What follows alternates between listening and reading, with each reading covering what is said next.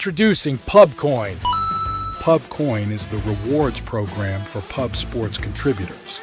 Regular chat contributors share their play of the day, POD, in the YouTube chat, including the phrase POD in their message.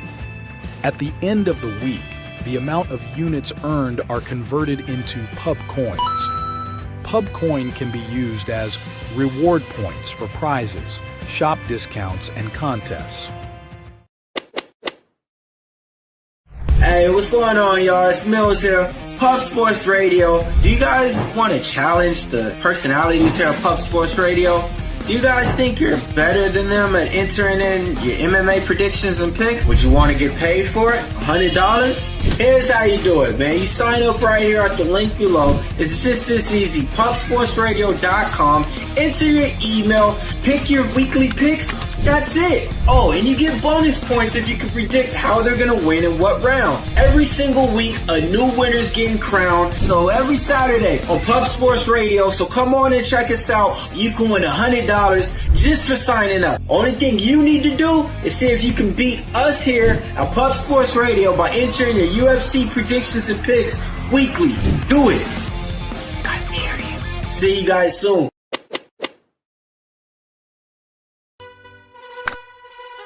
Your membership to Gold, you will be automatically entered in every horse race, every Wednesday and Friday. It is time to race horses. We are racing camels today. Shout out to the Gold members. We're racing in San Antonio immediately here. And we're off. 2 minutes, 74 canals on this racetrack. It's wide.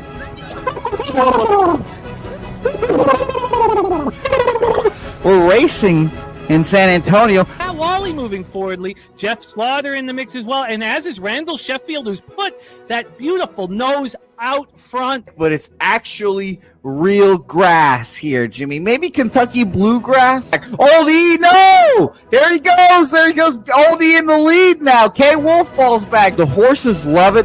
Sometimes they stop and eat it on the way to the finish line. That's why your horses start so far in the back. Here. Oh, look at Nuss Flush Allen bursting out here. J-Dub in the mix. Rude Boy up here as well. Jimmy, take it away. There's Oldie. Oldie is moving to the front. We are past the halfway mark in our 2 mile. And there's Ricky Levy. Oh my goodness, he's in the mix here. Jimmy, take it home. This is our first dog race ever. 19 seconds left in the horse race here. It's Fernando Mendoza trying to find the wire. 14 seconds left. Can Fernando Mendoza take this home? Here comes Kenny Kengan. Kenny Kengan wants a piece of the pie. Put his schnoz up front. Ricky Bobby, 9 seconds left. Can Donut Silks make a run? Can Res Mall make it to be $50? You son of a bitch! Here comes Tori Coker. Kenny Kengan, Smoke and Mirrors, Director 97 home. That is here comes Jason Meyer, the other auto custodian, Billy Friedrich, Joe's one, they're all coming down the finish. Coin!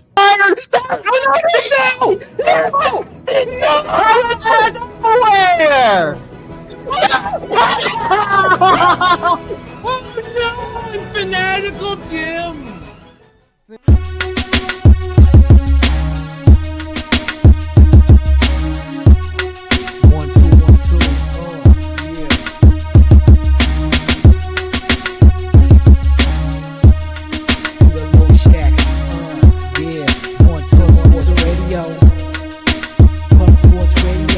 From the corporate Peter Low Shack, legendary sports handicapper, more dapper than a Dom. Father young phenom, known as Jimmy, who declared one day that the bag was here to stay. Information like a PSA, when we all PSR Pub Sports Radio bizarre. Is a man named Slaughter and he flipped the script. No competition in this they quit the trip. But we say we be pubbing, betting with the bag and you love it. We want a top 10, we above it. Let's check.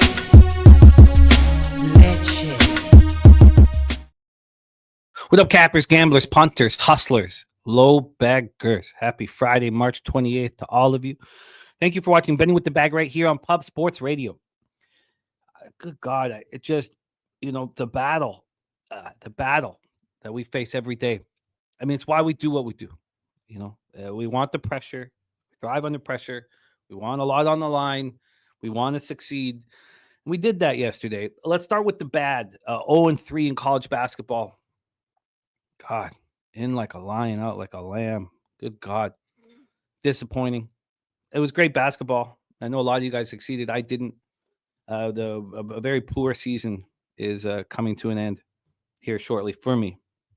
But we turn the page and we focus on other spots. We try as hard as we can not to dwell on the losses or make the losses hurt so much more than the wins feel good, which we know is something that exists.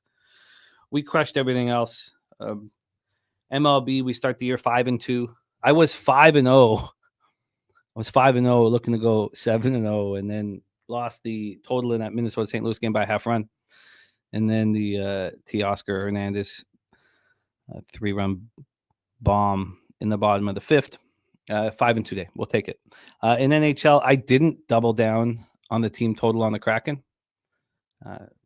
I was, putting my action in and decided not to push that much harder on it. When you look back at it, I told you guys I thought it was the best bet on the card. When you feel that way, you should expose yourself more. I didn't. It's fine. 4-1 in NHL. It was nice. It was a good day. Not as good as our friend Bobano. Bobano had his best day on the show. We've had a tough year, and you guys have stuck by us. You're going to, we have every Thursday morning. You're going to join us on Thursday morning. You're going to see us both in the black, over 1,000 game sample size. But we're not quite there yet. We're on the way. Yesterday, we had 24 different bets. You guys know that Bobano and I cap very differently. So we had 24 different bets. On those bets, we went 19-5. He went 15-4. And 3 of those losses were the draws. His draws. He went 15-1 on everything else. So we went 19-5 plus 14.41 units in NHL. And that's what I'm talking about. And that's what happens every single year here. And it happens for a lot of us. You put in work all year long. You're going to enjoy the fruits of that near the end of the season. Well, you're going to. You're always going to. And and we did it here. And it felt real good. So that is the situation. NBA 1-2, disappointing. My look on the Spurs, though. Look, I had some fucking real strong looks yesterday that were really successful. But today's a new day. We need to get that cash right now. It is great to see you guys. The lack of sleep that we're dealing with, the deprivation that we're dealing with, let the adrenaline take over. During baseball yesterday, when the baseball games popped off and I saw the Astros taking business and the Padres, battling and all that stuff, I was on a drug. I was completely sober and I was bouncing off walls high as can be. And that's when you're doing what you love to do. Now, if we don't succeed, that shit turns in a fucking quick minute. We must succeed. Great to see all of you guys. Let's get to work. Stacks play today both in MLB. Stacks running real hot right now, and I love to see it. Get that copied and pasted. Schedule. Now, the schedules are going to change here, and I'm not sure exactly what we're going to do, but soon college basketball is going to be gone, and it will likely go NHL, MLB, NBA. I think that's going to be the way we do things here, but we can change things and we can fit whatever you guys want to rock with. Viper NB in the house, Jets -1. I'm with you on that one. I do have some, I'm fading the team that I don't think is that good in the Devils. And the Jets aren't playing great hockey. I do have some concern about motivation for the Winnipeg Jets. Some concern. The Kongs Nerfy play of the day parlay cashing. Way to go, Kong. I love to see it up 1.6 units. Here we got Barry Smith ready to get to work. Barry Smith, I love your takes on NHL. I'm watching you and listening. Rich OINC. Bobby Witt's over a half steal was fast and easy money. Play of the day, Michigan State, Auburn, and Houston moneyline parlay for Kong at plus 151. Let's get this in here locked and loaded so we can go over it as we roll through. I love the NHL card. There's 6 games on the NHL card. I've got 3 bets that I'm really confident in. There's a possibility that we add something, but I'm really confident in it. I got the Lincecum Freak jersey on, the World Series Freak jersey on, and I'm pumped up. Sorry, God, my eyes are just falling apart here. Okay, beautiful. Wine time wanting to be involved in the first 5 games in MLB. I love to see it. So Wine time going to be joining Jose and I for the first 5 games in MLB. We're also going to get best bets from Spooner and Daby Cab in MLB after we get through college basketball.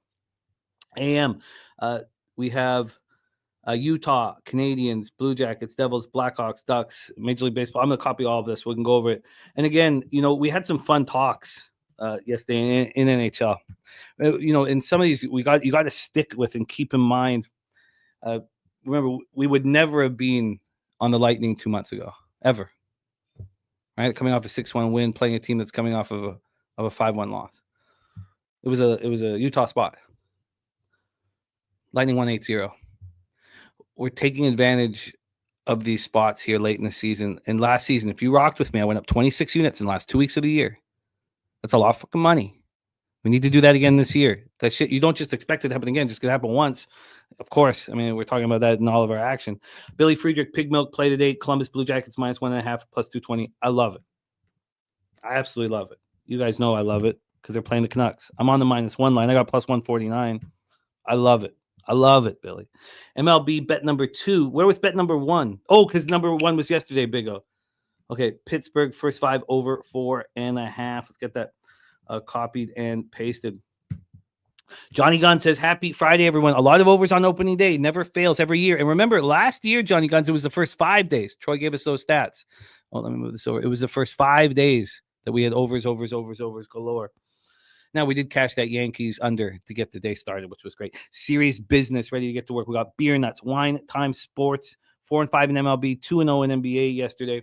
Unfortunately, you're only going to see my poor record in NBA. But as I told you again, starting on Tuesday, every single record will be up for everybody in every sport. I fell behind, and I feel bad because a lot of my colleagues are having great seasons, and I want to show them off. Kong's Clips, Rich O, Minwoo Lee to win the Houston Open at 18-1. Justin McKelvey gifting us a Pub Sports Radio membership to get us rolling, to bless our action. Rugrat getting it. Browns Hughes says, damn, who smacked the Blue Jackets? Ooh, that's what I want to hear. Oh, good God, that's what I want to hear. Let's see this. It's only moved 11 cents. It'll keep moving. It's not injuries. It's nothing. It's that if you've been watching these Canucks games, they were completely outplayed by the Islanders. We'll get into that. Great to see you, Browns Hughes. Miss you, man. Great to see you.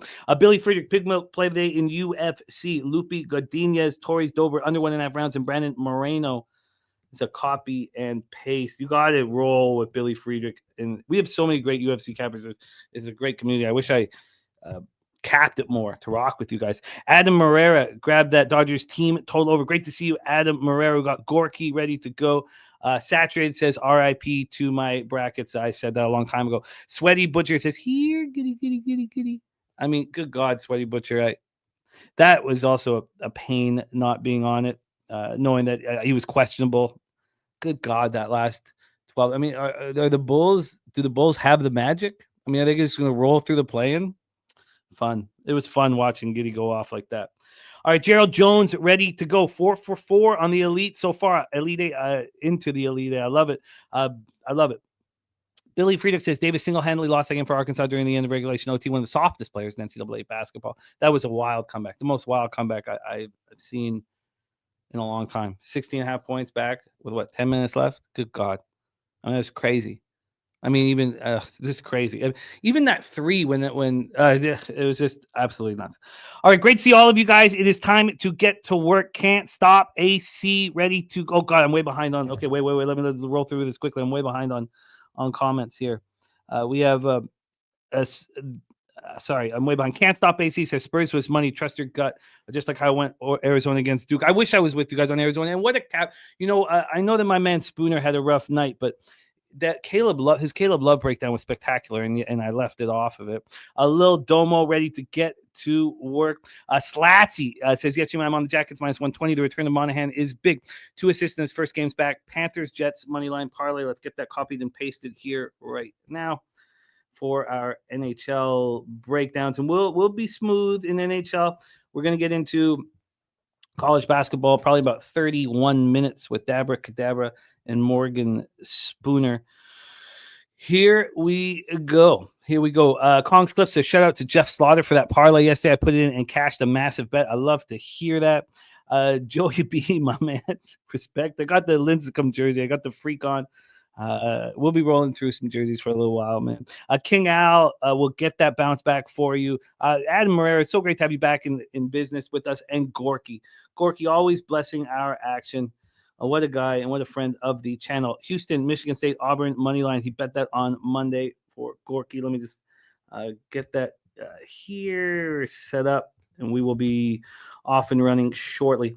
It is extremely important for me to copy your action, have your action. I love it. Johnny Gunn says that you hit it on the head that during MLB that high felt so good. I was like, these endorphins are nuts. Like I literally was so high. I was just like, it was such an incredibly good feeling. And we know that can go away so fast. So fucking bottle that shit up. Ross Pitt's ready to get to work. Slatsy says, great call, JB. Haven't had a losing day since getting back from San Antonio. I haven't. I'm going to put my record out at some point of just since the Thursday of Pubapalooza. But it was so important for us to get for me. Like maybe other people were rolling dice, but I was a mess. I was a fucking mess. I needed just to remember why I did do this in the first place. And I needed to hang out with my friends and I needed it so fucking bad. Jeff, thank you. Von Polo says, why can't you do hockey last? Baseball should be first. I hear you, Von Polo, but our numbers are low at the start of the show because it's 8 a.m. on the East Coast. Or sorry, on the West Coast. 8 a.m. on the West Coast. So our numbers are much bigger. So do you think that we should be doing MLB when our numbers are the smallest? What? Because if you can answer that, if you said yes, Jimmy, I think you should do Major League Baseball while your numbers are the smallest. While the least amount of people are in your chat, I think you should do Major League Baseball. I mean, if you want to write that down, I'll take a close look at it. Sweaty Butcher is on the Jazz team total under. And also Von Polo, look, I understand. And not everybody likes hockey, right? I understand. You know, I get it. But yesterday, we went 19-5 plus 14.41 units on our little hockey escapade. And maybe for some of you, capping is just about fun. And God bless you. You know, if that's, I hope you're fucking juggling while you cap. Because for me, it's about getting that fucking money. Wine Time Sports in the house. Great to see all of you guys. Utah Panthers. Over 5.5. We got the Nerfy here. I wish I had a copy and paster. I wish I had just a copy and paster here. I got the prime cut. Let me make sure I'm not missing any more action because we got to get to work. All right. Yes, thank you, Jeff. Now it's great to see you. Okay. So I got Bregman RBI, Red Sox smash. Great to see Nasty Nate, Lucas Ryan. Great to see all you guys. Nine Legacy, I think so. It makes all the sense in the world. It makes all the sense in the world why that happens. You cap all year, and then you have all this depth of information. You have the sample size, and then you have the motivational situation. So it just works. It just works. Okay, Mr. Tomatoes got his ketchup chips and is ready to rock. Let's go. And look, we're gonna be done NHL in 25 minutes. We're gonna roll through NHL. We're gonna be done in 25 minutes. Okay, let's get to work. And let's roll. We start at 7 p.m. Eastern with the Utah Hockey Club, 32-29-11, 17-15-4 on the road at the Florida Panthers, 43-25-3, 22-10-2 at home at Amarant Bank Arena in Sunrise, Florida. We expect Karel Vejmelka will start, even though he got touched for 4 goals. Stauber came in and got touched for 4 goals right after. Bobrovsky, 30-15-2, 2.46 goals against average, 907 save percentage, 5 shutouts. One thing, you know, it's very important. A very important bet for me is if the Lightning win the division. Marchand's going to be coming back for Florida. It's going to be a big boost, but we know that Florida doesn't really care. You know, with a healthy group, you know, they have Ekblad with the PEDs. They have Matthew Tkachuk, who's going to be coming, you know, back here to start the playoffs. And with them in the lineup, they believe that there's not a team in the league that can't be. They know that. They're the defending Stanley Cup champions. Dmitry Kulikov also is out with an upper body injury. How much do they care is the question. Nate Dogg on Marchand to score. You know, Slatsy said I had to wait 6 hours to finish last Friday with Jimmy. You're a man, Slatsy. I love it, buddy, man. So now Utah just got embarrassed 8-0, but I don't want them. You know, I don't want them.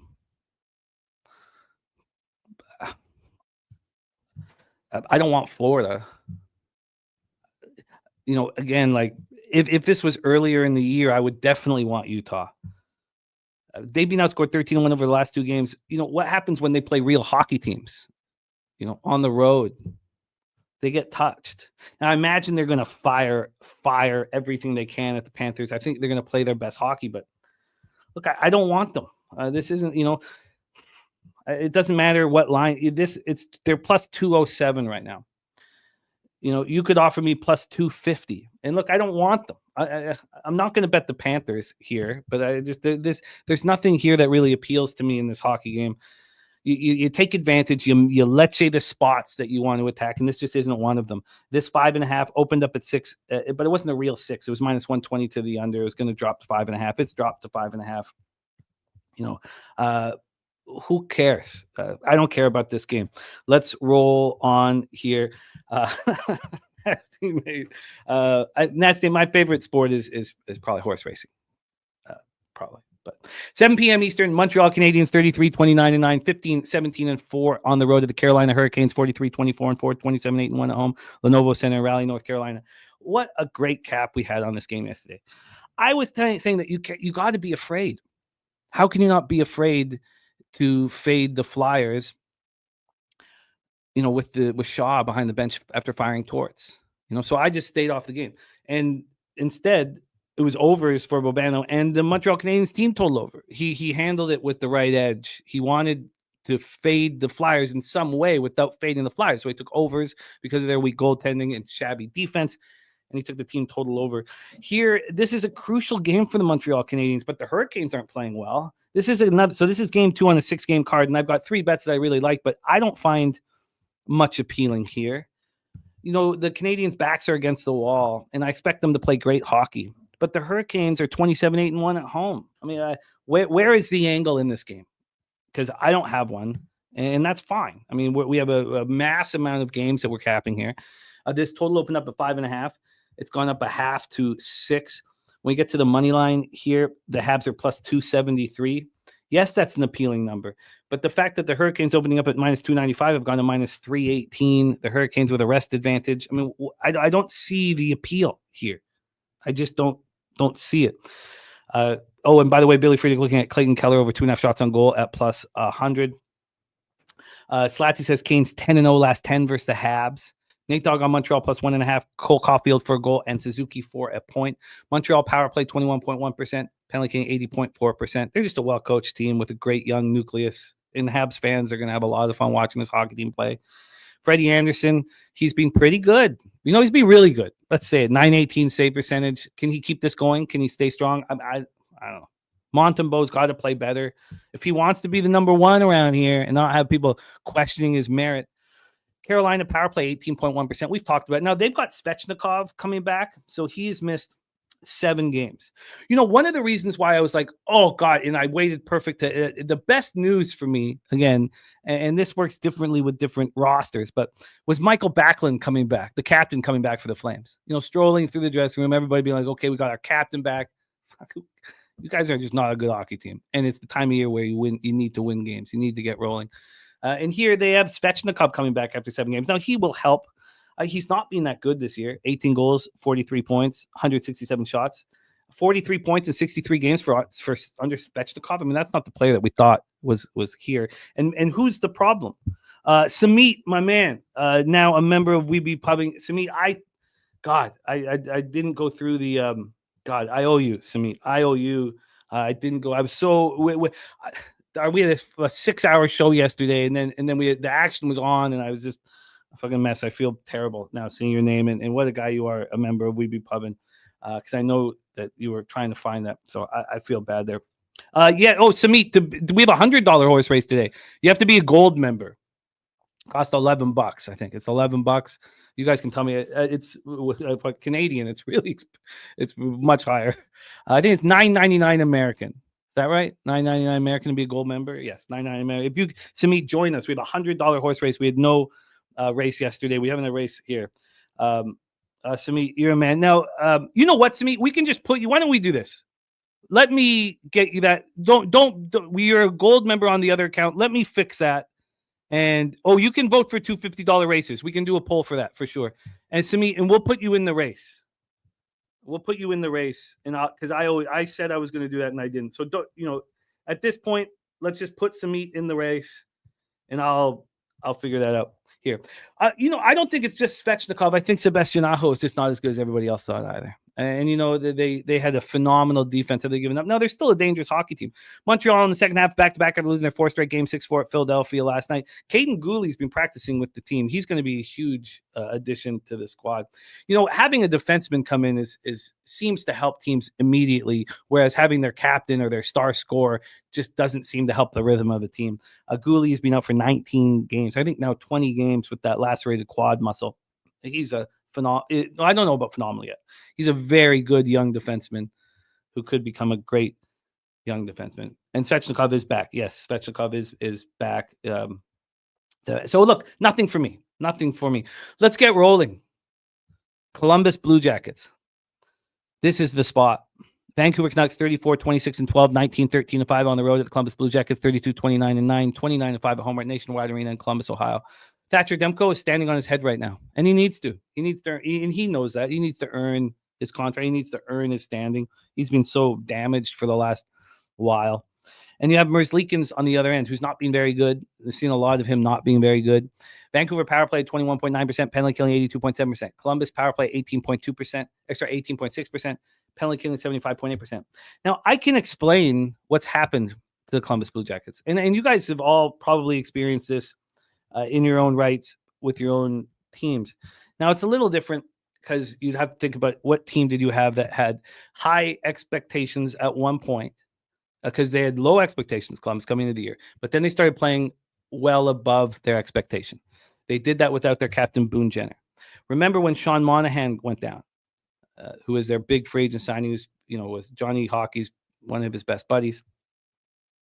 When he went down, I was like, this team's going to fall apart down the middle. But Adam Fantilli stepped up, the young star that he is. Corrali, Danforth started playing better. Now, Monahan comes back. So when Monahan was hurt, Kirill Marchenko, their leading scorer, broke his jaw. It was a freak accident. He was sitting on the bench. Puck hit him on the bench, broke his jaw. He was out for 4 weeks. And they kept playing well. They kept stepping up. Then Boone Jenner came back. Kirill Marchenko came back. Chinnikov looks like he's out again or not dressing, or he's just not been good since he's come back, even though I think he's a high-level sniper. So you have all these guys come back. Their captain, Boone Jenner. Their star sniper, Kirill Marchenko. A person we thought was going to be one of their star snipers, in Igor Chinnikov. Then you have Sean Monahan come back. And it's just too much. The rhythm just gets all out of whack. They're getting Norris Trophy quality defense from Zach Werenski. The goaltending subject to question marks, but they all came back and it just didn't work. It just didn't work. And it took they lost 6 straight hockey games. They stopped that with a 4-3 shootout at the Islanders on Monday. This is the healthiest the Jackets have been all season. And it's taken them time to find chemistry. And I think it will take care that it will come together right now. I really do. The Canucks coming off their 2nd straight win on this grueling 6-game road trip, defeating the Islanders in Long Island 5-2. They were outplayed for long stretches. They got great goaltending. Ilya Sorokin was terrible. It was one of the most difficult games I've ever had to watch. It was just horrible. It's amazing. All this stuff I've said about Elias Pettersson, about the contract and the weight around the Canucks' neck. He leaves the team and they're better. How's that for your top paid player? You got Höglander also went back to Vancouver, and Philip Hedl remains out with a concussion. This bothered me so much, this pickup of Philip Hedl. And it was all Rutherford and Alvin's fault. You can't bring in a guy who you're like, okay, this guy's going to be our second line center. He's going to play 80 games a year, who's got serious concussion issues. You can't. We made this mistake before. Benning, that fucking ass clown, in 2019 signed Michael Ferland to a 4-year contract. I think it was about $4 million per, because Ferland was this, wrecking ball. But he had concussion after concussion. He was had such a concussion problem. And I told my pops, I was like he's not going to play. Like, how's he going to play? How can you have your tough guy with concussion problems? How can you have your second line center with concussion problems? You can't trust these guys. if you go back to, I believe Ferland played 14 hockey games and retired. You can't have your tough. Benning is an ass clown. I thought Rutherford was a sharp dude. Look, I don't want to get into how much I dislike these guys that are making the decisions. But Filipino's out with a concussion. Get fucking used to it. But they're 2-1-1 on their 6-game road trip. They're playing more than the sum of their parts. And we talk about that in every single sport. You want to be on a team that is more than the sum of their parts because it's the sum of their parts that gives the line. And if they're more than the sum of their parts, you're going to find value and you're going to get paid. If they're less than the sum of their parts, they're going to cost you money or you fade them. The Canucks are playing more than the sum of their parts, and I don't think it will matter. Ricky Levine says the hate on Vancouver so much not helping your bankroll recently. Yes. Yeah, you're right. The last 2 games is not helping my bankroll. But look at the 6 games before that, Ricky. Look, I mean, what sample size do you want? 2 games? Is that your sample size? 2 games? Look, and how much am I going to make back tonight? And I'm also not just fading them on the money line. I'm getting scores when I fade them. Look, I'm on the -1 at +149, Ricky, and I'm looking forward for you to check the box score at the end of the hockey game. Let's move on. Next up, 8 p.m. Eastern, New Jersey Devils 38-28-7, 21-15-2 on the road at the Winnipeg Jets, 49-19-4, 26-6-4 at home, Canada Life Center, Winnipeg, Manitoba. Jacob Markstrom going up against Connor Hellebuck. Markstrom, another Canuck fucking retread that's less than his value, 900 save percentage with a decent defense, a good defense in front of him. Going up against Connor Hellebuck, who is playing phenomenal once again. 41-10-3, 2.06 2.06 goals against average, 924 save percentage, 6 shutouts. No, Ricky's my man. Mr. Belvedere, you know that. Mr. Belvedere is just trying to step it up. Ricky Levine is my man, and we're following his grandson, who is a great young goaltender, 13-year-old goaltending star in California. But watch, just watch. Well, look at the box score at the end of the game here. AM says Devil smash spot, juicy price here too. Way overpriced Jets here. Now, look, I disagree. I think that the Devils are a bad hockey team. I do. Now, if Jack Hughes, Dougie Hamilton, Jonas Siegenthaler were in, then they're not. But look, I don't think they're a good hockey team. I don't think they have. Now, the Jets are coming in off their second win in 3 days, 3-2 in overtime at home versus Capitals on Tuesday. Their last 3 wins have all come in overtime. They're missing Velarde and Pionk. They're not playing very good hockey, but I have to fade the Devils down the stretch. Another thing about the Devils is they believe that they're into the playoffs, and maybe they are 9 points clear, but they're talking as if, oh, we're done, we've made it, we can all relax now. And don't look now. It was so important for the Dallas Stars to win these 2 games in Edmonton, Calgary, because now they're 4 points back of the Jets. The Jets know that. You don't think the Jets know that? It was so crucial that Dallas took care of business and we got that -1 at +123, because that meant the Jets know in the rearview mirror is the mighty Dallas Stars. So I hear what you're saying, AM, and you're welcome to move here on the Devils, and a friend never talks a friend off a dog. So I'm on the Jets on the -1 line. And I got, at the time, 365 was giving me a better line than anywhere else. I got -170 and +150. Give me a -108. This opened up at -175. It's now -185. I like that. By the way, that Columbus line, when I got in, it was the -115 on the money line. It's now up to -125. We had 10 cents of movement there. Here on the total for the Jets game, we have a 5.5. It's -124 to the under. So we've had no movement on the total. Again, I don't care about AM, something that you did very well yesterday in MLB was talk about, and I joined you. The Guardians should not have gone to +150. It was ridiculous, So we bet the Guardians, we cashed. And you said similar stuff about the Padres. So we bet the Padres, we got the plus money, we cashed. It doesn't work like that at the end of the hockey season. If the Stars hadn't have won those 2 hockey games, we wouldn't be on the Jets because they wouldn't have motivation at all. So that's how I see it. Joey T coming off a 2-0 day. I love to hear it. We got Swiggy says Devils look sloppy for Chicago. They're just not that good with this lineup. I mean, they're going to get beaten badly going to get beaten badly here. And shout out to our guy Swiggy. We also have Pub Sports TV in the house. That is our new 24-hour channel.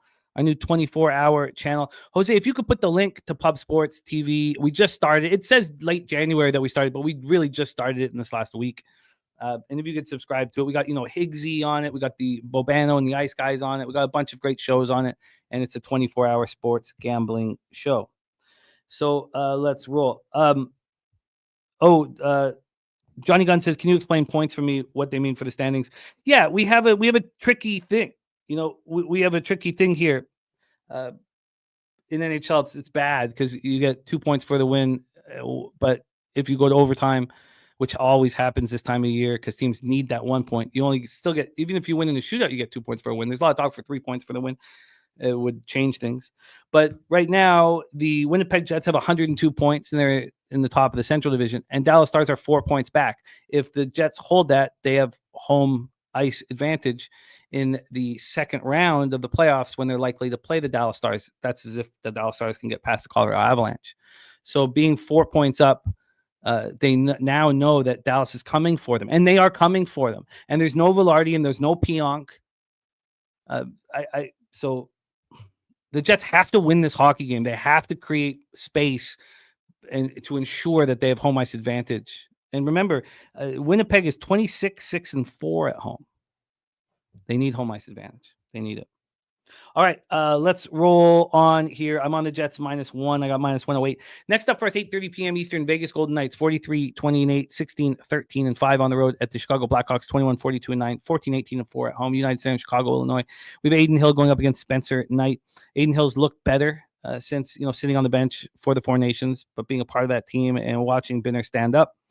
Then Vegas 30.1% here. And the Star, Johnny, I don't like the Stars could at some point take a step back and just make sure that they're healthy. But right now they want to get on a winning streak. They want to put, they know that Velarde and Pionk are injured. Look at the Jets. The Jets last 6 games, they're 3-3, and their 3 wins have come in overtime. They're susceptible right now. Am says, I think you are downplaying the Devils too much. They aren't the best, but they're still a playoff team. You talk as if there's no way the Devils could possibly win, which I don't believe is true. Oh, no, you're right, Am. Oh, there's a hockey game that's going to be played. Oh, you're absolutely right. It's not that big of a favorite. -108 on the -1 line. No, you're absolutely right. The Devils, look, the Devils can win this hockey game. They're capable of winning this hockey game. I think that the biggest angle in the hockey game is the fact that the Stars just won back-to-back, put pressure on the Jets. But no, you're right. I'm look, if I get extreme with my breakdowns, it's not. Look, every game is up for grabs. Did I say lock? Or guarantee or any shit like that. Here we go. Vegas power play 30.1%. Now the number 1 power play in the NHL, and that's because of Jack Eichel.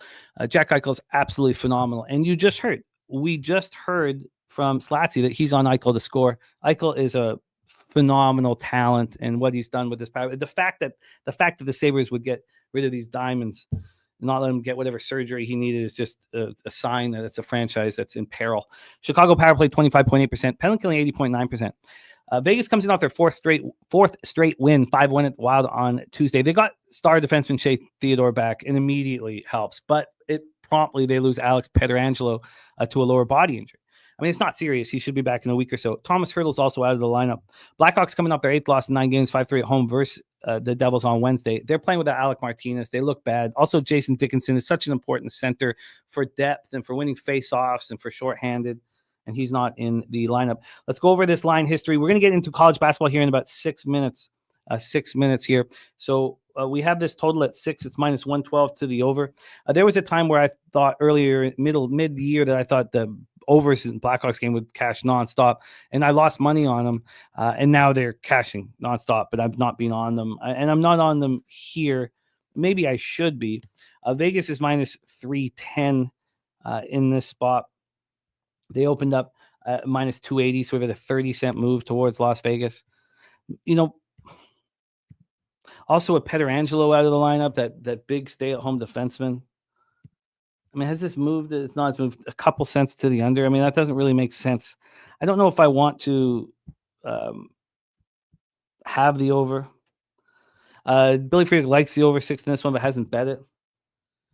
I guess that would be the addition here, because there's a possible addition I have on the next game, which I've already bet, but there's a possible addition here. Let's just go over this a little bit more.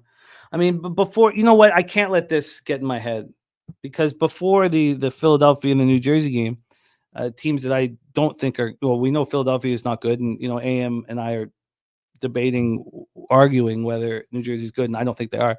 So there was a lot of goals scored in those games. Look at the St. Louis Blues game, 5 goals scored. Look at that Kings game, 4 goals scored.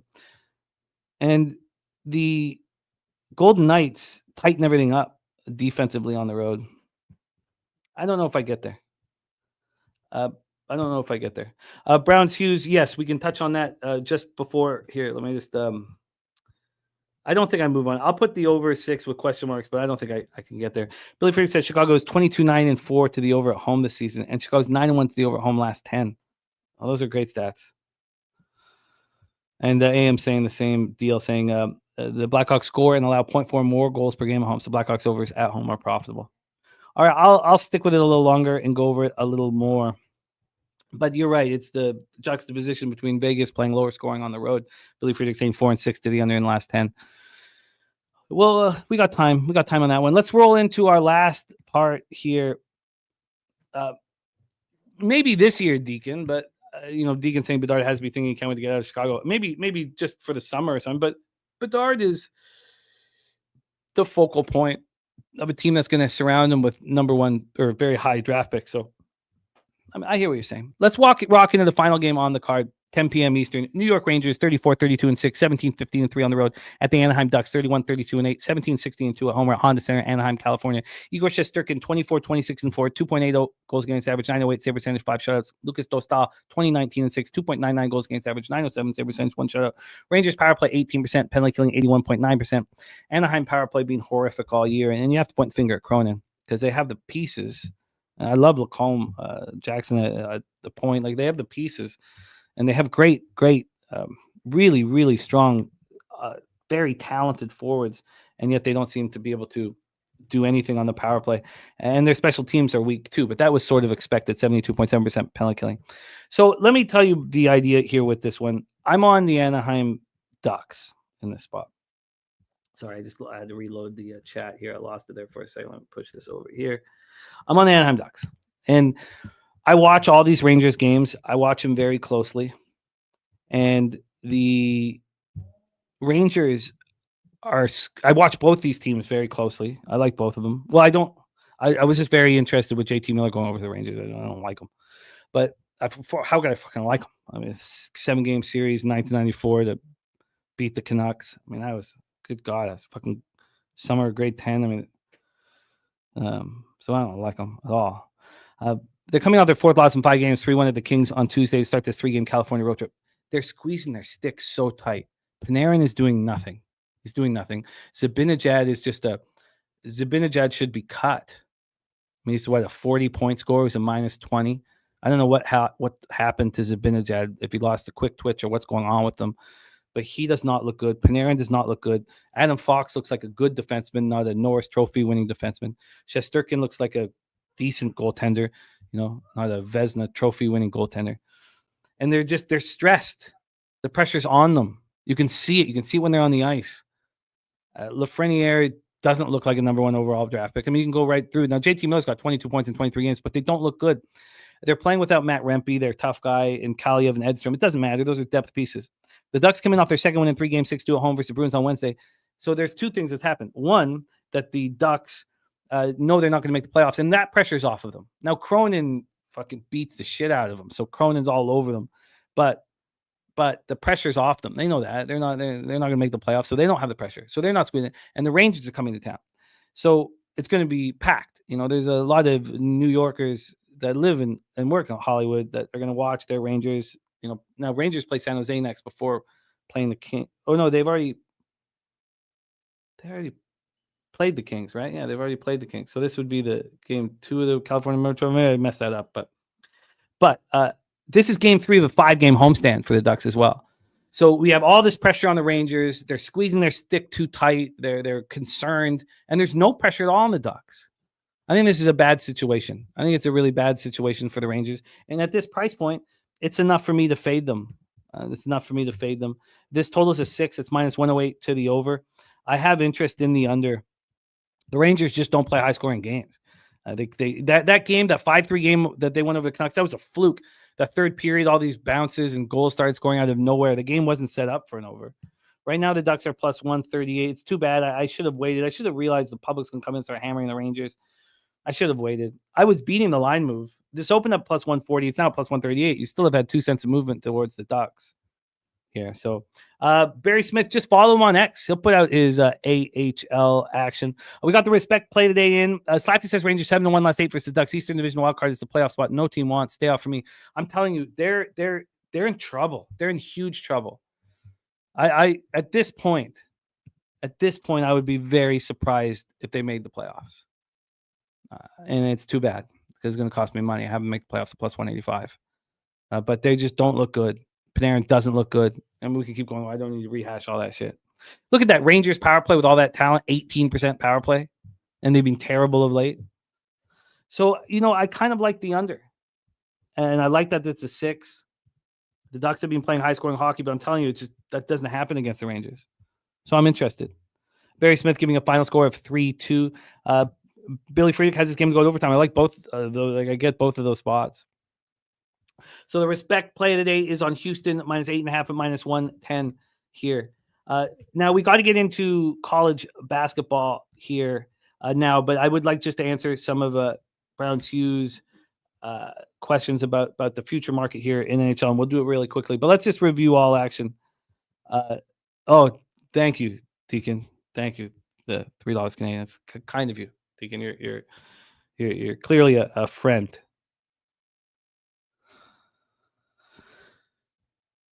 I'm on the Blue Jackets -1 at plus 149. I'm on the Jets -1 at minus 108. And I'm on the Ducks at plus 135.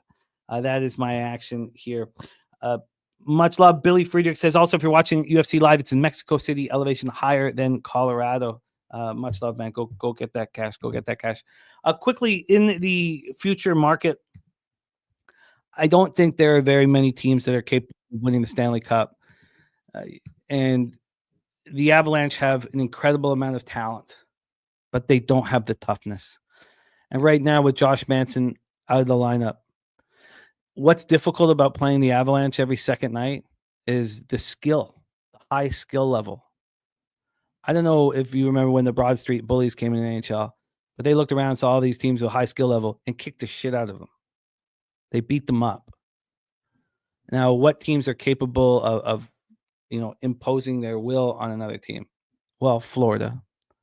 We just saw them do that. We just saw them. You have Washington Capitals, and what's going to make them a tough team, tough out in the playoffs? You got Tom Wilson, the toughest guy in the NHL, who's also a 20-goal scorer, and you have Alexei Protas, who's 6'6". These are the type of players that you need to win a Stanley Cup. I truly believe that. Now, you could look at the Oilers and Draisaitl and McDavid. Now, Draisaitl's a big body and a big problem, but you have mean, tough guys on that team. Corey Perry, he wants to cut your face and bang your mom. These are mean guys. Ekholm is a tough defenseman on the ice, 25 minutes a game. These are tough guys. They have toughness, and that's what will lead you to a cup. If Josh Manson has to come back, and Josh Manson's injury is upper body. If somebody takes a run at McKinnon, it's Josh Manson who has to fight him. It's a real problem. Joe Sakic hasn't fixed it. Do the Avalanche have the talent to win the Stanley Cup? Yes. I don't think that they will win the Stanley Cup. Deacon Mike says Dallas. You want to talk about Dallas? AM says Panthers are bad. I guess you're talking about Carolina Panthers. Deacon Mike wants to talk about Dallas. The Dallas Stars have toughness. Mason Marchment will punch you in the face. They have Jamie Benn who's going to punch you in the face. And they will punch the other team in the face. So the Stars and the Oilers can and most likely will beat the Avalanche in a series. Now, do they have as much talent? Nobody is as good as Cale Makar on defense except for Quinn Hughes. And nobody's as good as Nathan McKinnon except for maybe Connor McDavid. So they have elite level talent.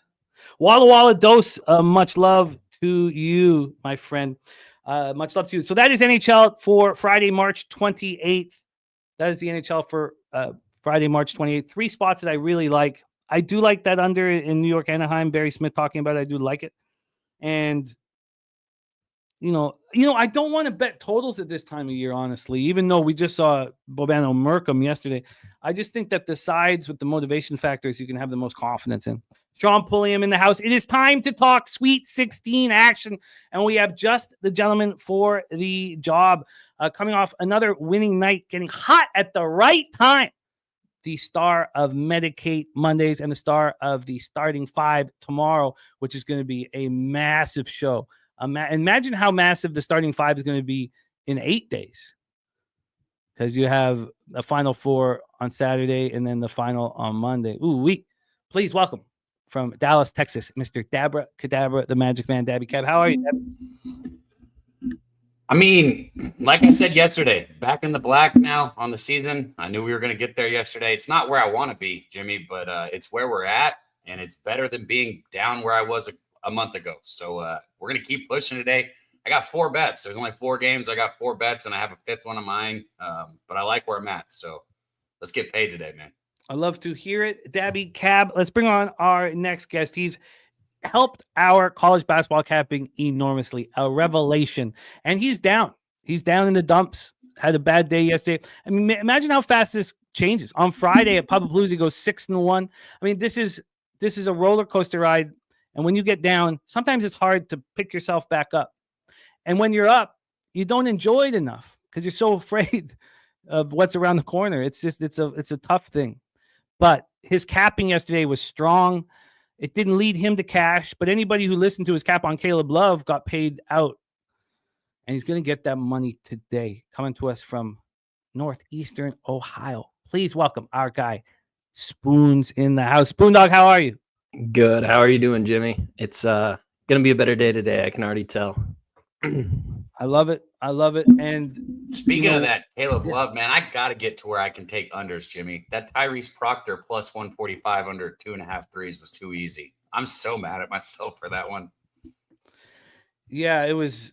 There was a lot of good that happened yesterday here with college basketball capping. I messed it up, and I think Spooner feels the same way. The great thing is we turned the page.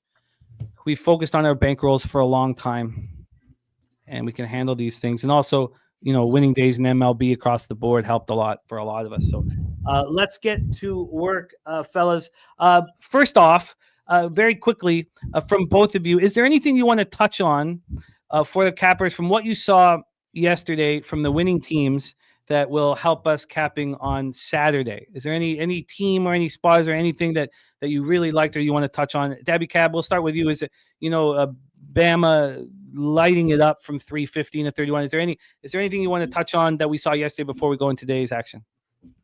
I talked about yesterday with Bama hitting form at the right time. It's just that defense that I didn't trust. But the fact of the matter is their offense is what dictates the pace of the game and why their defense gives up points. So I wouldn't want to play against Bama right now. That's for sure. And then, obviously Duke, it's Duke and Houston are the best 2 teams left. It feels like we're heading towards a collision path for those 2 teams. But I'm excited for today, man. These are big games. This one right here, I got 2 bets in this one right here, man. I'm all forward, thinking forward, Jimmy. I'm looking forward to hear the breakdown. Spooner, is there anything you want to touch on from the winning teams from yesterday to lead us into tomorrow? Yeah, they just everybody seemed to really walk away with the games last night. I mean, obviously not Texas Tech, but the way Alabama shot the ball, 25 threes. I don't think that's something that can continue into this weekend, but that offense is certainly clicking. I assume that's going to be a confidence builder for a lot of those kids, and you watch 25 threes go in the basket. I imagine don't necessarily fade that come this weekend. You can continue on that. It should be a good matchup with Duke. I don't have any strong takeaways on that Texas Tech matchup. I think Florida's going to be really tough for them. Florida looked really good. They did. There's some juggernauts out there for sure. Very quickly, I realized that my thing was on Pub Sports Radio. I'm back as doing the bag, but Jay Peasy in the house. There's certain guys that are sort of the heart and soul of what we're doing here, and Jay Peasy is that. He's the voice you hear before all of our shows, dropping the bars. Our guy Jay Peasy in the house. Jay Peasy started a new job, stressful job, so he's working his ass off. But we shout out to our guy Jay Peasy, a legend in our circles. Let's get to work here, fellas. We start 7:09 p.m. South Region Sweet 16. The number 6 Ole Miss Rebels 24-11 versus Michigan State Spartans 29-6. State Farm Arena in Atlanta, Georgia. I've got the Spartans Final Four at 5-1 and the chip at 25-1. Nothing's changed. I'm not confident with it. They're still 22-1. I mean, it's not like nothing's changed. I'm not sitting here waiting to it's more like a lottery ticket, basically. But the Spartans have looked real quality. We know that Izzo delivers quality, and the win over New Mexico, the 25-point win over Bryant to get it started, they look good. The issue is competition. If you look at who Ole Miss had to go through with North Carolina and Iowa State, a tougher competition, and they've beaten both teams by margin. So I am nervous about the spot. Let's get into the line history and the cash flow and hand it over to our guys here. So let me quickly move over to NCAA basketball. We want to hear from everybody in the chat too, best bets, how you're looking to get paid here. We have Michigan State right now -3.5 at -103. They opened -3 at -112. When it first went to 3.5, it looked like it could go to 4. This -3.5 got up to -114 at 1:30 this morning. Since then, there's been real pushback on Ole Miss. In fact, the 3.5 for Michigan State got to +103 right before the show started. So money coming in on Ole Miss as we speak, or the market moving their direction, I should say. From a total standpoint, we have a 143. It's -117 to the over. This opened up at 144, has dropped to 143, and it is juiced to the over. When we get to the cash flow here, we have 39% of the tickets and 35% of the cash on Ole Miss, which is a range that I like to be a part of generally in all sports. 91% of tickets, 88% of cash on the over. Let's go with you, Spooner, because we want Daby to start with his Kentucky Wildcats. So, Spooner, it's a perfect spot because you'll get to open up Spartans and the Wolverines, two teams you've been watching very, very closely and intimately. Take it away. Ole Miss, Michigan State, Spoondog, floor is yours. Yeah, I immediately look at this and I see Michigan State's defense as an absolute issue for Ole Miss. I really think Michigan State's a really sound team. They're playing their best basketball at the right time of year. If you look at this, they've covered 9 out of their last 11 games. Michigan State fans are really happy about that.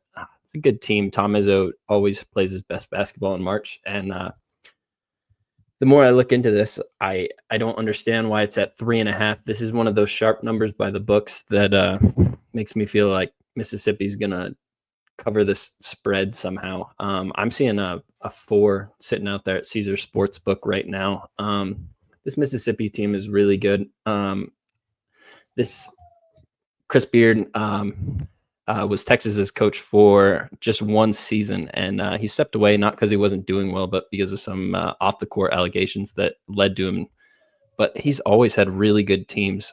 He got that Texas job because of his success at Texas Tech, and while at Texas Tech, he beat Tom Izzo, and that was a team that Tom Izzo, I think, really thought could have been a Final Four national championship contender.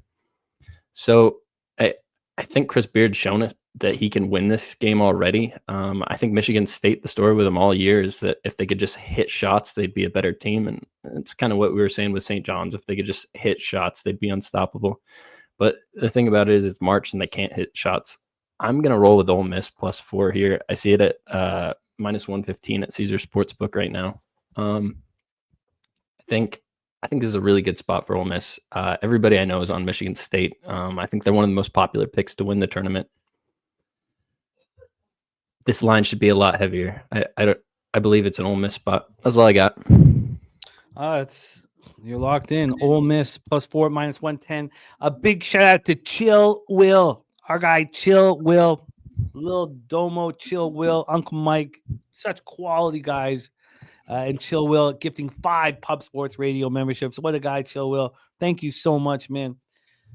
Bill McDonald, Ed Gein, Brett Kinney, Ricky T, and Cheech, our guy Cheech in the house.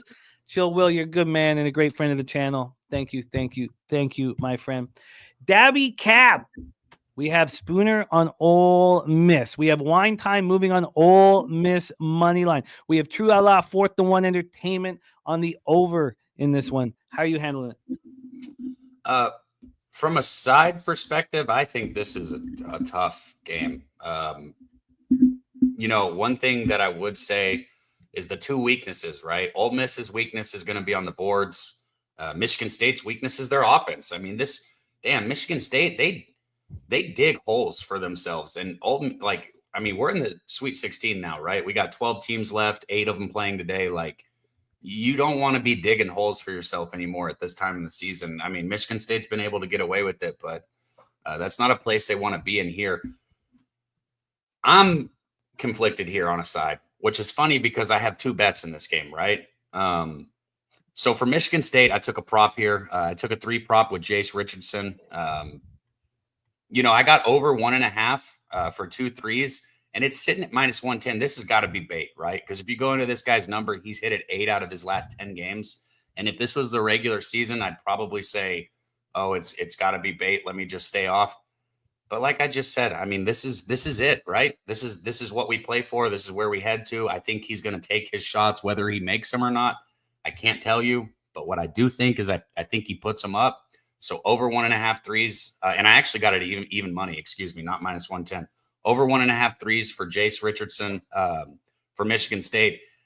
And then you flip over to Ole Miss. I took Padula, Sean Padula. I mean, in my opinion, he's the best player on the court today. Michigan State does have a lockdown defense, so they are going to make it tough. And his number is over 2.5, Jimmy, for threes. And full transparency, he's only hit it 5 out of his last 10 games. Okay, guys. So this is a little bit tougher of a bet here. The thing is I'm getting +135 for who I think is the best player on the court. He went 3 for 8 last game. If you go back, we've seen several games where he shot 8, 9, 10, even 11 shots. I think we get in that range between 8 and 11. And if you're telling me you give me plus money for over 2.5, I got to lay it. So I got Padula over 2.5 threes. Again, that one's plus money. Let me double check. +135. And then Jace Richard over 1.5 threes. And that's even money. Jace over 1.5 threes at +100. Padula over 2.5 threes at +135. A lot of cappers been rolling with these 3 props from Daby Cab. We have Spooner on Ole Miss +4. Wine Time on Ole Miss money line. Chris Warren on Ole Miss +3.5. Spooner, where did you get the 4? Top Croc is looking for it. It's on Caesars Sportsbook. It's right. It's available right now. Beautiful. So at Caesars Sportsbook here, we got Dutch Boy Fresh in the house for our Sweet 16 breakdowns. True Allah 4-1 on the over in this one. So let's roll on. Bill McDonald says Michigan State can't shoot the 3. Joey B says Michigan State in the Izzo factor, just can't bet against them. Kong's Clip says I love Michigan State second half spread. They continuously leave their opposition in the second half. And here we go. Let's roll on to our next game on the board. Daby Cab will be getting us started here. We have 7:39 p.m. Eastern action. The Kentucky Wildcats, 24-11, and against the number 2 Tennessee Volunteers, 29-7. We're in Lucas Oil Stadium in Indianapolis. I had a message sent to me today. It was sent from our guy. Oh, shit. Sorry. Move this over here. From our guy, Paul Toney. In his 29-year coaching career, Rick Barnes has gone 1-8 outright when facing an opponent for a third time after losing to them twice in the season. That's because every time he gets into the tournament, he loses. So, yes.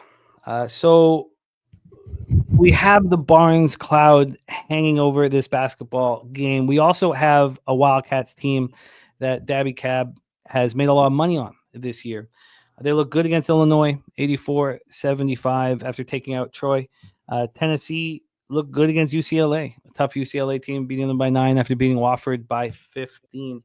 Let's get into the line history here for this one. We have this total at 144.5. It's minus 114 to the under.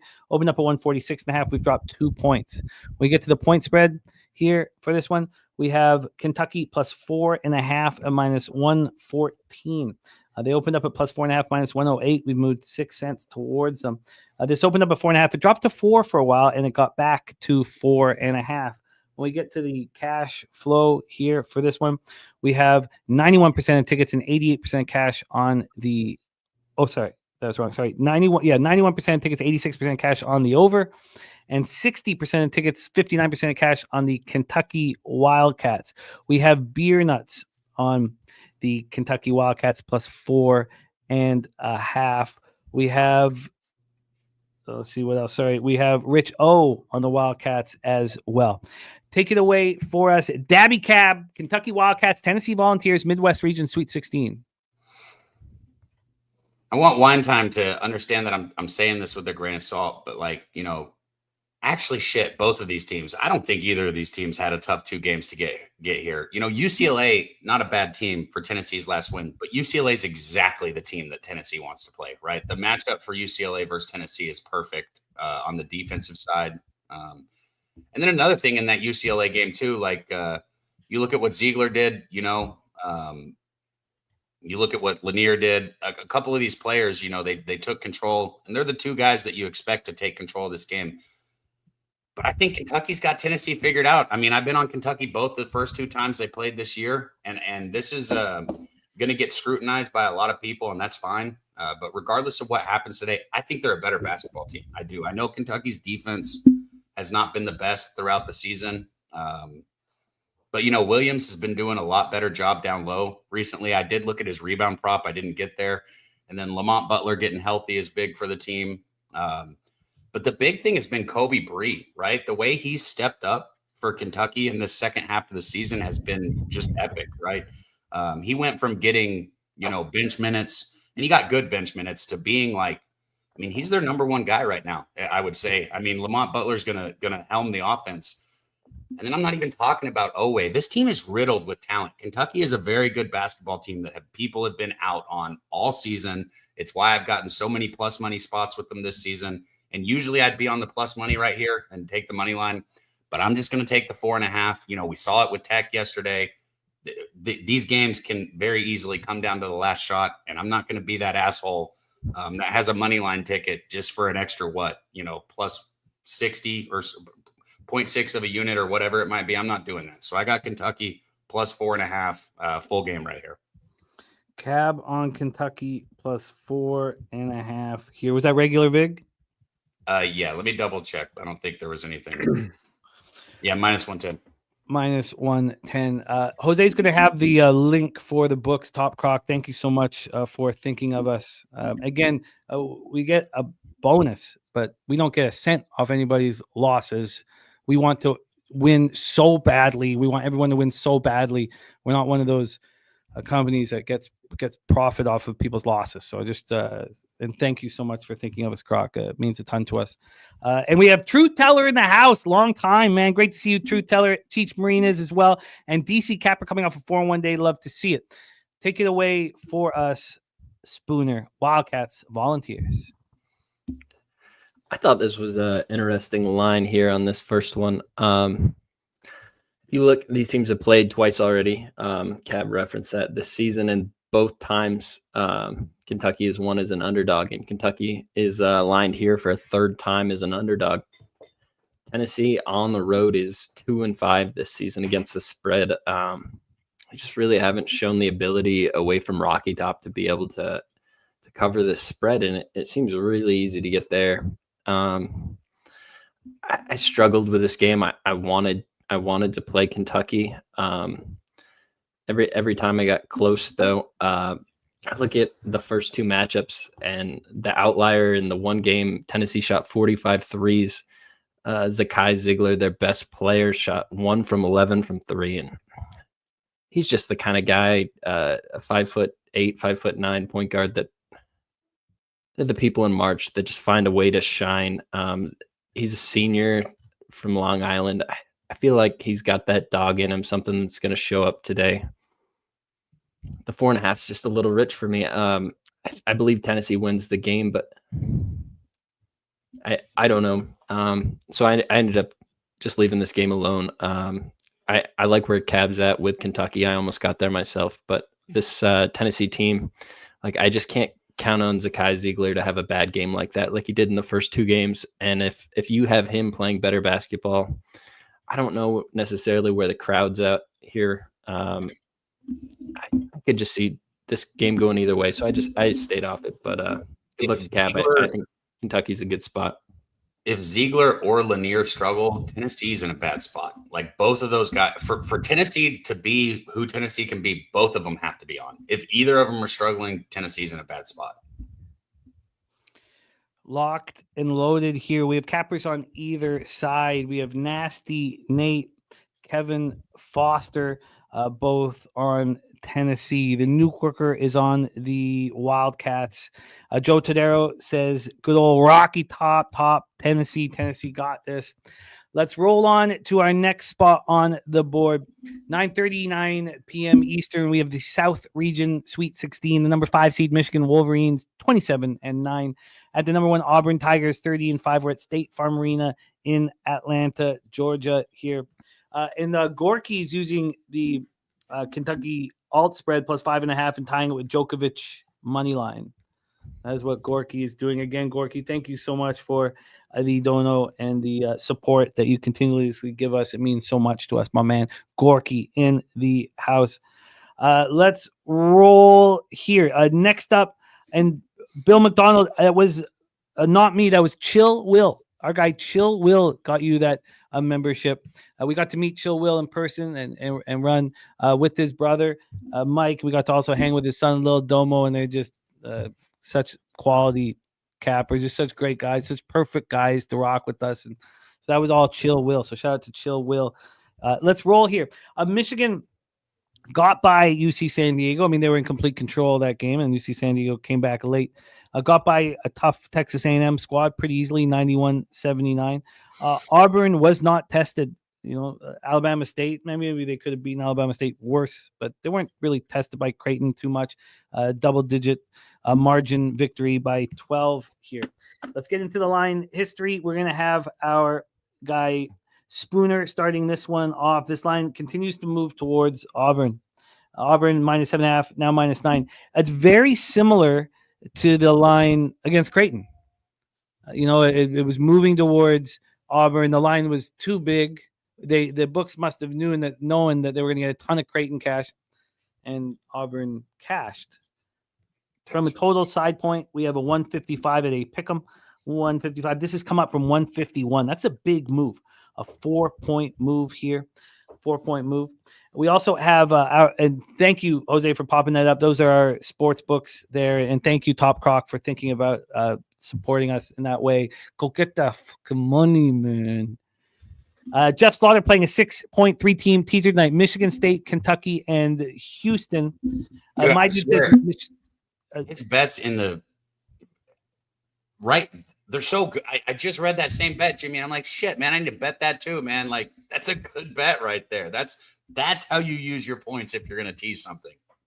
And he's been running beautifully. My dude said Michigan could upset Auburn. By the way, DC Capper, Bookie Buster play today is on Michigan State minus 3.5.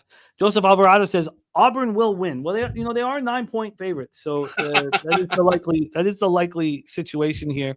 We have 65% of tickets and 66% of cash on Michigan, and on the total we have 79% of tickets and 81% cash on the over. Spooner, take it away. Wolverines, Tigers at State Farm Arena in Atlanta, Georgia.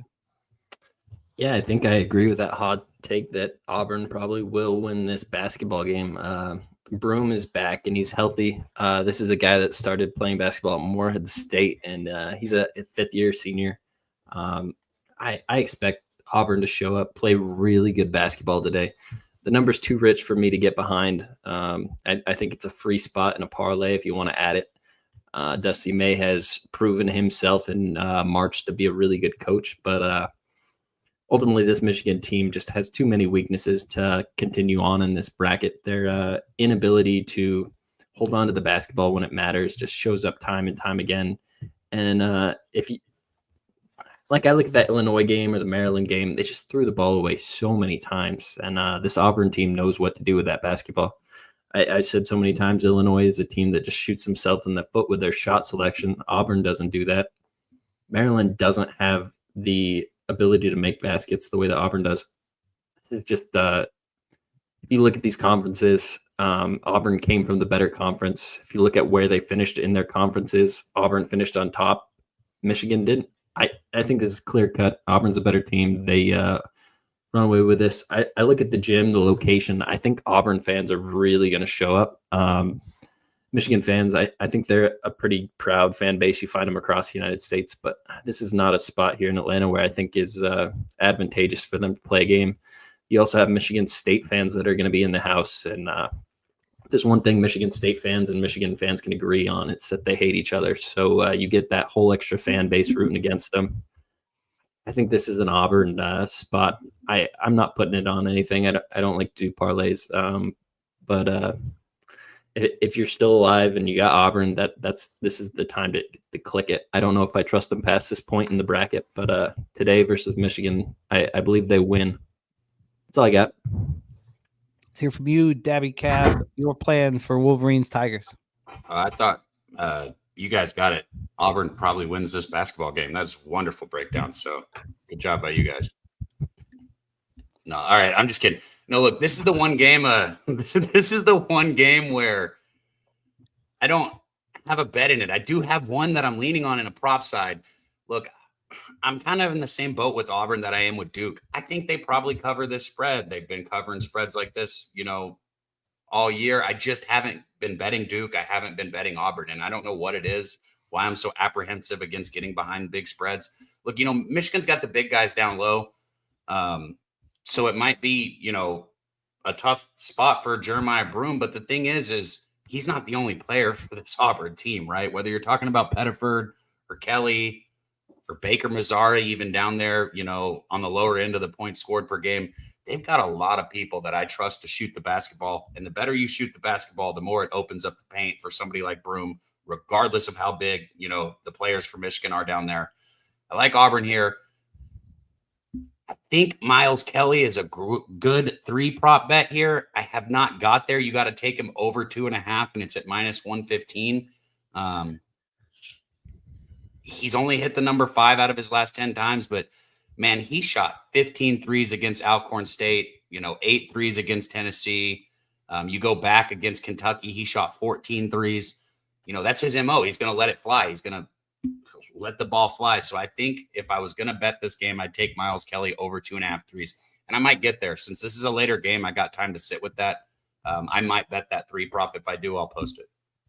And that's Miles Kelly over 2.5 threes as the lean right now for Daby Cab. No action from our experts on this one. Let's move on to the final spot on the board before we begin Major League Baseball. 10:09 p.m. Eastern with the Purdue Boilermakers 4 seed, 24-11 at number 1 seed Houston Cougars 32-4, Lucas Oil Stadium in Indianapolis, Indiana. We've watched Purdue win by double digits in their first 2 rounds, but that was High Point and McNeese. Now the Houston Cougars await. Gonzalez gave him a rough ride. Gonzaga gave him a rough ride. It's not baseball in my mind. Gonzaga gave him a rough ride, and Houston took care of it. We've talked about whether or not we think Calvin Sampson can make the adjustments. We know he's an extremely likable guy, and that his players will run through a wall for him. But can he make the adjustments? And we know Mark Few can, and Mark Few almost got one past him. And Newkwear says this is like a home game for Purdue. It is like a home game for Purdue. Let's get into the line history here for this one. We have Houston at -8 and -113. The other books have moved to 8.5. This opened up at 7.5, but didn't open up at 7.5 everywhere. A lot of books opened this up at 8. dropped it to 7.5, then now we're up at 8.5. From a total perspective, we have a 132.5 at minus 110 for Purdue. Opened up 132.5, dropped down to 131.5, back up to 132.5. So we've had just a tightening of the juice. It really hasn't moved in any which direction. It's just the juice got a little shorter here. Kong's Clip says Purdue can't hang.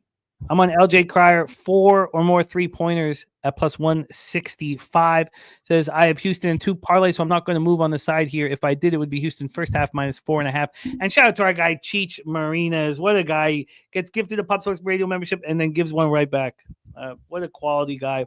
For those of you who don't know, Cheech wins his he's in Michigan, right outside Detroit, and he wins his poker tournament. They do a year-long poker club, and the winner gets to go to the World Series of Poker, and he has won it the last 2 years. And huge casher last year in the what's it called, the giant one with the not the the big stack. Is it the deep stack? The deep stack.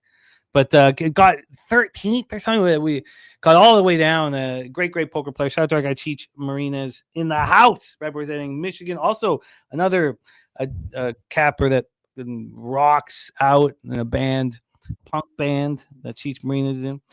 All right, Purdue, Houston, cash flow wise here, 34% of the tickets and 20% of the cash on Purdue. The Colossal. Thank you, Dutch.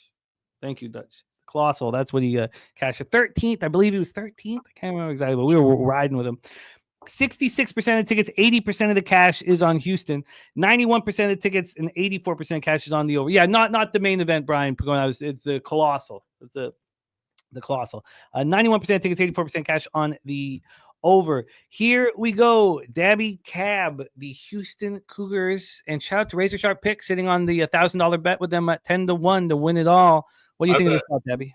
I bet it also. Mine was like plus 870, but I bet it right after Razor gave it out on the show also. So I'm right there with him. Now I didn't put $1,000 on it, but I got a ticket on it. So I'm rooting for the same thing. Look, I could understand trepidation with Houston if you have not been involved with this team or something like this, because at this point in time in the season, I don't want to be where 80% of the cash or over 80% of the cash is. The line really hasn't been moving. It's a large line for September. So there's a lot of things why I would think like stay away from Houston here, but I didn't stay away. I bet Houston, I've been hitting them full game at the right spot. Obviously I've been with the first half trend. Also this game, I went back to first half. My thing is with Purdue, right? I don't think that I think if Kaufman-Wren gets shut down, which, Juwan Roberts for Houston and some of these guys have shown they have the ability to shut down some of the better bigs, whether you're talking about throughout Big 12 play or preseason. If he gets shut down, I don't trust Smith and Lawyer completely. I think Smith and Lawyer are predicated off of Kaufman-Wren's ability to get to the rim and, control the paint. And I don't think Houston lets him control the paint. I think there is no chance that you control the paint against this Houston team. So if he gets shut down, I think Purdue struggles to score here. I think that the game could even go under, even though this total is so low. And I like Houston. I took them first half because too many times I've seen Houston in this exact situation cover the first half and then get backdoored at the end of the game, but still win. So I got Houston first half here. I do like the bet, even with all the cash, and I'm staying away from full game. What was the number you got? 4.5 minus 110. Minus 4.5 at minus 110. Spooner, Purdue, Houston. Take us home. Yeah, everybody I know here is on Purdue. I think this is a spot where Houston has been bet most of the year by a lot of the public. I really don't think that this Purdue team, though, can hang on. Year after year, Matt Painter has lost before the Sweet 16. I think if you look at his history, 12 times he's been in the tournament, and 11 of the 12 times he's lost before the Sweet 16. That's with some really good teams with better players than this. The question is not whether they can win this game, but can they stay close? And if you look at a lot of those games, they just get outmatched. They get outclassed. If you look at this Houston team, they have to be upset where they're playing this game. They're the 1 seed playing the 4 seed, and you're giving them this sort of home court advantage. I can see a lot of ways that Calvin Sampson can really amp up this Houston team. It's 9 points, though, and Purdue has enough three-point shooters to keep that back door open, and I ultimately didn't get there. But Houston's a much better team. I think this is a spot where they have the better coach, the better team. The line is really respecting them. If I had the free bet, I'm placing it on Houston, but Purdue kind of makes me nervous. Some of the shooters there, you get hot at the right time in the game, and this comes back. But I think Houston can mentally break them. That defense is just overwhelming. It's not something you run into in the Big Ten. Maryland's defense is not on this level, and Purdue struggled in the Big Ten. So I think this is a Houston spot through and through. I just couldn't find a way to move on it.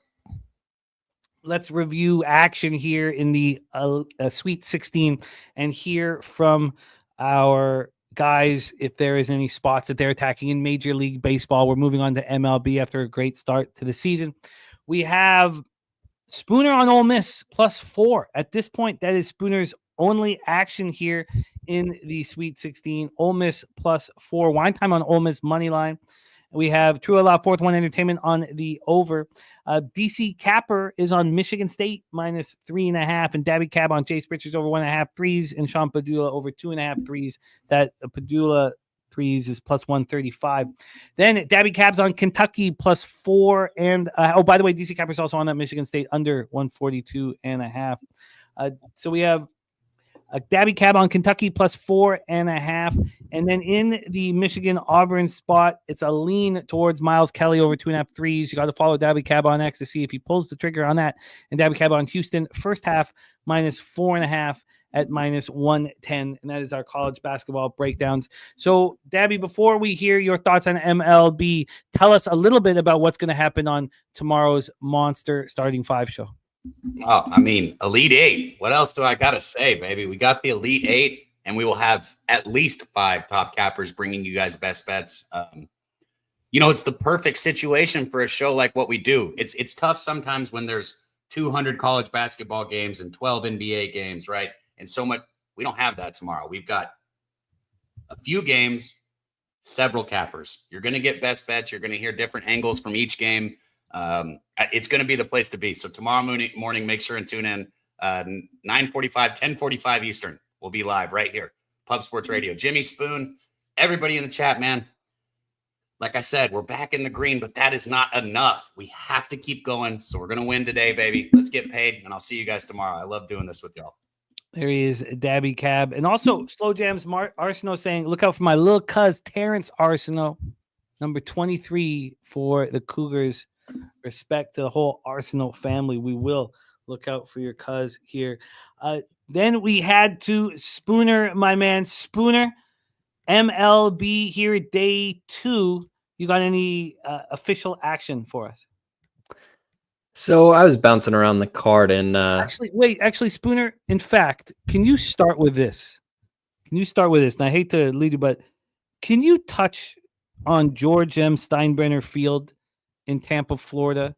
Because that is our first game on the docket. And a lot of people maybe don't understand quite the nuances of this ballpark. So could you touch on the ballpark first? Because that's going to be the first game that we all cap together and then roll into your action. Sure. So we have 2 brand new ballparks coming to MLB this year. The A's are going to be playing on one. We'll see that here in a few days. But the Rays play at their new park tonight, and it's a AA, AAA park.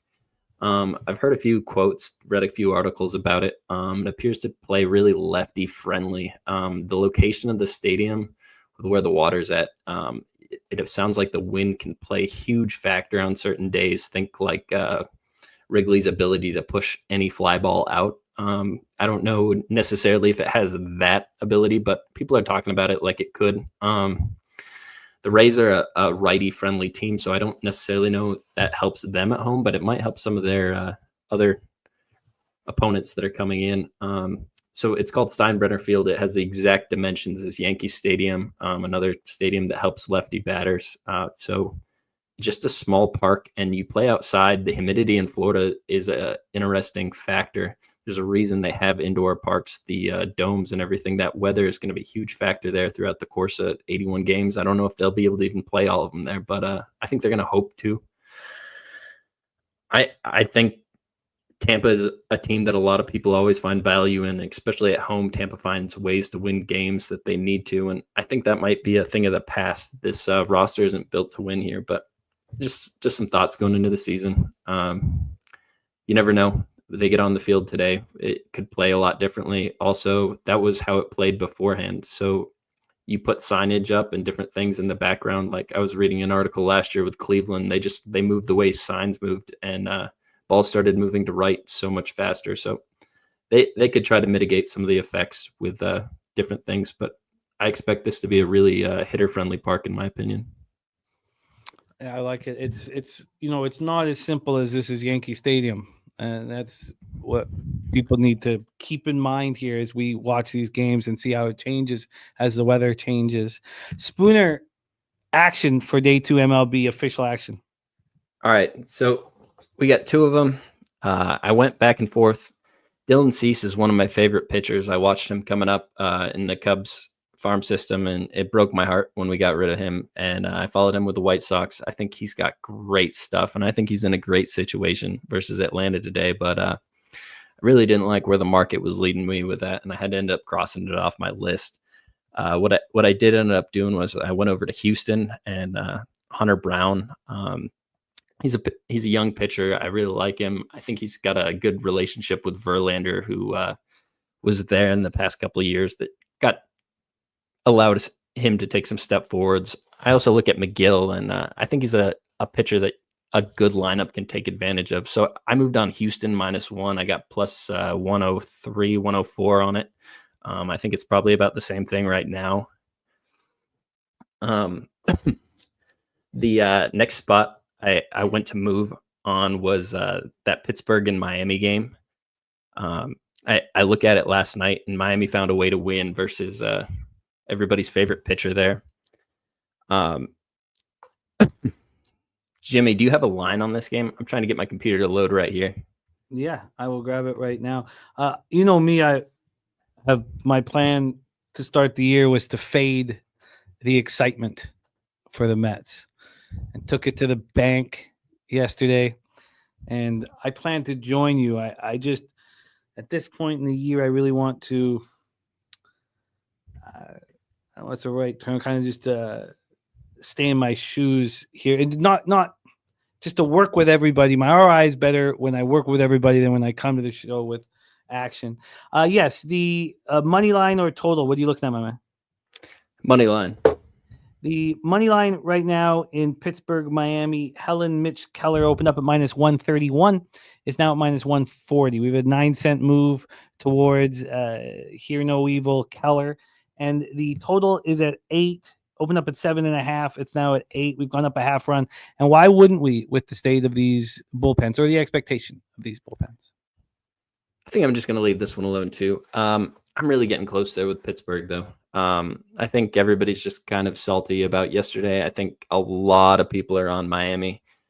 It's also kind of hard to bet on Helen Mitch Keller, but I think he's a better pitcher than what he's shown. I think he has a good year this year. Pittsburgh at the beginning of the year always has a way to sort of shine, make you think they might have a chance to do something, and then they end up fading post All-Star break.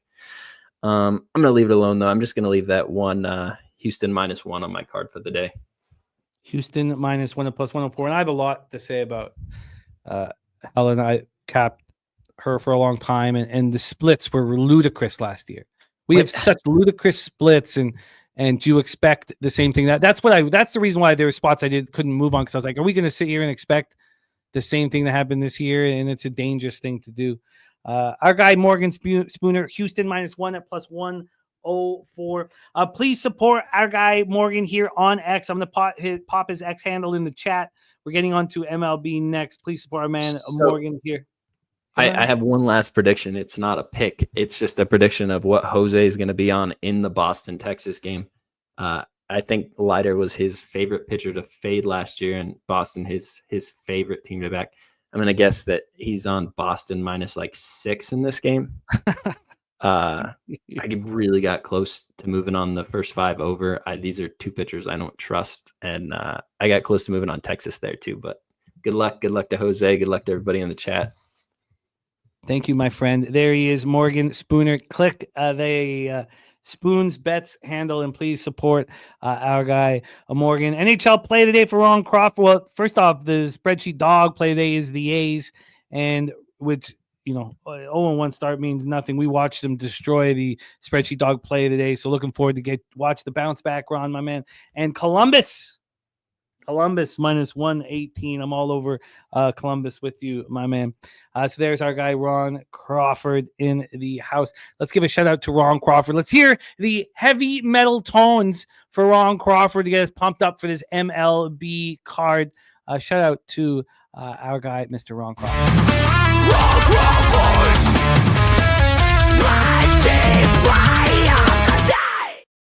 Let's get to work in Major League Baseball. Jose will be joining us very, very soon here. He's just finishing off producing another show down in the studio at the Southtown 101 in San Antonio, Texas. But that doesn't mean we don't have a capper ready to rock, capping the first 5 games of this program with me. Coming off a 4-5 day. That's a lot of action. I was uncomfortable with seven bets yesterday, just because you're starting the year. This means so much, and I was just buzzing. And I know our next guest was buzzing with baseball back in business. Please welcome from Los Angeles, California, our guy, Mr. Wine Time Sports, in the house. Wine Time, what's good, man? How are you? Let me get you here. How are you, my man? Hey, if you build it, he will come. Shout out to the Field of Dreams site right there. I got this when I was a kid when I visited the Field of Dreams, man. Nice. I'm stoked, man. Here to talk baseball with my guy, Jimmy the Bag, for the first time ever, man. Really looking forward to today. Got some plays already locked and loaded for today. Yeah, 4-5 day yesterday. A little bit rough. Randy took one to Randy land yesterday in the bottom of the 8th inning. Hit an absolute moonshot. I was on the A's in that one. Same with the Angels game. I was on the under in that one, and I think it was like 6 runs in the last 6 outs of the game. Gets it over. 2 outs in the top of the 9th inning, and Logan O'Hoppe solo shot to go over. But you know what? That's what happens sometimes. It's baseball. Anything can happen. So Jesus Christ. 2 out in the fucking bottom of the 5th. I got the plus 125. I got Scooball. The way he threw to Ohtani, that 99 mile an hour on the inside of high, it was one of the nastiest pitches I'd seen. And then Mookie gave him a real good at bat. And then Teoscar Hernandez with his big smile comes up and goes yardstick. I mean, it's just baseball. At that point, I was thinking, dude, I'm going to be a half run off of 7-0 plus 7.5 units. But no, 5-2 plus 3.4 units. This shit goes fast. So, yes, it happens fast. It happens fast. Let's get to work, my friend. We have a very interesting card here. Let me just pull up a swish here very quickly. I didn't have that up here for the weather, as now we need to talk about the weather when we talk about the Tampa Bay Rays playing at home. Let's get to work. 4:10 p.m. Eastern. We start with the Colorado Rockies, 61-101, 24-57 on the road. The Tampa Bay Rays, 80-82, 42-39 at home. George M. Steinbrenner Field in Tampa, Florida. 84 Fahrenheit. And this is, this time of year, right? We're in the March, so it actually feels colder than it is. 79 Fahrenheit. Don't get used to that. The wind is 11.8 miles per hour in. Gets up to 12.5 miles per hour in. We have Kyle Freeland on the hill. And Freeland is a very interesting guy. Right? He's from the Denver area, and he steps up when he pitches at home. Last year, he had a regular Kyle Freeland season. Now, he dealt with some injuries, started late. 5-8, 5.24 ERA, 1.41 whip. He allowed 22 home runs on the season. But he pitched better in the thin air of Coors Field than he did on the road, and something that we've known about him for a long time. On the road, he had a 5.98 ERA. His whip went up to 1.50. 13 home runs he allowed on the road, just 9 in the thin air of Colorado. And he's going up against Ryan Pepio, 27 years old in his prime. He was very strong last year, 8-8, 3.60 ERA, 1.15 WHIP, 142 strikeouts, and 130 in the third with 7 home runs. I don't think what he did at home means anything. Really, it's a different park and a different situation, a whole different. There's not the continuity. I don't think it matters to go over what he did at the Trop. We got TJ in the house. Joe Yurkovich says Tampa Bay doesn't deserve this price. The Skunt Blast. Oh God, you know what, Skunt Blaster? I somehow got caught up in NHL and I was debating something about something. Can you put your best bets in the chat one more time? Because I went and I couldn't get it. I couldn't find it. I tried to go back and I was multitasking. Skunt Blaster, could you put your best bets in the chat one more time for me?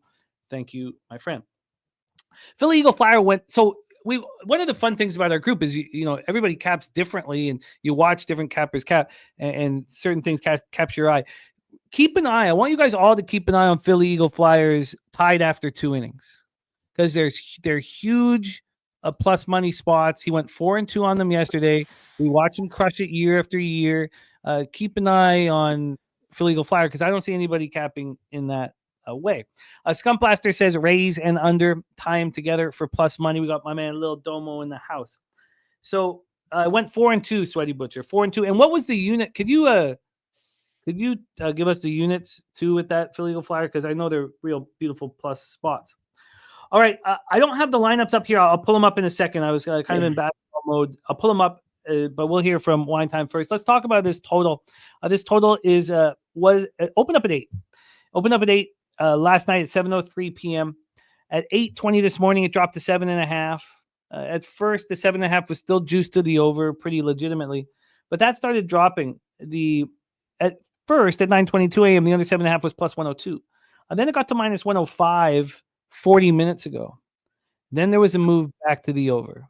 The last move, or the move really was about 17 minutes ago. It went back to 8. Now it's juiced to the under at this point. So we have 4 cents of movement to the under. But you guys know the importance of 7.5s in 8s because I lost the under 7.5 in the Minnesota St. Louis game. That was one of, and I went 5-0 leading into that spot. Disappointing. From a money line standpoint, Tampa Bay right now is minus 198. It's very interesting because there was 23 minutes ago, there was a 17-cent move away from the Rays, a 14-cent move towards the Colorado Rockies, which tells me that the advanced models think that the Rays should no way, shape, or form be this big of a favorite. When we get to the cash flow here for this spot, let's move over to MLB. We have 12% of the tickets and 6% of the cash on the Colorado Rockies. And we just saw a big move back to them. Yeah, it's crazy. On the total, we have 99% of tickets and 97% cash on the over, and it's bouncing 7.5 to 8. Johnny Gunn says, it screams first half over here again. These first-time outings for pitchers leads to overs. There's the Skunt Bag play today. It's a parlay. Thank you. Leverkusen, Tennessee, and Houston. It's 2 units here. Irish King on the minus 1.5. Caminero over 1.5 bases at even money here for Justin McKelvey. Let's hear from Wine Time Sports, your plan of attack in this one. Yeah, shout out to my guy Ryan McMahon out of Monterey Day High School, man. Was the quarterback there. Around the same time I played at Marina High School, went against him a couple times. Could have gone anywhere he wanted for football. Got drafted in the 2nd round. Signed a nice little contract, too, playing third base over there for the Rockies, taking Arenado's spot. Both pitchers, I'm going to back these pitchers today. I'm on the under in this spot, Jim. I'm on the under 8 minus 110 here. Looking at both these lineups, I mean, looking at the Rays every single season, we look at their lineup and we're like, how are these guys? How are they going to put runs on the board? It's every single season. They still somehow make it to the postseason. It seems like every other season with the team that they have. They've got a really good manager in Kevin Cash. I mean, we know this guy can coach. He's one of the top tier managers, if you ask me, with the players he has around him and the payroll that the Rays have. Devastating what happened with the Rays, Tropicana Field. Wanted to make it there one day before they moved in the new stadium. Never going to be able to see it. Playing at a minor league ballpark now in Tampa. I think I'm going to take a little piece on my guy, Ryan McMahon, to hit a jack here today. I'm not going to give it out on the show, but I'm going to look at some numbers over there right here. But looking at the Rays batting order, I mean, they signed Danny Jansen at catcher. They got Eloy Jimenez at DH and Hassan Kim, but I'm pretty sure 2 of those 3 guys are out right now. They're not even going to be playing in this game, correct? Yeah, let me get that lineup Do here. you have a Sorry, status on Eloy? Yeah, we will grab it right now here. Quickly get this because the lineup is now confirmed, I believe. Yes, confirmed lineup. Oh shit. Confirmed Okay. confirmed lineup. Yes, no Eloy. We have for the Rockies, Doyle, Tovar, your man, Ryan McMahon batting third, Chris Bryant DHing, Toglia, Goodman, Martini, Farmer, Beck. Danny Jansen is hitting sixth here for the Rays. Mead, Diaz, Low. Every year I got to remember who's Lau and who's Low. Caminero, Morrill, Danny Jansen, Josh Lowe, Johnny DeLuca, and Taylor Walls. Those are the confirmed lineups. Yeah, looking at the Rays, I mean, Yanni Diaz, I mean, we know this guy can hit. We know he can get on base. This is their leader on their field here. I like that they grabbed Jansen because Jansen could definitely smash the ball. I mean, they're going to need more than this lineup, though, to actually make a run this season, I think. But seeing the Rays at a minus 200, even against probably one of the worst teams in the league, I would never take them here at this price. I would only take the Rockies here if I was going to take something on the actual money line, especially looking at the market, seeing the line moves toward the Rockies. It is the Rockies, though. We're going to see the Sharps hammer the Rockies every single game this year, Jim, especially on prices around here. Can't look too into that. I feel like when it comes to the Rockies, I got burnt a couple times on them last year. But with that being said, they can very much win this game at plus 170. There's definitely some value there with them. We'll see what Chris Bryant can do. He's been struggling the last couple of years. Rockies just this team. I mean, both these lineups just not good. So I'm on the under here, under 8, minus 110 to get things started off. I like that it's moving in my direction. Only minus a 115 at my book right now, but I still like that. I think it's going to end up getting to a minus 120, even quite potentially a 7.5 where it opened at. I would love to see it get there, but I'm on the under here. I think runs are going to be hard to score here with both of these lineups, and I expect 2 good starts out of both these pitchers. I mean, it's hard to find a pitcher that actually wants to go to the Rockies and pitch there long term. They got their guy in Kyle Freeland. Yeah, it's on the road, but I expect him to go out there and have the first good game of the season. Gets paid well over there. So I think it's going to be hard. I don't see more than 5 or 6 runs being scored in this game. And the concern for TJ is the bullpens. Again, I've got all the Fangraphs ratings. We talked about almost all of them yesterday, but this is season debut here. So we have the Colorado bullpen ranked 29th in Major League Baseball, and the Tampa Bay bullpen ranked 24th. And one of the things about the Tampa Bay bullpen is we always know that they're better than whatever. They were top 10 last year in bullpen and starting rotation last year in ERA, at least, I believe. Yes, but we're dealing with their budget. Yeah. They will get the most out of these players that they are using somehow. But it's the bullpen issues that concern TJ. I don't think TJ knows. I haven't told him yet that there's no more first 5 totals in my action. There are none. It is time to bring on the star of Say Hey plays of the day, joining us for the MLB card. Finishes work down at Southtown 101 and ready to attack the board. Joe Yurkovich said Pepio 11 Ks versus Colorado last year. Great start. Christian Larson says Steinbrenner Stadium has Yankee Stadium dimensions. Be careful with unders down here. Yes, but again, we talked about it, Christian, off the top. It's going to play very different because of the different weather down in Tampa, which is our expectation. So it's going to play very different. And Newcomer says 11,000 seating capacity. They still won't sell out. Please welcome from San Antonio, Texas, our guy, Mr. Jose Bouquett. Jose, how are you? Hello, everyone. I'm doing all right. I'm standing in the beautiful Southtown 101. We'll be in the studio here soon, but it's nice to see everyone. A fun day, fun card, and I'm excited to talk about it. Yes, I'm excited to talk about this one as well. We got off to a good start. And yes, TD, just first 5 unders. I might make it first 5 totals, but it wasn't the first 5 overs that were the problem. Jose Bouquett, we have Wine Time on the under 8, and unfortunately, it is going up against the Stacks play of the day. Stacks running hot. Stacks is on the over 8. That is the first spot for Stacks, the over 8. And with Stacks, where the hell is it? Sorry. With Stacks, I know is here. With Stacks going up against Wine Time, we're going to save the graphic for his next bet because it's going up against Wine Time. Our guys going up against each Just other. gonna rub it in. Yeah, let's save the graphic for hopefully when he's not going That's up fair. against one of us. Jose, take it away. Your thoughts for the opener here. And honestly, my feeling in this one was similar to the Jays Orioles. We're coming off a really strong day. Yes, the Rays should not be at this price. No, the lineup does not deserve this price. The bullpen, there's nothing about this except for the idea that Pepio is in his prime and he's going to have a monster season.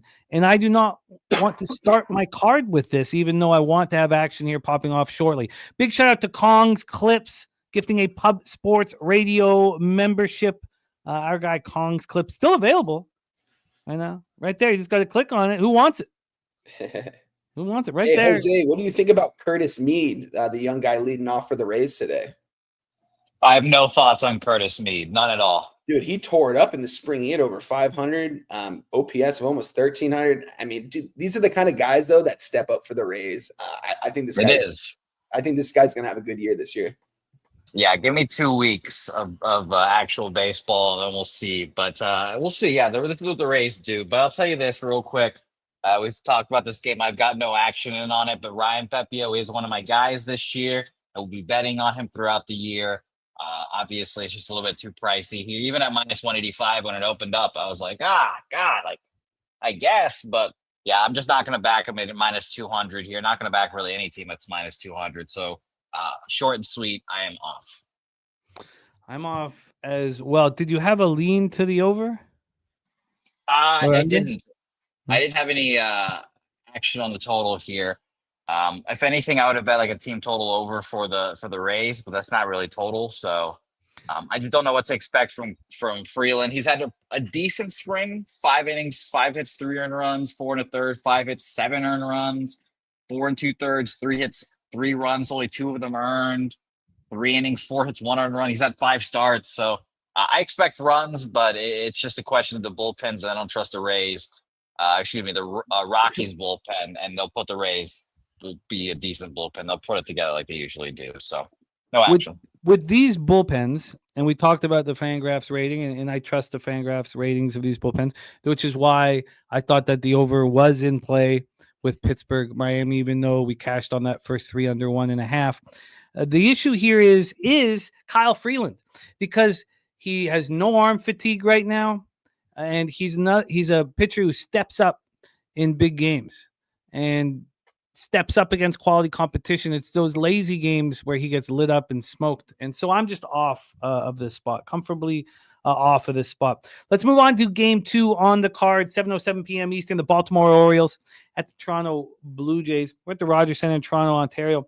We have a 41-year-old going up against a 34-year-old. Now, Mikey Money was betting first 5 overs in every Gausman start, and he was cashing them. And I am a believer in Kevin Gausman, and I always have been. Now, Charlie Morton and Kevin Gausman are playing with extreme splits.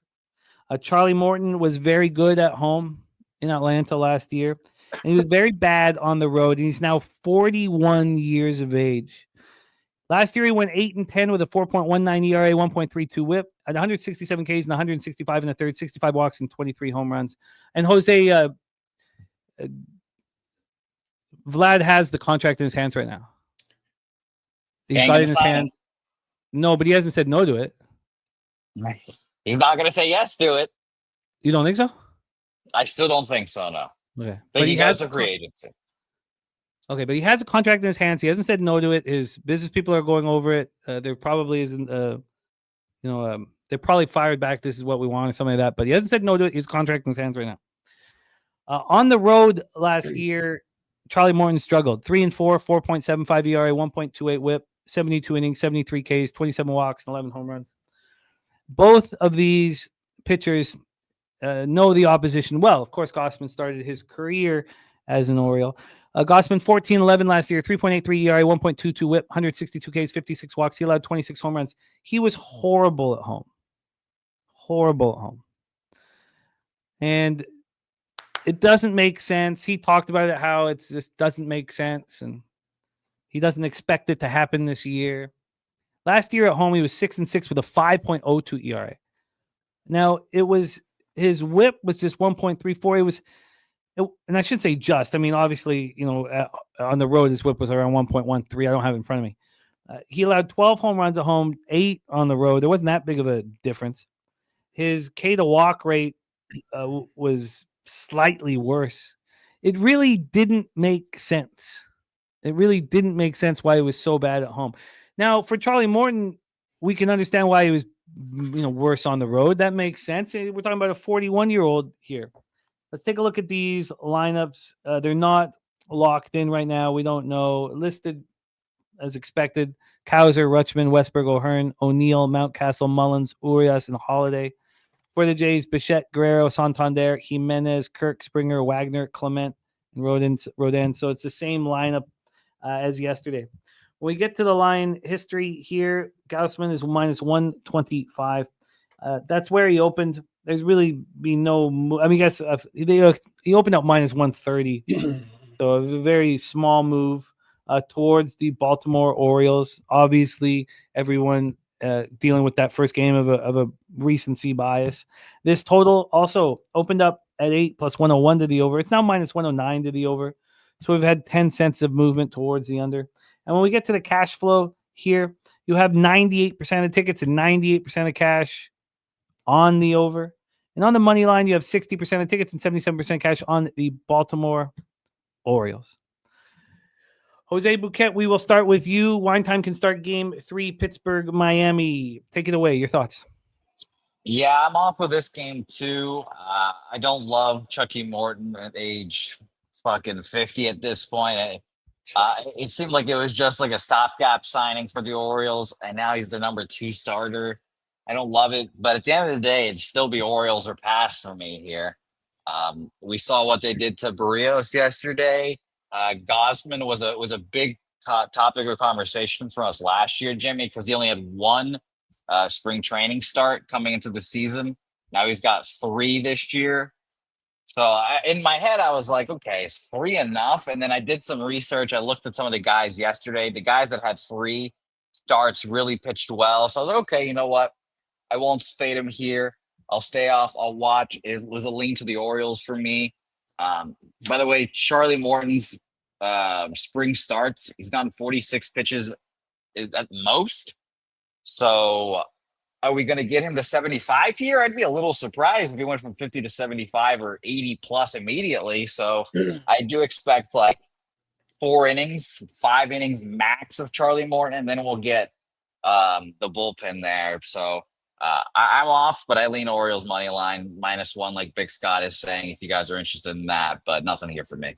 We have 5 batters in the Jays lineup that have at least 3 at-bats against Morton. Santander is 0 for 6. The other 3 are all hitting over 300. I will also mention, Jimmy, that he hasn't faced these guys since 2021. Morton hasn't. Wow. So it's been a long time since he's faced the Blue Jays. Yeah. I mean, playing on the other side of the ledger. Against Gosman, there's a ton of history against him, a ton. But, I mean, which bats are we afraid of? I mean, Rutschman's hitting 190 against him. O'Neill's hitting 154. O'Hearn hitting 286. I mean, Mountcastle is the Blue Jays killer. So, I mean, what are the bats that we are afraid other than Mount? I mean, I feel like he's going to be able to have a good start. I'm very interested to hear our guy Wine Time break this one down. There's Hunter Engelhart in the house. What up, Hunter? Hunter, my man. Hunter's going to be a part of our MLB programming this year as well. Wine Time, take it away. Orioles, Blue Jays. Yeah, this is baseball, man. Don't let your eyes deceive you, especially after that first game here. Everyone's going to come in and hump on the Baltimore Orioles here. I mean, as they should. I mean, if you look at this batting order, even without Gunnar Henderson, they got boppers everywhere in this lineup, man. This lineup is deep. It's kind of crazy. Shout out to my guy Tyler O'Neill out there, man. Smashed another opening day home run. That guy is just he's on fire, it seems like, to start the season. He went 3 for 3 yesterday as well. I was on the over in yesterday, and it was an easy casher.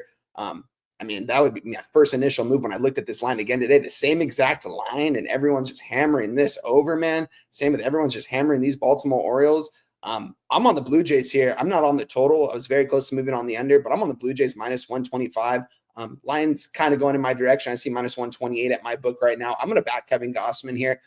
Blue Jays, I like their batting order that they have, like some of the guys that they brought in, like Jimenez, you know what I mean? Like Anthony Sandaire, who had 44 bombs and 102 RBIs last year for this team he's facing. He went over 4 yesterday. Maybe expect him to have a game. They've got Vladi. They've got Bichette. They've got a lot of talent.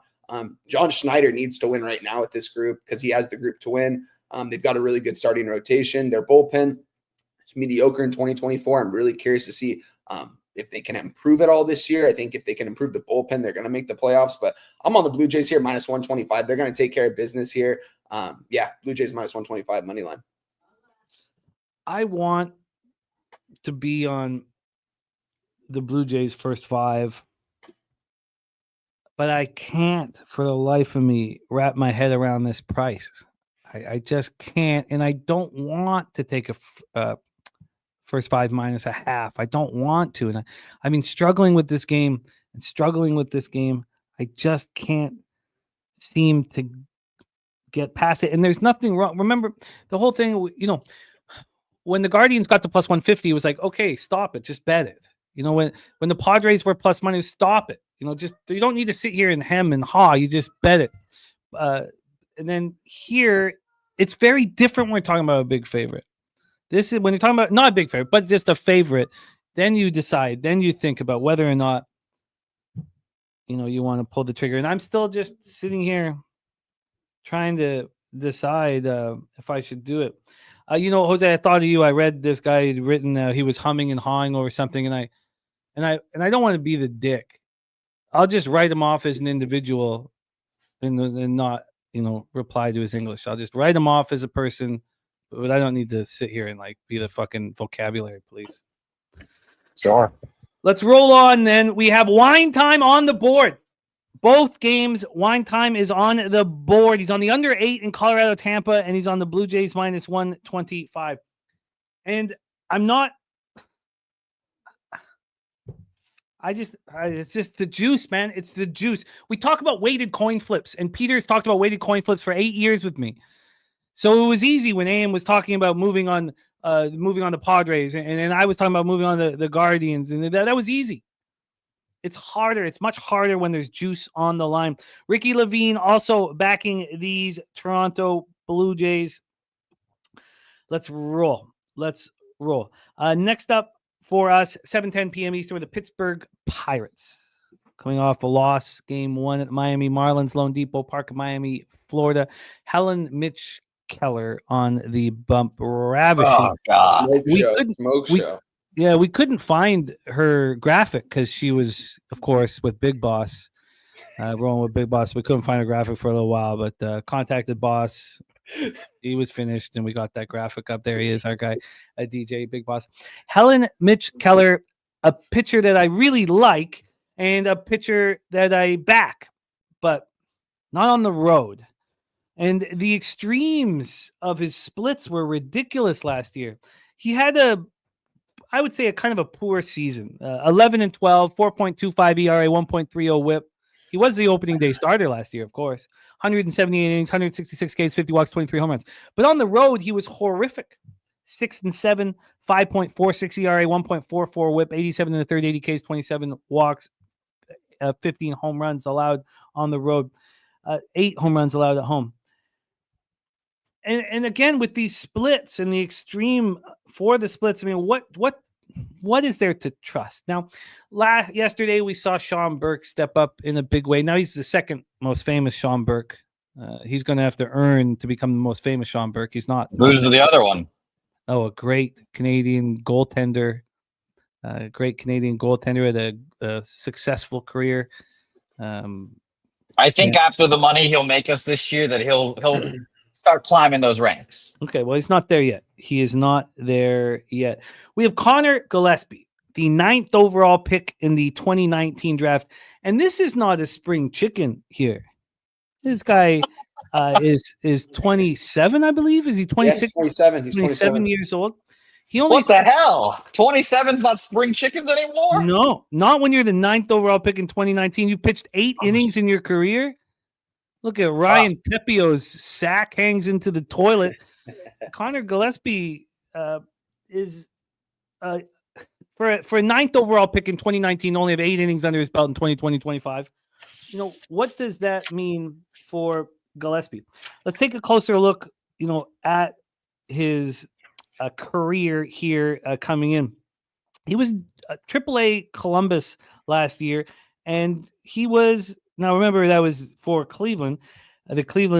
He never made the Guardians are the smartest, other than the Rays, the 2 smartest operations when it comes to pitchers, and they didn't bring him up. And they had many, many reasons too. There was a ton of injuries for the Guardians. They didn't bring him up. He came up through the Orioles system, and they let him go. You know, even at 25 years old, Gillespie wasn't pitching in AAA. At 26 years old, he's pitching in AAA, and 4.05 ERA, 1.24 WHIP. I mean, these are good numbers, sure. 119 strikeouts and 113 in the third. He allowed 22 home runs. So, he's been passed around a little bit. Justin McKelvey, Pirates, over 4.5, team total of -103 for this spot. The jury's out. The jury's out on this kid. And I feel like it's a very different situation than it was with Sean Burke yesterday, where the jury wasn't out. Here we have the Marlins at +129. They opened up at +121. We have a 9-cent move towards the Pittsburgh Pirates. On the total, we have an 8. It's -112 to the over. Opened up at 7.5. We've gone up a half run. Of course, everybody saw how bad these bullpens are. Wine Time Sports. Take it away, Pirates, Marlins. Yeah, man. Shout out to my guy O'Neal Cruz playing center field for the Pittsburgh Pirates. Now, crazy that they moved him from shortstop to center. I had honestly totally forgot about that. They were going to thinking about even making that move. Shout out to my guy O'Neal Cruz. I love watching him play. This Miami Marlins team, though, if you look at this batting order, man, it's one of the youngest in baseball. Them and the Oakland A's and the Angels, man. They've got young guys everywhere in this team. Not a lot of notable players. They had a big win yesterday. There's 2 games that I almost gave out yesterday. It was the under 3.5 first 5 in this game, and it was the under 7 in the Nationals game. Would have hit this one. Of course, extra innings in the Nationals game pushes it over. Would have lost that one. So 1-1. I have nothing on this game, honestly. These are neither of these pitchers I really want to back in this spot. It's crazy to say that this is kind of already a bum fight early. I do think the Pirates are going to be decent this year. Pirates, I would probably most likely move on them here in this spot, especially seeing some line movement towards them. But I just don't have enough value in the Pittsburgh Pirates here, especially at like -150. I don't want to take them here in this spot. Coming off of, a loss yesterday to the Marlins, they had that little epic comeback there in the last couple innings to win the game at home for their home opener. I'm going to stay away from this game. Interesting enough, though, this Miami Marlins team, this is going to be a team that's probably not going to be good this year. They're not going to have a lot of wins. They still got Sandy at the top of the rotation. We've seen him kind of struggle the last season or so, though. But I'm off this game. Nothing for me in this one. 77% of the tickets, 85% of the cash on the Pittsburgh Pirates, 99 and 98 on the over. Jose Bouquett, Keller, Gillespie, Pirates, Marlins. Yeah, I was close to moving on the Marlins. I like Connor Gillespie, but I have had this note in my my record sheet or whatever, the place where I put my bets for the last 2 years-ish, and it's Troy Torrance note. Mine's actually don't bet home dogs from 120 to -102. He just put in there +110 and between 110 and 140, so I'll have to update my note. But yeah, I agree. I'd like the Marlins in this game. I think they can come out on top. I think Gillespie will be a good to decent pitcher for us early here. I just didn't have the cojones to move on it. I don't think I am. Again, just because I don't want to move on those home dogs at that price. But I did like the Marlins here on. All right. First off, before we move on here, I don't want to trust Mitch Keller right now. I don't want to go up against these splits right now. Again, I don't want to I think the jury's out about Gillespie. Jose, when you get a second, can you touch on what Gillespie did in spring? Let us know what. Yes, I can tell you right now, 6 starts, and the first 2 were like 2 innings, 1 inning, so I don't really count them. But 6 starts. His last one was horrible. 4 1/3, 8 hits, 6 earned runs, but the rest were good. 4 innings, 2 hits, 1 earned run. 4 innings, shutout, no hits. 2 innings, no hits, and he got up to 81 pitches on his last start there. So he was good, but that last start is worrisome. Another reason why I kind of liked him throughout the year, or liked him to begin the year. Huh. Very, very interesting. Big shout out to our guy Christopher Ing in the house, dropping to say hello. Hope everyone is doing well. Reading tomorrow's racing form for the big Florida Derby day. You betting any horses tomorrow? Well, I will be capping the Florida Derby.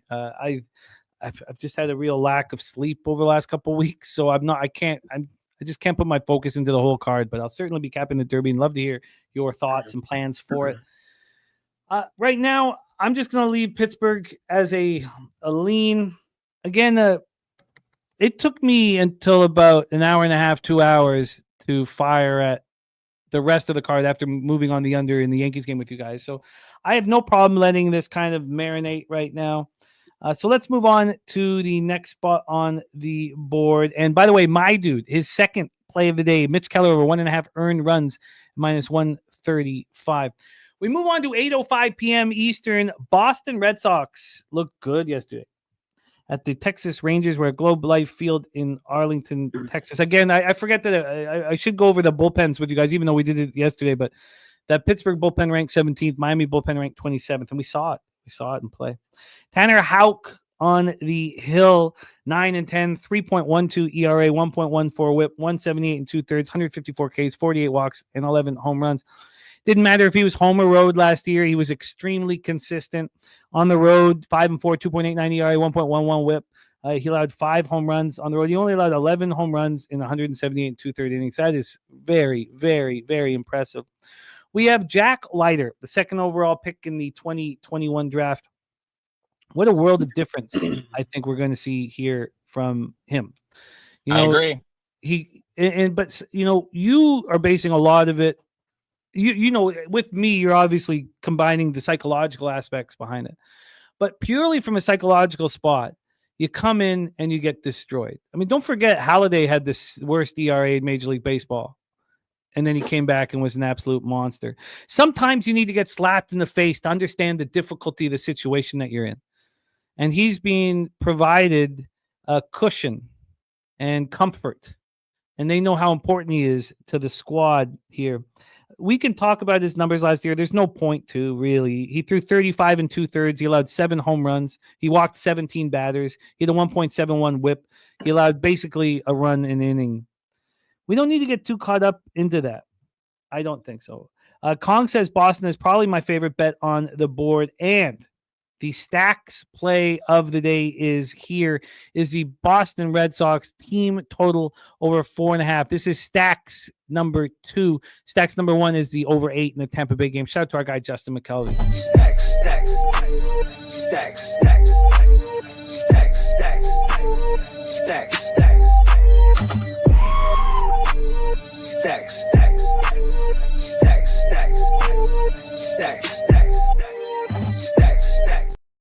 It is too cold tonight for the roof to be open, which is something that we may not say again all year.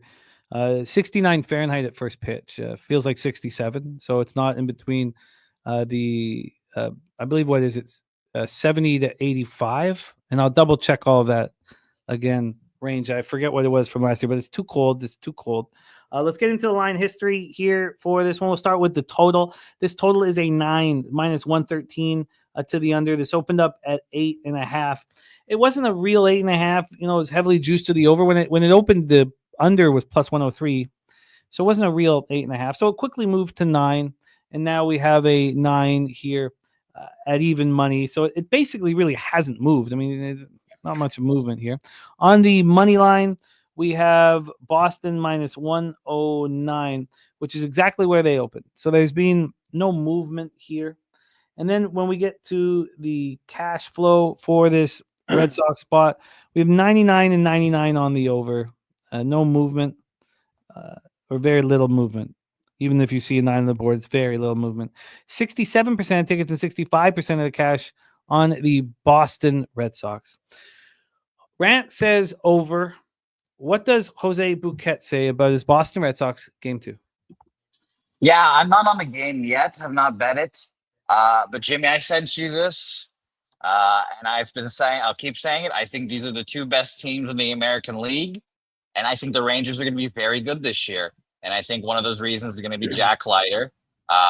You guys heard me say all last year he wasn't ready, and he was not ready. But like you just said, Jimmy got smacked in the mouth and taught a lesson about what it is to succeed in the major leagues. And I think he comes out here and has a great start and he has a great year. There was really no adversity for Jack Leiter throughout his whole life. I mean, dad's a pitcher, goes to Vanderbilt, dominates at Vanderbilt, number 1 overall pick, whatever it was. There was no struggles for that guy at all. Finally met some struggles, and I'm going to be very interested to see how he goes. I do not have a bet in this game just because, like I said, I have respect for both of these teams very much, and I'm very interested to see what Tanner Houck's going to give this year. Houck coming off of his best season of his career, his first real starters kind of season. So we're going to see how he bounces back from that. I think he'll have a good year as well because, like I said, I think these are two of the best teams in the American League here. So I've gone back and forth. I just don't have a play in this game yet. But, Jimmy, you mentioned it already. I'll kind of reinforce it again here. We've got 67% of the bets, 65% of the money on the Red Sox here. I had this line opening up at minus 115. It got up to minus 125 at one point, now down to minus 108. It's just a little worrisome. If it was probably any other team, I'd be on the Rangers here. And again, like I said, two best teams in the league. You probably guessed that they go back and forth here. I wouldn't hate an under as well. Troy saying Red Sox under or Red Sox money line or under in this game, in his opinion. I wouldn't hate that at all. I like both pitchers, but both bullpens were pretty used up yesterday. We'll see how that goes. Nothing as of yet for now. But if the line keeps going and say, for example, we get if we got minus 125 to like minus 105 each way for the movement there, I might end up being on the Rangers. So no action here for me yet, but Jack Leiter, I think, is going to be very good this year and will be a very back pitcher. A couple things here before we head over to Wine Time. First off, this would be a first 5 under last year. Of course. Yeah. And it's not going to be this year, which I'm fine with. I wrote down first 5 and I wrote you, and I realized what I was doing, and I was like, I can't do it. I gotta stop. This would be a first 5 under. So would have the Tigers-Dodgers game yesterday that got blown up with 2 out in the bottom of the 5th. I am close to the full game under. Quite close to the full game under. And then I want to know this here. So one thing about the last start before spring training, I don't care. Get lit up. It's just a get loose start. It's not show your very best stuff unless you're fighting for a job. If you have a job, get lit up in your last start. I've never cared about that. But then I told you guys that I'm kind of trying to get away from the spring training stats altogether. There's one more thing I wanted to say, but I got caught up with something, so I'll give that a second. Let's hear from Wine Time. Boston Red Sox, Texas Rangers. Man, yeah, these Boston Red Sox, his batting order is pretty stacked, man. They got some good guys. They beefed up their lineup. Last year they were 7th in OPS, 9th in runs in 2024. Their problem was against teams that were 500 or better, 37 and 56. Just not good. They signed Alex Bregman this offseason, There's rumors that he was going to take 3rd, and Rafael said, that's my spot. The day of yesterday, Alex Cora came out and said, Devers is our everyday DH, and Bregman will be playing 3rd. This is a deep batting order, both teams. I don't know if these are 2 of the better teams in the American League, maybe 2 of the better offensive teams. I would say the Rangers, one of the better offensive teams in baseball. Pitching, I still think they have a ways to go. But in this spot, I am on the Rangers. I was on the what was I on in this? I was on the Red Sox yesterday, late, hero comeback, it was a 2-2 game, pretty much the entire game going into those last couple innings. I think it was the 8th or 9th. Broke apart. Abreu hit a 3-run blast. Shout out to him, 25 years old, making a name for himself already, going 3 for 3 to start the season. I'm on the Rangers here, money line, plus 100. I was on the Red Sox yesterday. I think the Rangers batting order is going to show up today, and I hate to be on an island. Well, I know I'm not an island on the total because if you look at the bet and percentages, it's 99.99. I'm on the over 8.5 minus 125. I still have that number available at my book. It got to a 9 about 30 minutes ago. Went back to an 8.5 minus 125. I already moved on it, so I'm giving it out. I think both these offenses are going to show up today, but I especially think the Rangers should really move on a team total for the Rangers. I have this easily going. I have this as like a 7-4 type game in favor of the Rangers here in this spot. I think this is a Rangers smash in this spot. So on the Red Sox yesterday, I'm fine with fading them here in this spot and taking the over. I know everyone's on the over if you look at the market and it's not really moving. I just think you've got two lineups that can absolutely mash the ball. Tanner Houck, had a good season this year, and I think he will be good this year, but is his first start out there. And Jack Letter, young guy out there, as Jose already mentioned, going against a good batting order as well in the Boston Red Sox. These guys have power in both these lineups. I'm on the Rangers here and the over. And there's a couple questions I have. I'd like to pose this to both of you guys. And then, do you feel here that there is being a move to the over? Because I don't see the diff. So, I did, and I thought it was going to continue to move, but right when I refreshed my page before we started talking about the game, it went back minus 125. I got minus 120. Let me double check. I think I got minus 120 actually. Okay, well that's something. I don't think this is being a move. If it is, it's the slightest of moves, and we're also talking about a situation where we have 99% of the tickets in cash. So, Wager Detective says sharps are on the over likely with that move. No, everybody's on the over. Yeah. So maybe Jim, I got the minus 125. Yeah, everyone 99 and 99 is on this over, and that's a spot I'm never involved in. And people that watch me cap Jimmy's probably surprised that I'm taking this. I just think there's so much upside with both of these batting orders here today. I think it's going to go way over the total. I could be wrong, you know what I mean? But I'm just going to trust the cap and not really necessarily look at the market in this spot. Well, I'm not going to bet this now, and I'm not going to bet this at 3 p.m.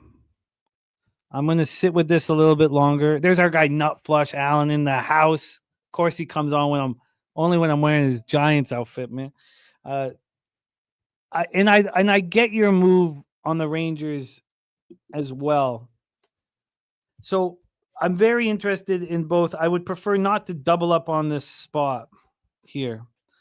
And I can understand the feeling here that you have on the Rangers money line. So you have Rangers at plus 100 and the over 8.5 at minus 125. It's juicy, but I'm glad I got the 8.5 a little juicier rather than the 9 at minus 110. That's what I thought I was going to get when I opened up my book, and they gave me the minus 125. They moved it, and then they moved it back. So we'll see where this line goes. Last year, though, sometimes the market and the totals you can't always trust. I usually do trust those spots, but I'm in this spot. I just don't necessarily trust the market. I'm just going to trust my cap and trust that both these teams can hit the ball and get over 10. And I think, like I said, 10 or 11 runs in this game. Okay, let me just say my concern here. Maybe Wager Detective nailed it. My concern is these lineups. These lineups are very scary. Very scary, especially the Rangers only scored 2 runs yesterday. And all those guys, that whole batting order can hit, man. Looking at their batting order from last night, what was it? Seaman, Seager, Langford, Garcia, Berger. I forgot that they actually signed Jake Berger. Kevin Pillar starting in center field for the Texas Rangers. Supposed to retire last year, man, as an Angel. Decides to come back. Jock Peterson, why didn't he play yesterday? Anyone know why? I'm not too sure. I expect him to be in the order today. And we know what I think he's going to. That was a big signing for the Rangers was Jock Peterson. Well, I would like to take a quick look here at that first 3 under. Because that way, okay, so here's a question, Wine Time, and I'd like Jose to answer this, and anybody in the chat answer this as well. Are you comfortable, and Jose question, Wine Time, and everyone chat, are teams comfortable with using a bullpen arm 2 days in a row on the first 2 days of the season, or is that something that you don't want to do? They're going to be actively trying not to do because it's the very beginning of the season. What do you think, One Time? Oh, I do not see any pitchers. You're asking if I think a bullpen's going to go back to back. Yeah. Oh, no way. No, God, no way. It's the first 2 games of the season. No shot. Anyone that pitched yesterday is not pitching today. I disagree. I think we'll see. I think we'll see guys come back to back. It depends, obviously, on how many pitches they've thrown. I'm pulling up the bullpen usages right now. I just don't think it's necessary this early in the season to push someone go 2 straight games, despite the pitch count. I mean, you're still throwing. All right. Okay. Yes, Rance, Leiter was bad last year, and Johnny says especially Bochy won't do that. Yes, Leiter was bad last year, and I really think we're going to see a different Leiter, and because of that, I know the gamblers are going to say Boston has to be the play, and that's the type of thing I want to fade. In saying that, I don't think Houck is a pitcher I want to fade, so I'm going to sit with this more. I'm going to be on the under. Whether that is a first 3 under 2.5 at -110, it's the similar situation as the Pittsburgh Miami under 1.5. It was -130 to the over, -110 to the under. That didn't faze me or concern me. I'm interested in the first 3 under 2.5. We got my guy Cuban Connect in the house. Great to see you, Cuban Connect. McGill, Kelly, Flaherty, all over 4.5 Ks. So Viper on Texas here as well. So, and Justin McKelvey not thinking first 2 days of the season either. Jose, do you want to touch on this Red Sox Rangers game anymore? Or do we move on to Mets Astros? No, I'm good. I don't have a bet on it. I don't think I will have a bet on it, but I'm excited to watch Jack Leiter. I think, like I said, he's going to be very good this year, and a pitcher will be backing. Yeah, and your expectation is Houck's going to do it again this year? I'm a little more scared about that, but if I think the Red Sox are going to go as far as that I think they are, he has to do at least that, and if not better than last year. So yeah, I do.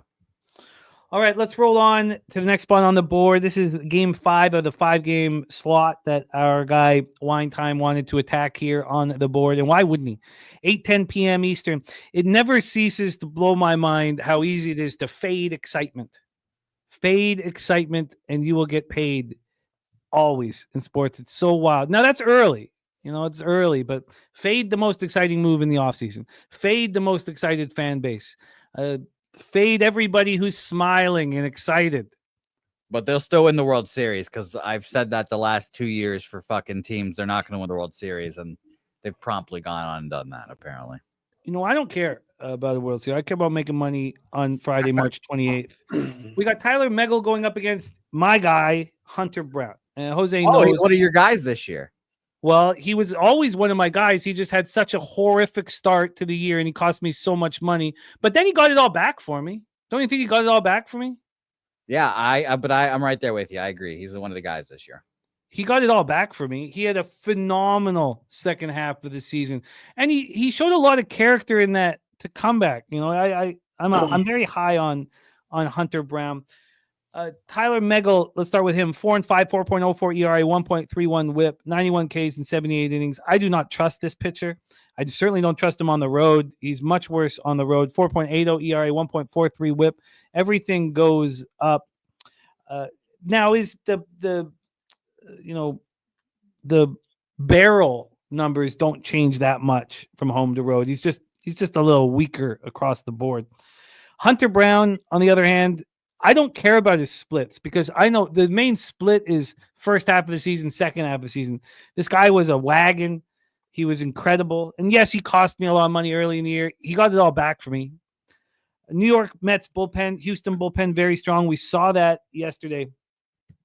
I want to continue to fade excitement. Let's go over this total. It's opened up at 8, -105 to the over. It's now -110 to the over. And let's go to the money line. This money line has Houston right now -120. They opened up at -136. Same line movement from yesterday. I don't care. I do not care about this line movement. I can explain it. It's the line move. It's the line movement that I can't explain. That's when I'm like, or do we take the other side? I can explain it. Everybody's excited about the New York Mets. Now they only have 38% of the tickets, but they have 55% of the cash because the bigger bets are coming in on the Mets. I feel like I can explain all of that. This is our last spot with Wine Time, so let's let him get this one started. Take it away, my man, Mets Astros. Yeah, shout out to my guy Tyler McGill, man. You know, I played high school baseball with him at Marina High School. You know, fucking I remember when he came in as a freshman, he's like 6'3", he was able to throw 85 miles per hour. His big bro was a couple years older than me. Also played with him too. Two really good guys right there, man. Glad to see them doing well, playing in the bigs. Still talk to Tyler from time to time. I know he worked a lot on his curveball this last offseason. I know that was something he really wanted to emphasize. We'll see if that comes into play today. I'm on the under here in the spot. I'm on the under. I want to see when I got the juice at. I got the under 8 minus 105 here in this spot. I think runs are going to be hard to come by here. I think McGill's going to have a nice start tonight. I expect him to come out strong. Hunter Brown as well. And I think the Mets lineup, they kind of always struggle to start the season, it seems like, especially Lindor. We saw what he did last year in the beginning of the year, saw how he finished it, almost an MVP type form. Don't get me wrong, New York Mets, this is a deep lineup that they have. 1 through 4 is one of the best in baseball. I just think they're going to come out slow the first couple weeks this season, and I think McGill's going to have a good enough start for this to go under the total 8. So I'm on the under 8 minus 105 here. Love this spot here. I think this is going to be a 3-2 type of game again, similar to yesterday.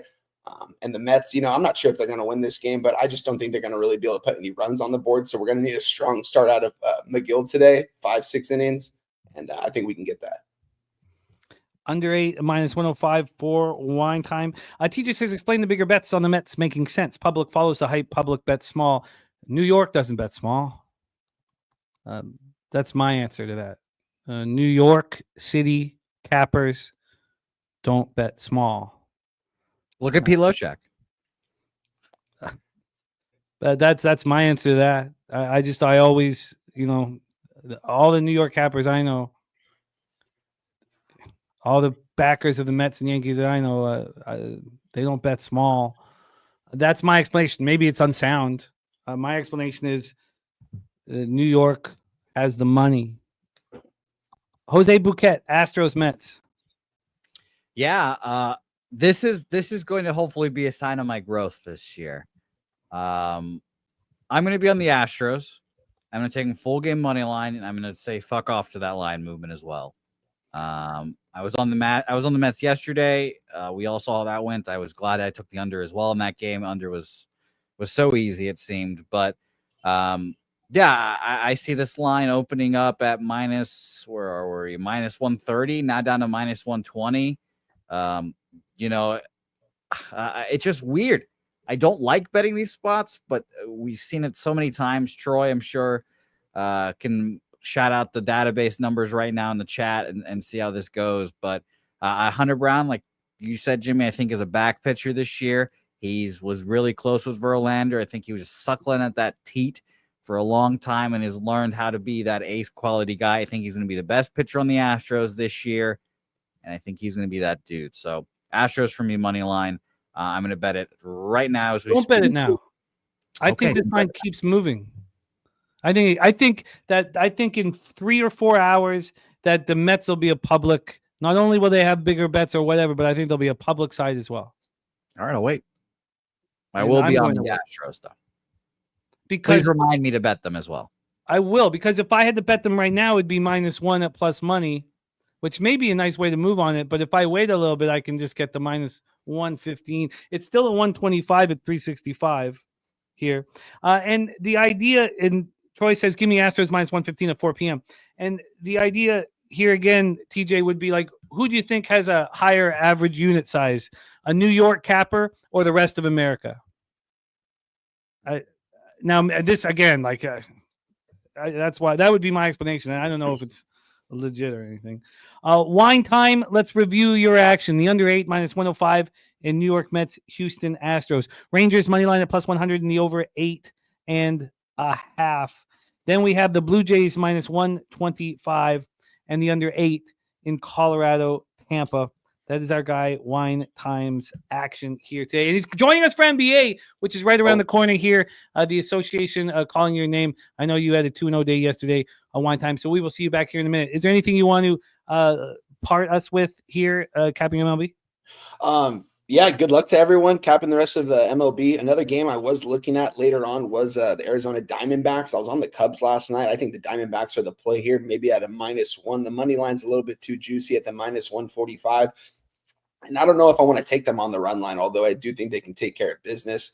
And honestly, I don't know. I might take another shot on the Athletics, man. We'll see. I'll most likely stay away from that game. But definitely leaning towards the Diamondbacks on the -1.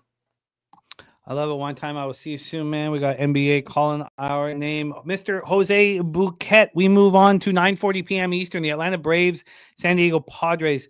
I felt very good about my action yesterday with the Padres backing the Friars. We're in Petco Park in San Diego, California. Especially how that game started too, by the way. I mean, it was a back and forth affair, man. It was just fun. We're back. We're back. Watching baseball, pacing back and forth, losing your mind with each bat. Very cold in San Diego today. 59 Fahrenheit at first pitch. It feels like 54. Stays around that number. The wind is blowing in. 59. Fuck you, San Diego. How about that? You're very cold at 59. Yeah. No, you're right, TJ. I feel you, and it's these conversations are fun, and I look forward to continuing them. And again, I'm just trying to get to the window. So here we go. We got Ronaldo Lopez.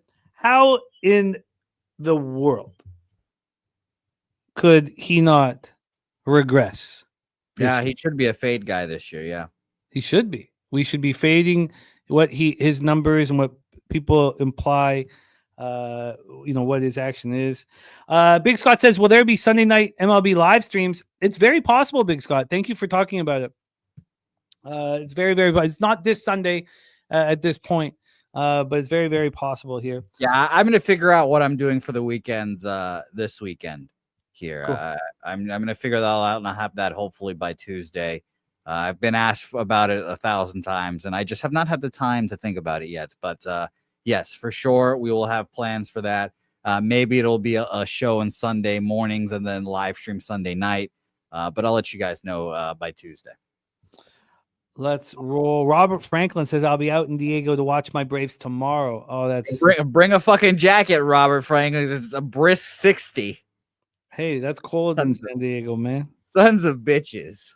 Wherever Damon Santori is, fuck you, Damon. How about that?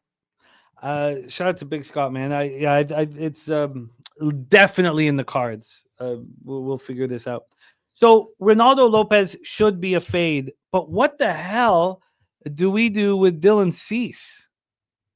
I don't know what to do with this guy. I'm totally his season was so extreme. There's certain times when he looked like Cy Young worthy material, and then he became very hittable at times and looked very vulnerable at times. I do not know what to do with Dylan Cease, and that's why I was excited to talk this one out. Let's get into the line history for Padres Braves. It was really nice getting that plus money yesterday. We're not getting that today. Today we've had a huge line move. Well, not depending on where you got in, because in the afternoon when this came out, this came out at 6:54 p.m. last night. With the lines that came out early in the afternoon, it was even like close. It was like -108s and -110s. This opened up at 6:54 p.m. -120. Now we have -136, 16 cents of movement towards Dylan Cease. Now, from a total standpoint here, we have a 7. It's -115 to the over. This opened up very juiced to the over, went up to a pretend 7.5. It didn't it was +104 to +107 to the over. It wasn't a real one. And then we went back to 7, -115. So we've had a move. We've had a tightening of the VIG, and that's crucial. So keep that in mind with these opening lines on the offshores that I talk about. The VIG tightens as the day goes on. So you could say, well, the under 7 opened up at +108. It's now at +102. Isn't that a 6-cent move towards the over? It's not, because there was 29 cents of juice when they were trying to figure out where the line should be with limits. And now there's only 17 cents of juice combined. So keep these things in mind. Let's get into the cash flow for this spot. From a cash flow perspective, we have 60% of the tickets and just 39% of the cash. We're only talking about 10,000 tickets at this point as well. 60% of tickets, 39% of cash on the Padres. We also have 98% of tickets and 97% cash on the over. Now, we'll say that about every single game on the card. So know that every single game on the card is 98 on the over. Isn't that I that's just nuts to me every time I see it. Like that makes me feel like action's fucking up, but I just don't get it every time. I never understand it.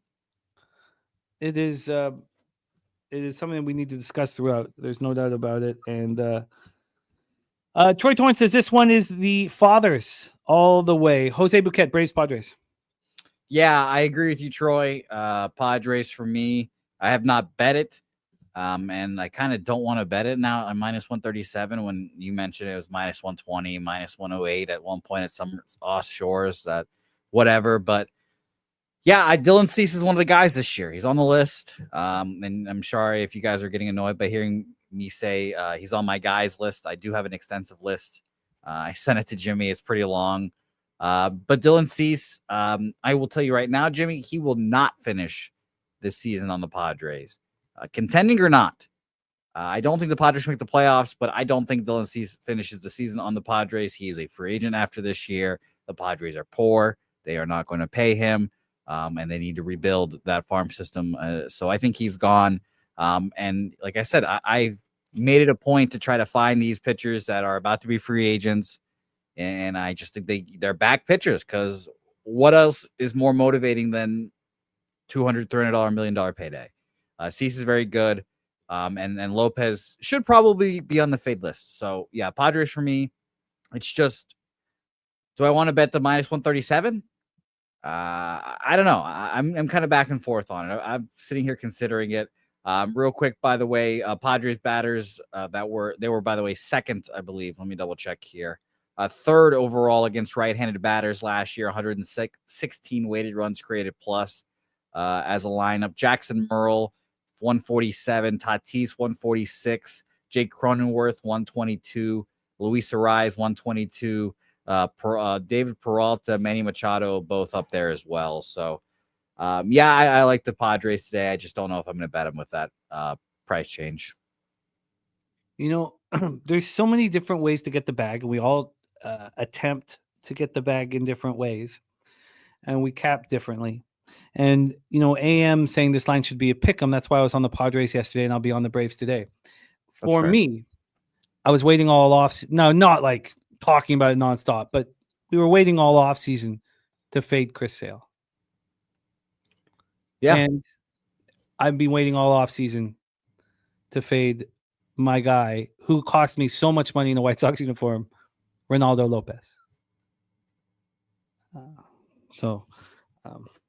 I'll join you. I'll lay the. I told myself, by the way, since I'm not betting run lines and stuff, that I gotta just be more accustomed to laying minus 140-ish juice. So minus 137 Padres money line for me. Not my favorite play in the world, but yeah, it's one of those things, Jimmy, where I don't love laying the juice, but hopefully at the end of the season, my average line will still be like plus 110, plus 120, and if I end up going 50%, it's okay. I don't know about that high. I don't think it'll end up. I mean, if your average line is plus 104, I think that's fine. Plus 102, I think that's fine. I'm going to be betting all these on the -1 line all year long. I'm going to be betting home teams on the -1 line all year long.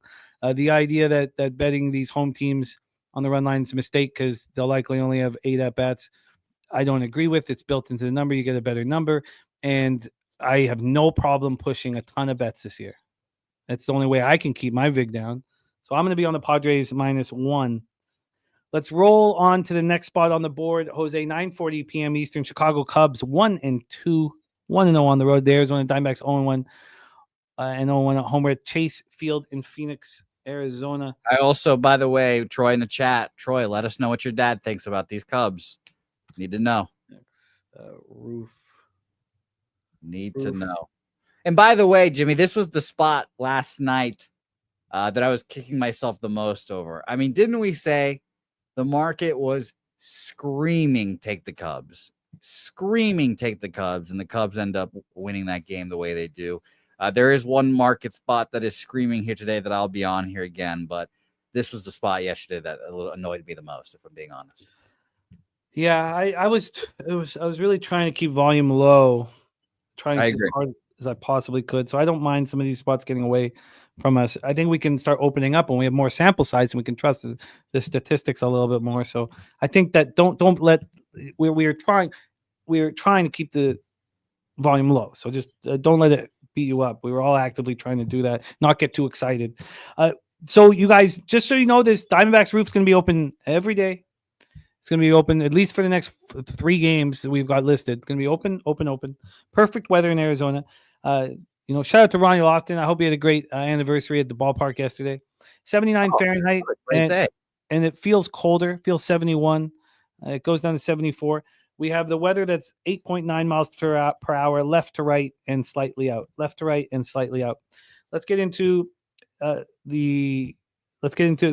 way, Nutflush says the ball will not fly in San Diego tonight. I usually don't like the away team total unders, but I will be on the Braves team total under. What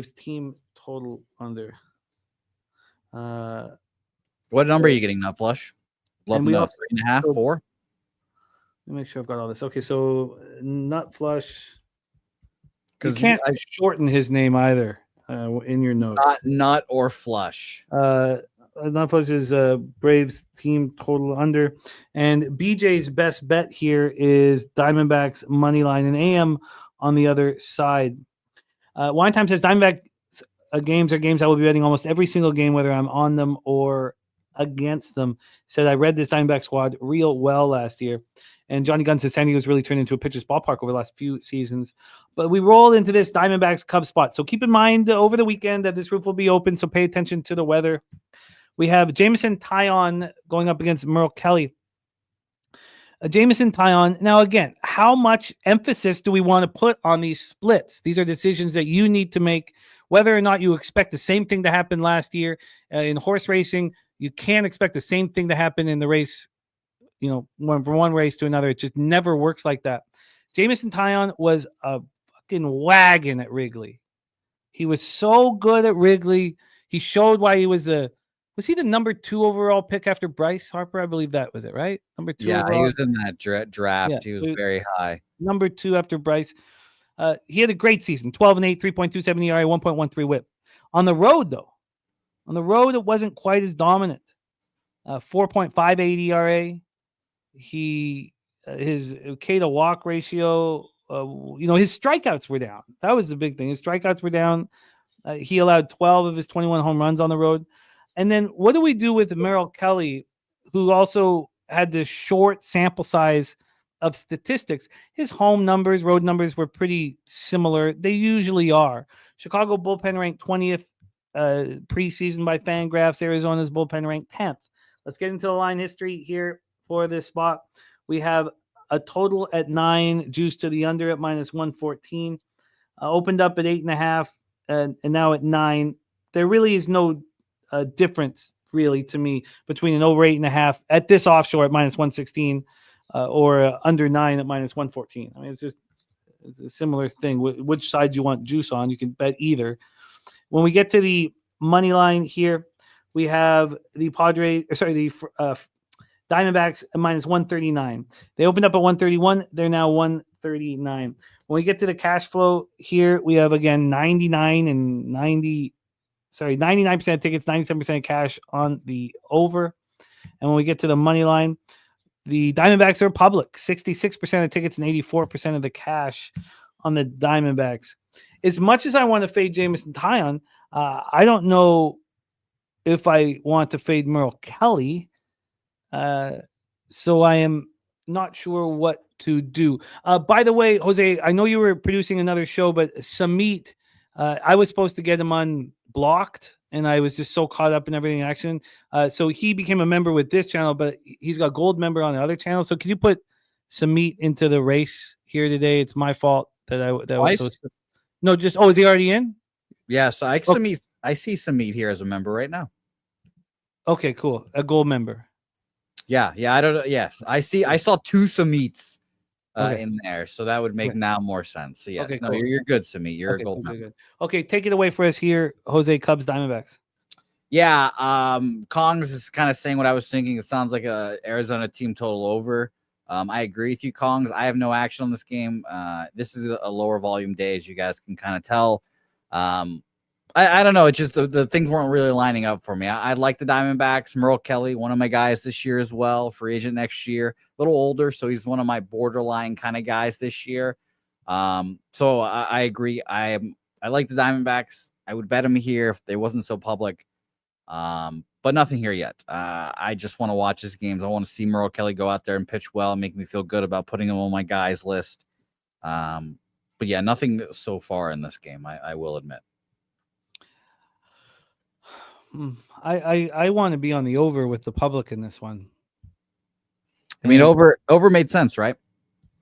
And I also want to be on the Diamondbacks with the public on this one.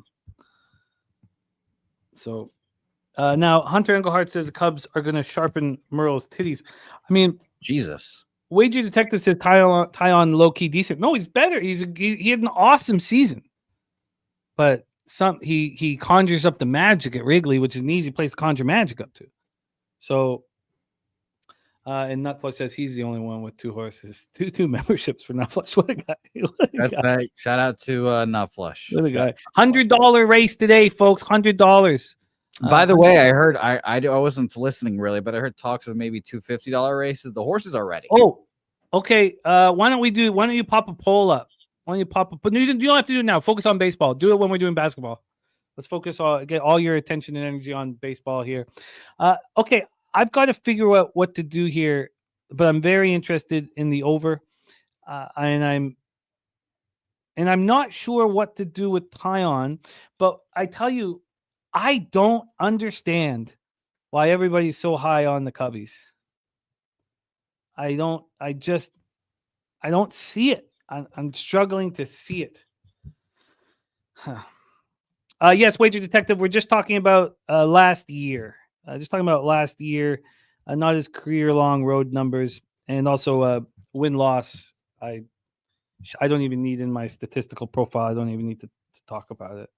Let's move on. 9:40 p.m. Eastern. The Athletics. Come on. There we go. This is the spot today, Jimmy. The Athletics 0-1. The Mariners 1-0. We're at T-Mobile Park in Seattle, Washington. We have Jeffrey Springs, another guy, not a spring chicken either. 32, no. I believe. 32 years old is Jeffrey Springs. Journeyman at this point. Yes, and not a large sample size of action here. 2-2, 3.27 ERA, 1.36 WHIP. We saw him for 33 innings last year. 37 Ks, 11 walks, and 5 homers. My dude says Cubs should have a top 5 bullpen with the moves they made. Fangraphs rated them 20th. 20th. The Cubs, he said? Yeah. My dude, I will not cap with you. I do not like the Cubs bullpen. I think Ryan Presley needs to be taken out back like Old Yeller at this point. Luis Castillo on the other side. So what do we see from Logan Gilbert? What do we see from the pitchers that the Mariners depend on is their numbers are so much better at home. And Luis Castillo is no different. At home overall 3.64 ERA, 1.17 WHIP, really good numbers, but he became elite at home. 7-5, 3.15 ERA, 1.08 WHIP, 97 innings, 107 strikeouts, 18 walks, and 12 homers. Oakland bullpen ranked 25th, despite talent at the back. Seattle bullpen ranked 15th. Let's get into the line history here for the Mariners A's spot here. We have the money line on Castillo, very, very fishy. Opened up minus 151, now minus 132. Exceedingly fishy. When we get to the total here for this one, we have a 7. I love these low total. I love clean baseball. This has had a move here. The VIG wasn't outrageous when this one opened, just 15 cents. So this has had a legit move towards the under 6 or 7 cents, depending on how you look at it. And when we get to the cash flow here, this line move is going towards the Athletics, despite just 14% of tickets and 15% of cash on them. Wow. Jose, take it away. If these are the spots, Jimmy, that if I could take out fucking 2 mortgages, I'd put giant bets on these spots. These are my favorite spots to bet. It's clearly Oakland A's for me. I didn't have to really cap the game. This is one of those, you just look at the market, and we said it yesterday. The market was screaming Cubs yesterday. It was early, still trying to get into this, so sure we're not going to bet it then, but god damn it, let's make it up for it and bet it today. I love the A's today here. And here's the thing. This is how this game's going to go up. The low total at 7. We're going to get a close game throughout. This is going to be like a 3-2 A's victory. They've got a great bullpen back there to shut it down as well, the A's do. And by great bullpen, I just mean Mason Miller, basically. And by the way, for those wondering, only Jose Leclerc, Tyler Ferguson, and TJ McFarland went last night. So no Mason Miller, obviously.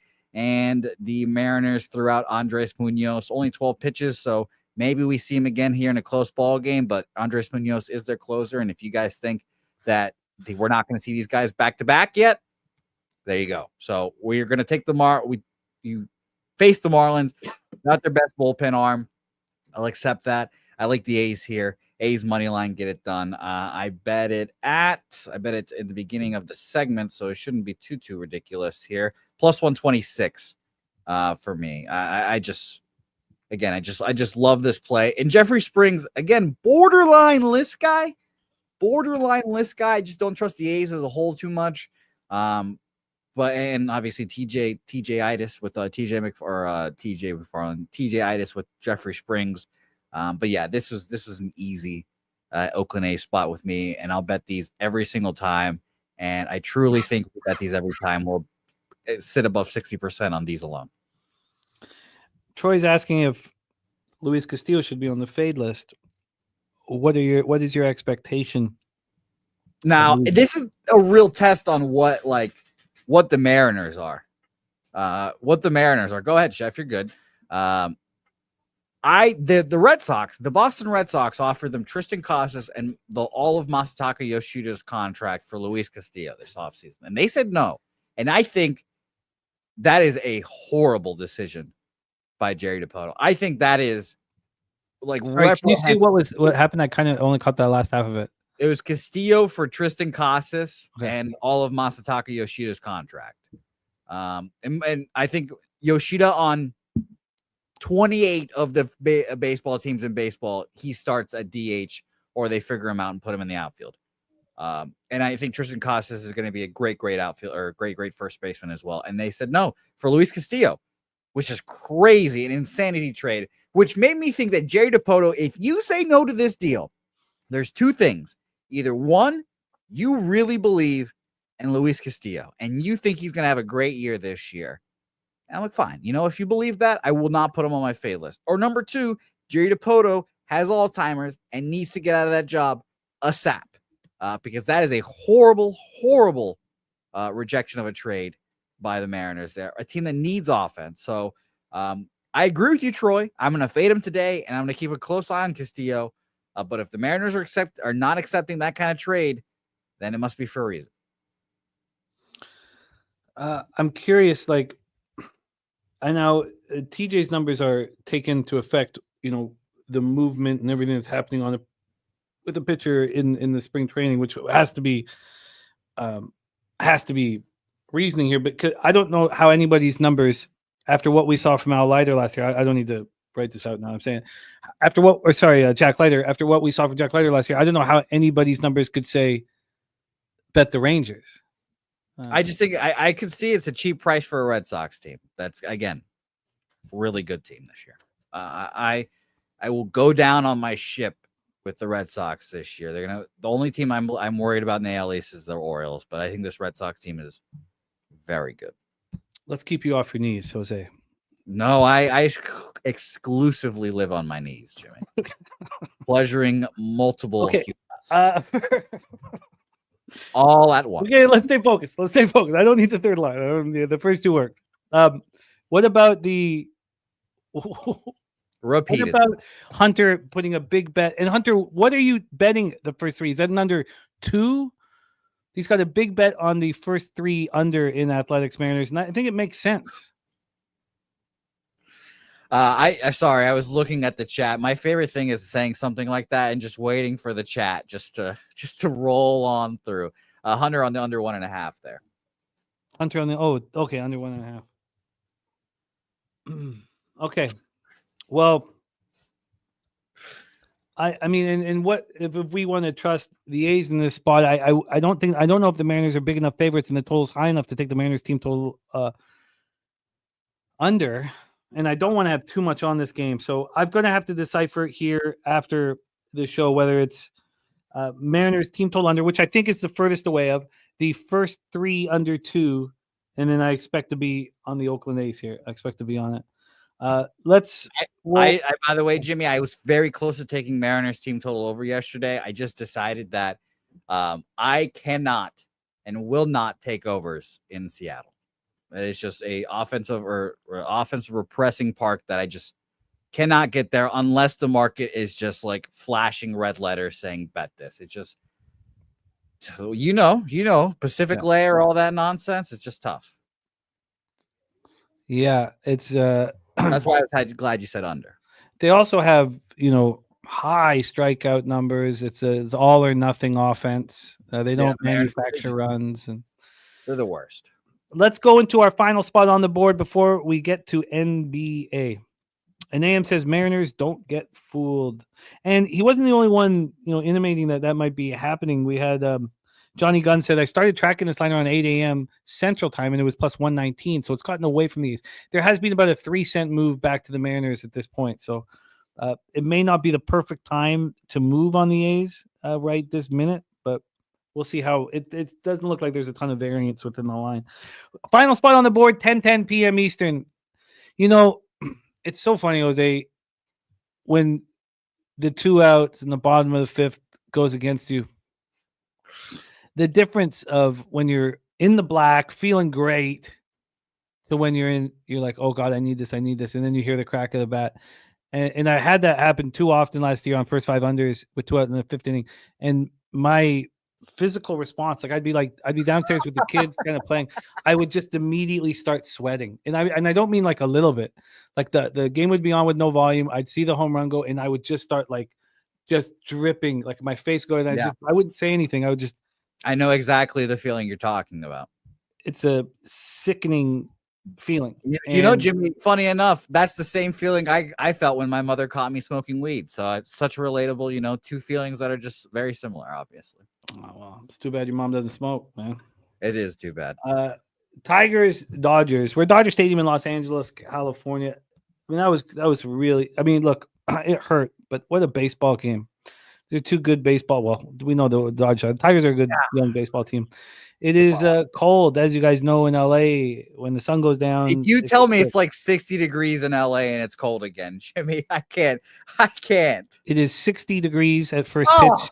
Feels like 55. Gets down to 57. Bring your jackets out, LA. Bring your jackets out. It is a chilly. You would kill for that weather right now. Ricky Levine says, trivia question, who's the only person that hit a home run in his first at-bat, single A, double A, triple A, and major league at-bat? Jesus. Spencer Torkelson. You got it already? Is that it? No. That was just... I don't know. Whenever I don't know, I always say Kevin Mitchell. That's a good one. That's always, I would always, it was either always Will Clark or Kevin Mitchell. Interested, Ricky, let me know. Spooner. Let's go. Flaherty 13-7, 3.17 ERA, 1.07 whip, 162 innings, 194 strikeouts, 38 walks, 24 home runs. What the hell do you do with Flaherty? Because like Cease, and not really to the same extreme, because his high end is not as high as Cease, but Flaherty is a Jekyll and Hyde. You don't know what you're going to get. There were some times where he looked unhittable. There was times where he looked extremely vulnerable. You just didn't know what you were going to get. Going up against Yoshinobu Yamamoto, who has a start under his belt. He looked good in it, in the Japan series. Last year, he struggled. Now, struggle is loosely. He's a phenomenal pitcher. But he was much worse at Dodger Stadium. Why would that continue? Is there more pressure on him? Does he care more? Why would that be? I don't have that answer. Last year, he was 7-2 with a 3 ERA, 1.11 WHIP over 90 innings. He allowed 7 home runs. 5 of them were at Dodger Stadium. His WHIP climbed. His ERA went up almost a run. Why was that? Is that something you would? I don't think that's something we would expect. I think he was putting a lot of pressure on himself in his first year in the bigs, and I bet you he's much more relaxed. In fact, psychologically, if you're going to break that down, you would assume that he's going to have a much better year at home now that this is his second year there. We have Yamamoto opening up in the Dodgers at minus 191. Now he's minus 209. So 18 cents of movement towards the mighty Dodgers. And from a total perspective, 7.5 minus 119 to the under. Just waiting for it to. Okay, it's not. I'm not getting the line history here. It's not coming up. So here we go, Jose. Let's get into the cash flow. I can do that for you. 93% of the tickets, 94% of the cash on the Dodgers. I would imagine Jose and my chat's covered, but I imagine is Troy saying cash cow? I could imagine that this would be a cash cow scenario. 99.98 on the over. Take it away, Jose. Our last game on the board. Yeah, Troy's driving right now. Okay. Just fucking trying to avoid concrete, ice, whatever might be dropping on his car from the Chicago skies. So shout out to you, Troy. But I can imagine it too. BJ likes the Dodgers here as well. I mean, it's just tough to fade the Dodgers here. I did it once already this year, and I'm good. And by the way, Troy's saying the problem is the low total, Jimmy. Yeah, I forgot about that. I totally forgot about that with the eight. The lower volatility. I forgot about that. You got to keep remembering. There's so much we got to get back in the rhythm of things. Yes. Take it away. Yeah. I should have like the cash cow like parameters tattooed to my wrist at this point, or maybe I should just have like a quarterback football playlist with all the market parameters and just flip it open and see what I got. But I think Jack Flaherty is a fade this year. The real reason why the Tigers brought him back is because Tariq Skubal liked them a lot. Now 2 years he got, let me double check here real quick. 2 years, 35 million, 25 this year, a $10 million option next year. I don't know. I just don't think he has like the motivation to really go out there and do his thing, but you can tell me he's facing his former team. So that's plenty of motivation enough. Got a World Series. I mean, I assume he gets his World Series ring or got his World Series team yesterday. Probably won't get it today, the day he pitches.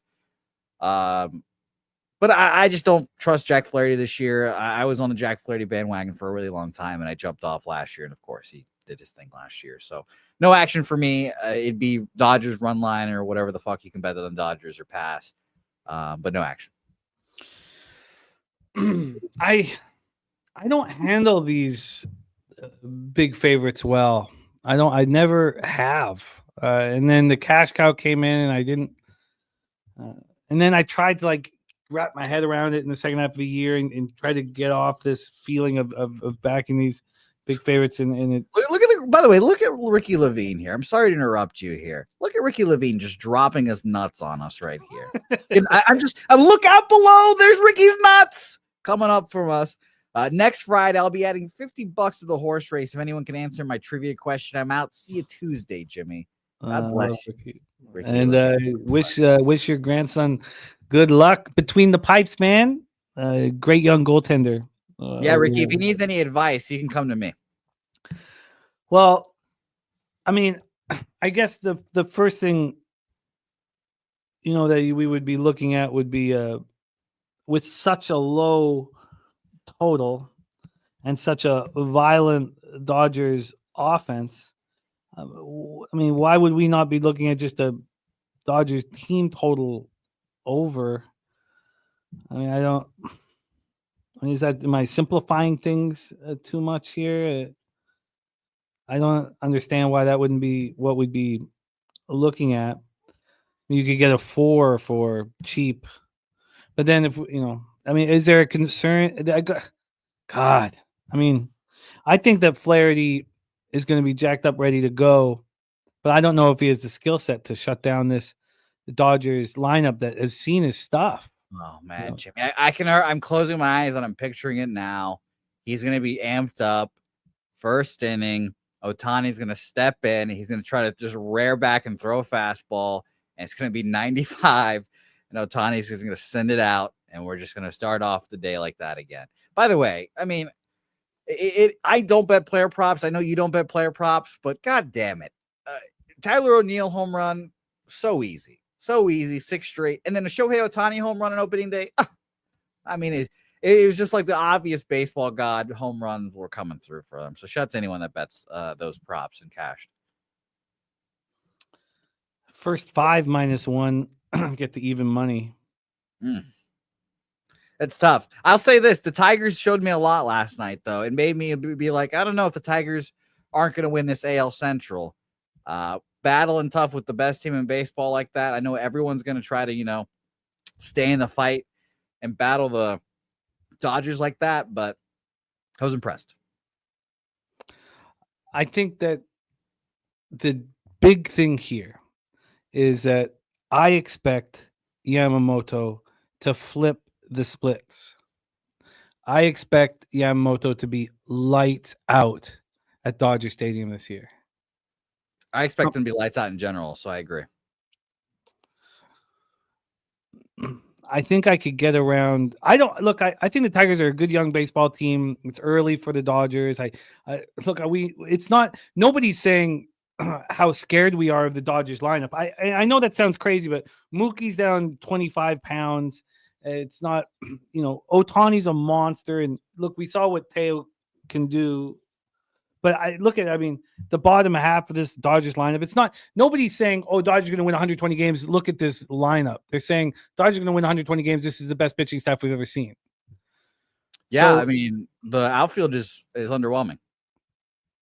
No, I'm not going to give the fucking Dodgers any ideas. Please don't go out and sign someone else and trade for someone else. But I agree. Okay, well, I don't mean to hem and haw, but the first 5 -1, I think will be on my card. I think it's going to be on my card. And this is me saying, watch Yamamoto in the second season now at home. So I feel kind of comfortable with the risk reward. I feel more comfortable than the -1.5. I mean, couldn't you see the, Dodgers up 4-2 and the Tigers scrape one? Yeah, that's what we saw yesterday. The one thing that we know about the Tigers, and this is an AJ Hinch thing, they scrap. They don't quit. They'll play you every single out, just like the Boston Red Sox. Well, and that might just be an AJ Hinch, Alex Cora thing for sure. All right. Well, let's review MLB here. Jose, you go first, and then I'll go second. Sure. Only 2 plays today here. What was the play that we were supposed to wait on again? That was the I forgot. Yeah, I didn't write it written down. I got so much here. That was the wait on. I don't have wait on. It must have been the someone in the chat let us know. It was -119, I believe. I forgot what it was already, but Oakland A's +126. I laid the juice to the Padres -137. It was the Astros. I'm gonna bet the Astros as well. I'm gonna write that down on my hand after I get off here. I'm gonna bet the Astros here. And by the way, while I was doing all my other shit, Scott Blaster texted me his parlay here as well. Tennessee, Houston, Bayer, Leverkusen. I'm on that as well. So good luck to everyone tailing Skunt there as well. So I am on that. I'm not will on, and I am on it as well. So shout out to you, Skunt. And yes, Astros will be on my card to round it out the top 3. Very close to betting the Red Sox again. And I see Troy Torrance in the chat saying he's going to bet the Red Sox every day. Makes me envious. Makes me want to do it with you, Troy. But I'm trying to keep my shit together here. So, but I agree with you. I think the Red Sox, really good baseball team. We have Wine Time on the under 8 in Rockies Rays. Stacks play today. Number 1 is the over 8 in Rockies Rays. Wine Time on the Toronto Blue Jays. Very hard to stay off them today. It's that classic. I mean, you get your ass kicked, you go out there and you want to go out and compete. I mean, Jose Barrios said it yesterday. He failed the team yesterday. I'm sure that was a kind of a prevailing thought, and they're going to get their shit together. So I agree. I don't hate the Blue Jays at all. I need to see Gossman. I need to watch him. Then I have interest in Pittsburgh. I don't think I'm going to get there. The under in Boston, Texas, I think I'd turn into a first 3 under 2.5. And then I have interest in the Rangers. That's the plan at this point. So the first 3 under 2.5, I expect to bet, and then interest in the Rangers. A wine time on the Rangers money line and the over 8.5. I just is saying that. I saw Leiter give up a 2-run home run in the first inning. It's so fucked up that it's immediately. I was like, oh fuck. Like you said, that's gambling. Worst thing can always happen. The worst thing that you think is going to happen is going to happen. It's not. It's just Murphy's Law. Well, no, it's just the worst possible scenario. It happens all the time. I don't think that we should expect it to happen, because if you have a defeatist nature in this business, you will get defeated. But there's lots of psychological shit we can put into that stuff. Padres -1. I'm going to be on nut flush looking at the Braves team total under. Then the over and the Diamondbacks, I need to sit with that a little longer. I like Jose's look on the A's. I expect to be on it. The first 3 under 2, I'm very close to. It's so stupid cutting off first 5 totals and then betting a first 3 under every day. Look, we can. I'll sleep on that shit and we can decide that shit. We can look because the 5th inning is fucking horrible. It is horrible. A house of horrors. If you want money out there and you can live bet games like every day consistently, just bet run in the 5th inning every fucking game, because that's when they goes to die. When my son plays baseball, I will leave for the 5th inning. I will not watch that fucking 5th inning of nightmares and shit. It's horrid. Dodgers first 5 -1 at even money. And there we go. That is Major League Baseball for today. So again, I had to kind of push the action out because Jose was producing another show and I couldn't take a second to breathe. It still worked out fine. Today I'm gonna have a little bit more calm, coming off a winning day, and I'm gonna get my action out after the show. Great job, Jose. And this will be what we expect the last weekend before Say Hey plays on Saturday as well. Yeah. Like I said, I'm still trying to figure it out. Will it be a show Saturday? Will it be a show Sunday? Will it be a live stream? We'll all figure it out here soon. But Say Hey plays will be on the weekend, so we can. Don't you guys worry. We'll give you guys your baseball fix throughout the summer. It's almost that time where it's just baseball season and some random ass NBA games. So it's going to be a lot of fun, guys. Shout out to you guys again. I haven't really talked to anyone since Pubapalooza, but Pubapalooza is always a great time. We appreciate you guys. I'm a corpse by the last day, but it's nice seeing all the guys. Meeting all the new people is fun. Dylon, surviving death. Appreciate him for coming by. Un, aka Sharon Pullian. Who, god damn it, man. Jimmy, these are my inside thoughts, and I'll tell you guys because you guys are all family. I thought Sharon Pullian was a fucking fish going into that damn poker tournament. I thought I was just gonna extract all of his chips. I doubled up off of him early, and I was like, oh, I've got him, dude. I fucking got him. And then his ass makes the final table. Shout out to you. Really, I've thought about that at least once a day for the last 2 weeks or so. Shout out to you. Nasty Nate, it was nice seeing you. Joe, all you guys, appreciate it. I'll stop rambling now because we've got basketball afoot. There he is, Jose Bouquett. Let's welcome back our NBA expert coming off a 2-0 day. We've had a real roller coaster of a season. We'll have his record up here come Tuesday. So the only record will be my shit ass record. But it's not gotten away from me too much. And I'm really excited about capping this card today. There was a mistake in not trusting the market in Blazers Kings.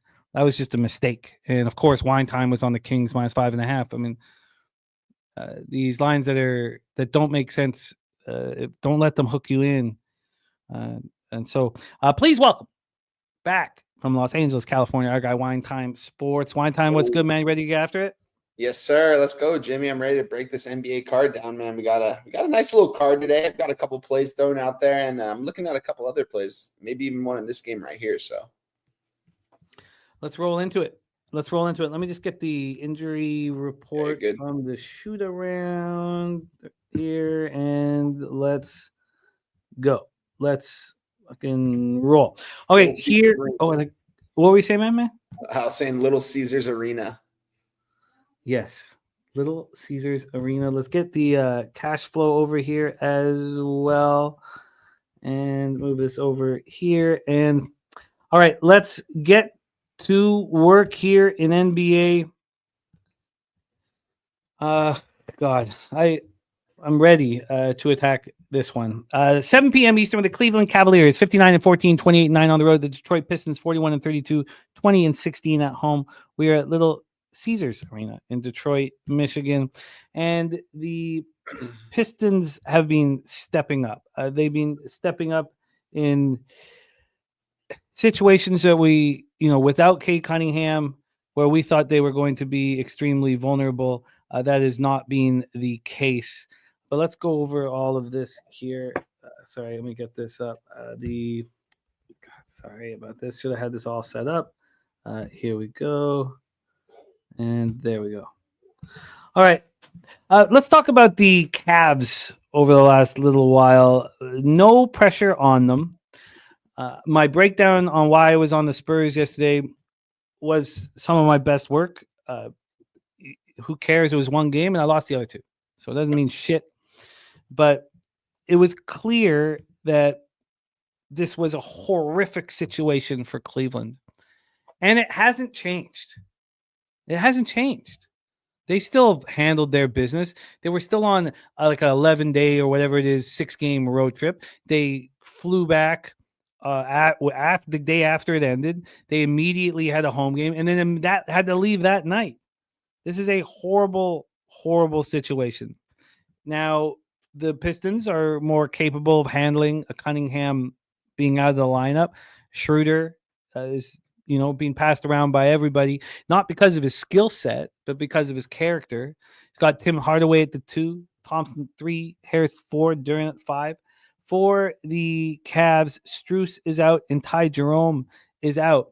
And, as deep as this team is, Garland and Mitchell can play a ton, but Jerome is such a calming influence off of the bench. Merrill at the 3, Mobley back. Mobley didn't play last game, and Jared Allen in. If we think that Tobias Harris has any capability of slowing down those lobs that Mobley and Allen pass to each other, it's generally Mobley to Allen, there's no chance. Now, Jalen Duren is a different story. He is capable of trying to defend that. So the Cavs still pulled out an 8-point victory. Also, the Spurs lost the first quarter, despite going up 8-0, covered the first half in full game comfortably. The Pistons have been off. They've been, at home. They're, they won 4 or 5 basketball games. They go on a road trip tomorrow, which isn't a great spot. They're heading off tomorrow. It's just a 3-gamer. It's but it's a 6-day trip. Let's get into the line history, and then let's talk about pace too. They're both playing at the exact same pace. These two teams over the last 5 games, 98.5 and 98.4 respectively possessions a game. Cleveland 3-2 over that stands, in Detroit 4-1. Cleveland shooting 49% from the field and 34.7 from 3. Detroit is shooting the lights out right now. 52.4% from the field, 41.5% from 3. Let's pull up the line history here. The line is moved towards the Pistons. The Cavs have no reason to win. The only thing that's important to the Cavs is they are healthy. That's the only thing that's on the coach's mind, is you leave this arena healthy. We've had a 1-point move towards the Pistons from 7 to 6. And on the total, we have a 231.5 minus 108 to the over. This total has done a lot, though. It opened up at 230, went all the way down to 227.5 before it started getting buyback. The question is here, don't get comfortable fading the Cavs, sure. But if there was ever a time, it's right now. When there's nothing, there's no motivation, there's no need to win. There's no need to win by margin. Now 6 is getting shorter here. And we know this is an honest group. The Cavs are the most honest group in the NBA. 63% of tickets, 63% of cash on the Cavs. 91 and 89 on the over. Wine Time Sports Game 1. Take it away. Yeah, I'm really close to moving on these Detroit Pistons as well. I can get a +6 at minus 110 right now. It's definitely the way I was looking at this spot. Yeah, you mentioned, Cade Cunningham been out. Schroeder's the starting point guard out there. he's good when he wants to actually go out there and play when he tries. I think this Detroit team's definitely going to want to try here at home. It's a Friday night at Little Caesars Arena. They're going against the best team in the NBA right now. The Cleveland Cavaliers, you said, don't really have much to play for. They've won the last 3 straight games. Kind of a tough spot. Detroit's been off since the 25th, I believe, right? Mm-hmm. Yeah, so they're rested. These guys are ready to go. They're going to have a good game plan out there on a Friday night in front of their fans. I even contemplating on taking this money line plus 205. I'm going to stay away from that. I'm not going to get cute with it. I'm going to take the Pistons plus the 6 points. I think they can stay 2 possessions in this game, even without Cade Cunningham out there. Yeah, Cleveland Cavs, healthy squad out there, but yet the line's moving towards Detroit. We're looking at a nice market right now, too. 37% of bets, 37% of money. Line's moving towards them. Most books, I think you could still get a 6.5. My books moved down to a 6 right now. I'm not sure what everyone else is hanging, but I'm going to move on the 6 right now. Before it goes to a 5.5, but I'm on Detroit here plus 6 minus 110. I'm going to move on it officially with you right now. That's the on the Cavs second quarter. Slow Jams, they have home court locked up in the East. The only way they wouldn't have home court in the NBA Finals is if they face the Thunder, and they've let that go. So they have home court in the East. That's what they are looking for. I like this look. Do you have any concern? Not concern, because I still like the bet, but that the public will come in and bet the Cavs when they're off of work? Yeah, most likely. And if they do, I don't know if it might get back up to a 6.5. I don't think you're ever going to see a 7 again, though. So I think 6 is a good number because I don't want to see a 5. If I see a 5.5, it's going to make me like it that I took the 6. If I see a 6.5, I could understand it because, everyone's going to take them. But also, Detroit, I wouldn't say Cleveland's going to be too public here. Probably not more public than what they are right now. Maybe a little bit. This might get to like a 70-30, you know what I mean? Which is pretty public. But I'm going to take the 6 while I can. We got the sweaty Butcher in the house. Perfect timing for him. I don't know if there's a hotter NBA capper out there right now than Mr. Exotic. Pistons plus 6 for Wine Time Sports. I like it. I want in. I wish it was an 8. Yeah. Wish it was an 8 because the Cavs, they just keep coming at you. And,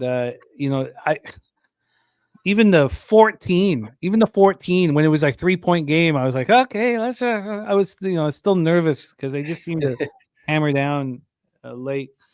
All right. I like it. Wine Time on the Pistons. I expect to join you here. And Action Jackson says they're going to win outright here. Hermes says, no, Cade, this line seems off. Not to me, Hermes. Not at all. I don't need to. You weren't here yesterday. I don't want to rehash the whole thing that I dropped yesterday. But the only difference between why I was so confident in the Spurs and I wanted all 48 minutes with the Spurs was they were coming off a bad loss and they were embarrassed. The difference here is the Pistons are playing well. Pistons are rested. Pistons are stepping up without Cade Cunningham. We have a point guard in Schroeder who still feels like he's got a lot to prove, despite single-handedly winning the World Cup in the summer. It's crazy how his fallen off here. If Masai don't like you, I don't like you, and so obviously he's not welcome in a lot of these locker rooms for whatever reason. The Pistons need. Do they need? I think they do. I think the Pistons would much rather play the Pacers than the Knicks. I don't know if that's correct. I don't think they're worried about the Bucks behind them now with Dame Dollar out. But they're only a half game up. All right, let's move on to the next spot on the board here. We have the LA Clippers, Brooklyn Nets. That's up next for us. I felt it was a mistake not being on the Clippers with you guys at MSG to start out this road trip, but watching you guys all make that money so easily. It's a clear mistake. Brooklyn's not trying, and it's embarrassing. It couldn't be more embarrassing. Now, we saw Utah Jazz last night. They're coming off a 37-point loss. They're getting completely the franchise is getting looked down upon, like they're the part of the problem with the NBA. And that has happened to Brooklyn.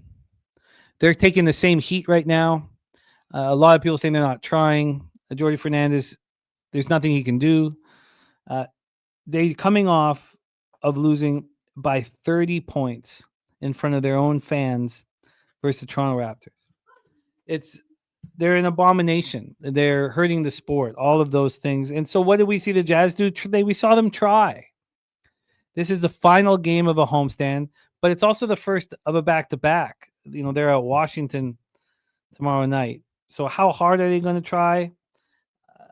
That is an important question. And who's going to be on the floor when it counts? I mean, these are all key questions.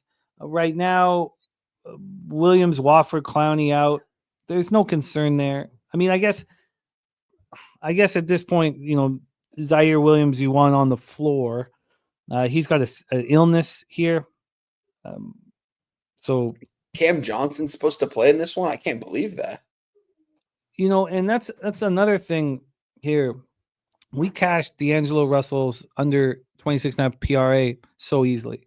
It was fun to watch, too. Watch how bad he looked out there. But again, I don't want to go back to that well because he knows how bad he looked out there. Maybe it's Cam Johnson. Maybe it's Cam Johnson. It's the exact same situation. He's not been playing. He's been resting. He's not going to get regular minutes. Maybe we take the exact same thing we did with D'Angelo Russell, and now we got our money. He was embarrassed. He looked like he wasn't trying, and we do the same thing with Cam Johnson here. So let me just make sure I've got that here in my notes because, well, it's not like I'd forget it, but still, maybe it's him. So shout out to Lex Steele in the house. What up, Lex? Great to see you. Let's get into the line history here from this spot. And also, so we know that also with Cam Johnson's not going to play tomorrow, but it's still a second half of back-to-back. So they're going to be, Fernand's going to be resting players and creating an environment where he's, got players ready to go tomorrow. For the Clippers, they started their, this road trip with aplomb. They started very impressively. They have Brooklyn here, which they don't care about. Then they want to size themselves up against the Cavs on Sunday. But that's the first of a back-to-back. So this is the first of 3 games in 4 nights. This is game 2 of 4 games in 6 nights. So it is still kind of a tricky situation with the Clips, a situation where I don't see them trying that much. And Justin McKelvey says his homie's on Johnson over 17.5 points in this one. It's a lot to think about. And thank you for letting me know. And it would be PRA that I'd be fading him as well. I have his PRA pulled up. What's the number? It is 25.5 minus 118. This 20. total, oh, my bad. 26.5. That's the exact same number as Russell's. I mean, Jimmy, I love what you're saying here. Going into this game, I didn't know Cam Johnson was going to play. If you're looking at the starting 5 that Brooklyn's putting out there today, getting 12.5 points here, I want to take Brooklyn all day here in the spot. But you touched on it. How much do they want to win these games and stay in these games? Cam Johnson's the biggest competitor on that team. He's a competitor. He wants to go out there and win. What are they going to do? Limit his minutes, most likely. Might only be playing 6 minutes in that first quarter. We'll see. We saw Keon Johnson. I backed him the other day, Jim. He played the first 6 minutes of the game. He played the last 2 minutes of the half. He had 2 fouls early, but he didn't have 3. He had 2. Didn't make a whole lot of sense. Probably because he goes out there and he plays with effort, and the coaches know that, and they don't, they want to be blown out and then put him in the ball game, and that's what they did pretty much. Cam Johnson's going to be limited on his minutes. I love what you're saying on the PRA. I'm going to move on it right now. Honestly, I'm going to move on the under. Let me just pull it up again. Under 26.5 minus 118. All right, Wine Time moving on. I love it. And look, I'll have to sit with it longer, but I can explain, I believe, the issue. The issue would be if you were a fan of basketball and you hear Cam Johnson's coming back, you'd be like, oh, I think, excited, yeah. Good. It's good for the game. Let's see him show out. The problem is that he's going to have a seatbelt on. He's just not going to be allowed to do what he does. And that affects a player too.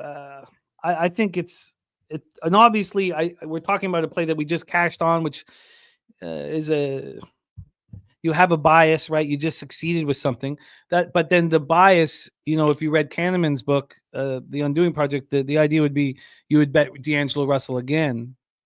And we're not doing that. There's a lot to think about here in this spot.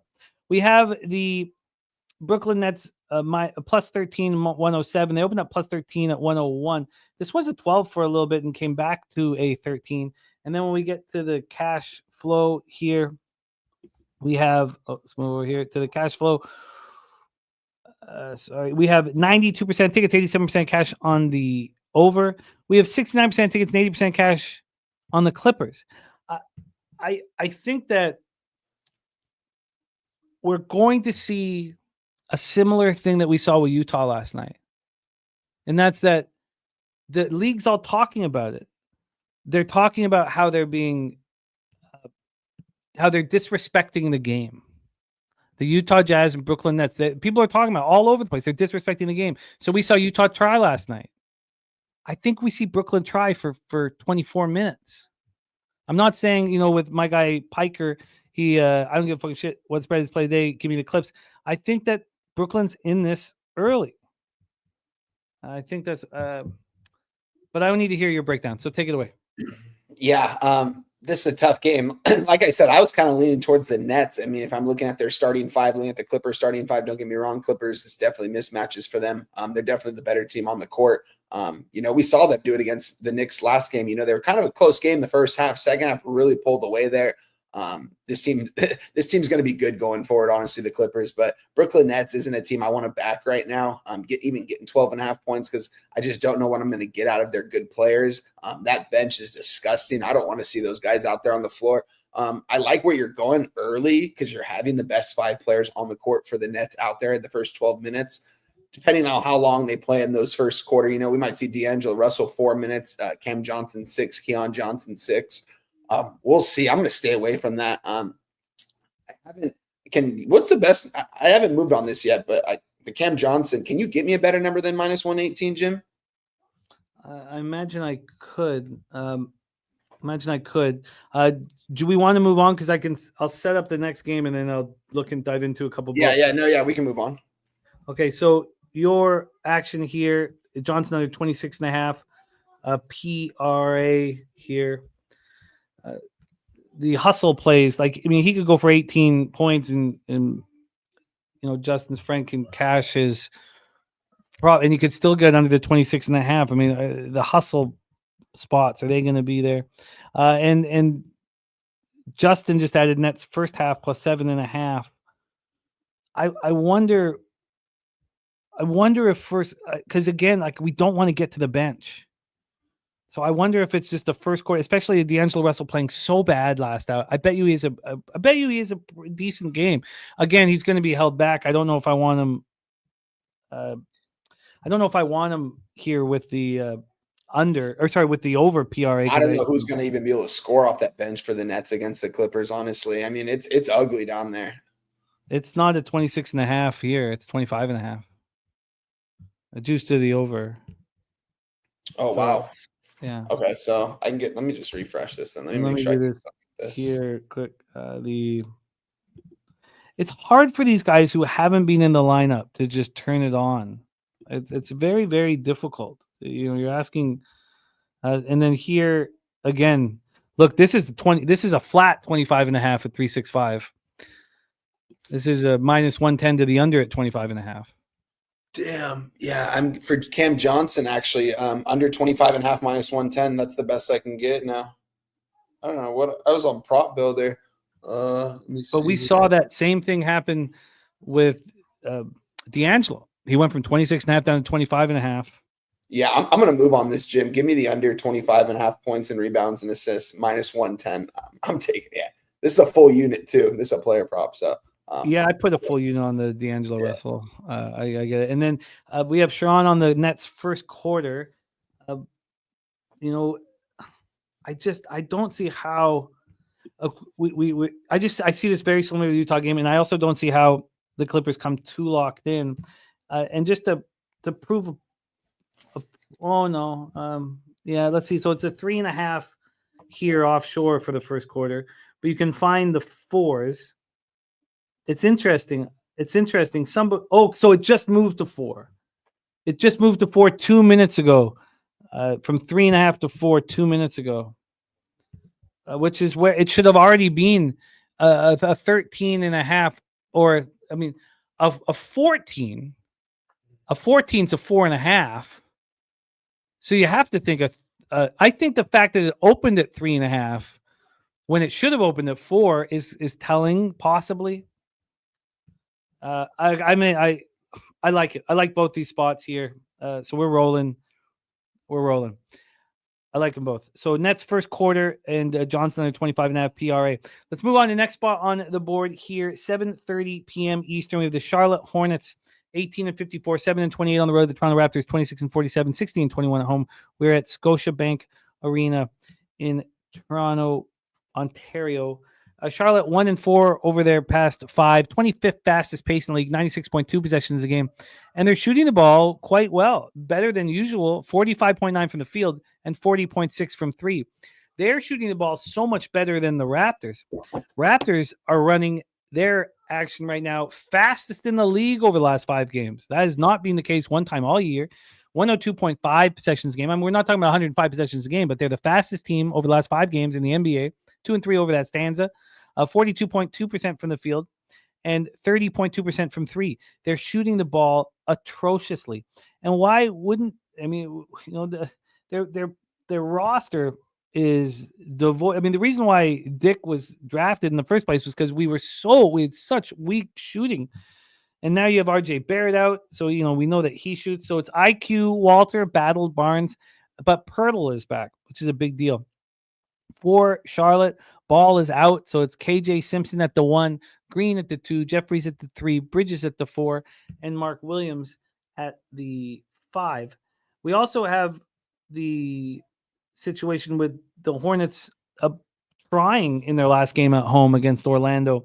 What have we seen when they've gone on the road lately? They have not been trying. So they're a vulnerable basketball team every time you take them out of Charlotte. If we go over their road games over the last little while, they lose by 17 at Miami. The game before that, they lose by 35 at Oklahoma City.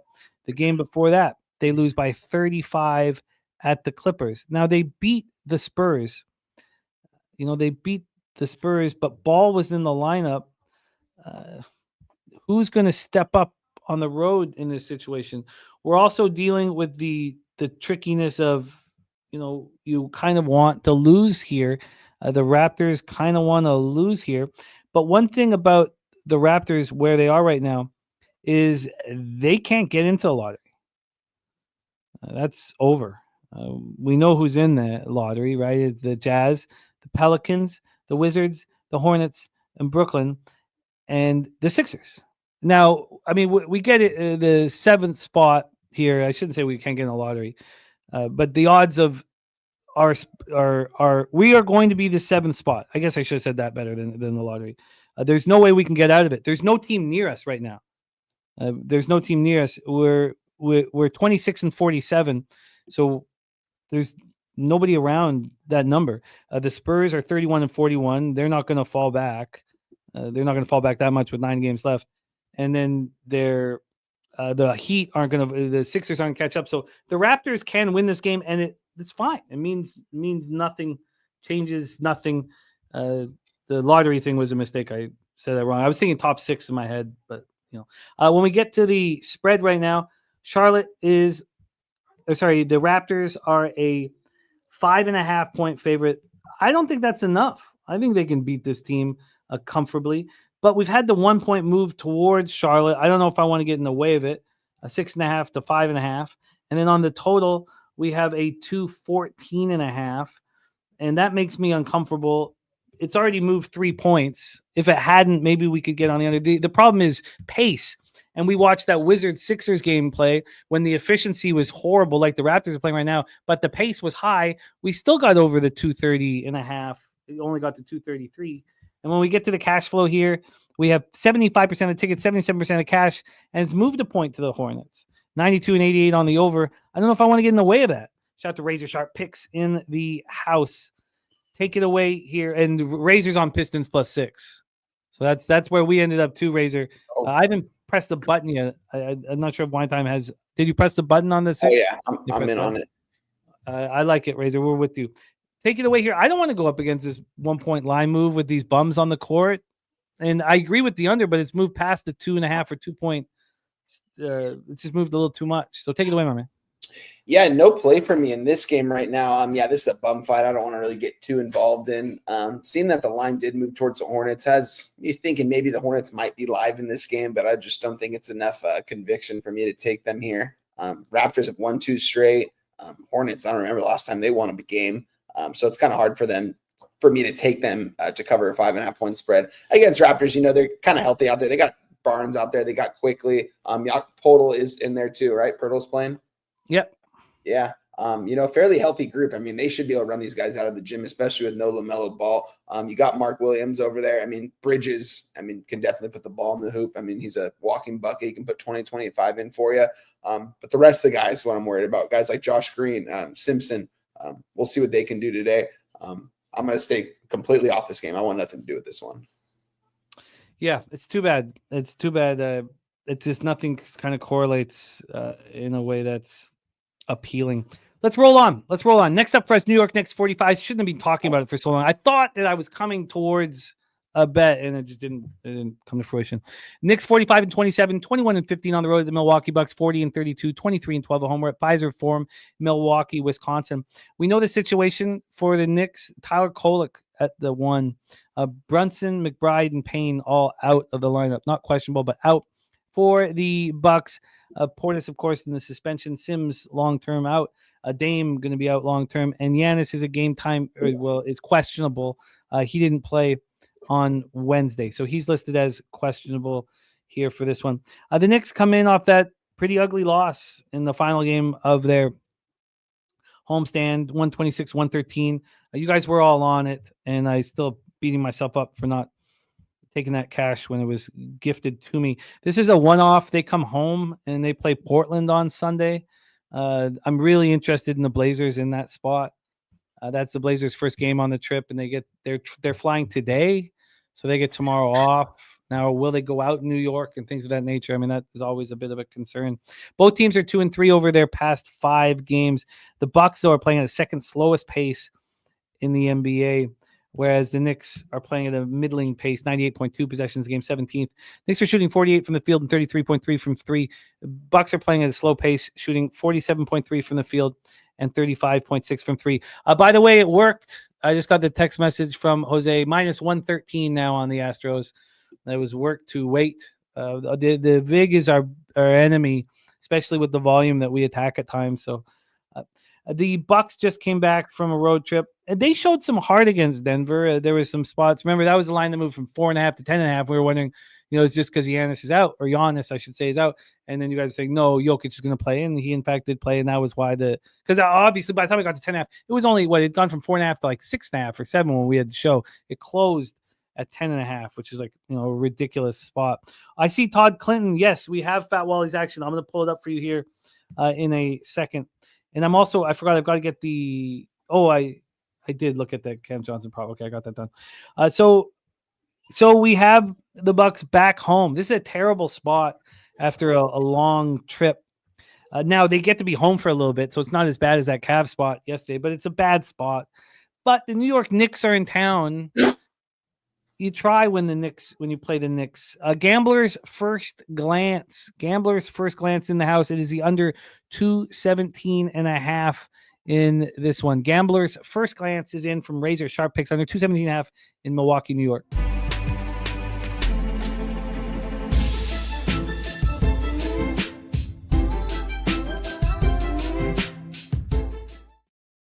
That total, looking at us right now at 217.5. It's dropped down from 221.5. And it's interesting. Razor's been crushing these Gambler's first glance totals, and the 4-point move, no concern here. And then I was talking about how that 3-point move in the Raptors game was a concern, which means maybe and we're watching him cash on these GFGs. Maybe I should take another look at that under again in Charlotte at Toronto. It's moved 3 points. If Razor's not concerned with the 4, maybe I should take another look. My big's giving me at 215 right now. That's only a 2.5 point move. Wow. Again, the problem again though is the Raptors' pace. Even though their efficiency is so bad, we expect them to dictate the efficiency. I didn't know what to do because the Wizards were on the road in that game versus Sixers, so it's not perfectly similar here. But it's that pace is the reason why I'm still hesitant on it, and I need to sit with it for longer. Let's get to the side here from a point spread scenario. We have the New York Knicks at +1. They opened up -1.5, so we've had the Bucks go from dog to favorite, and then when we get to, and Johnny Gunn says he loves that under, and Scum Blaster says love the Bucks here. Okay, lots to think about, man. When we get to the cash flow here, we have 96% of the tickets and 93% of the cash. Wow, on the over. Wow. And then we have 45% of the tickets and 56% of cash on the Knicks. So the fact that the Bucks have gone from dog to favorite is a bit of a surprise. Johnny, obviously you've piqued my interest, my man. Take it away for us here. Wine Time. Knicks, Bucks, Pfizer Forum in Milwaukee, Wisconsin. Yeah, I'm on the Knicks here in this spot. I got the money line -110. You can still find that pretty much everywhere right now. I like the Knicks in this spot coming off that loss to the Clippers. They were kind of in that first half.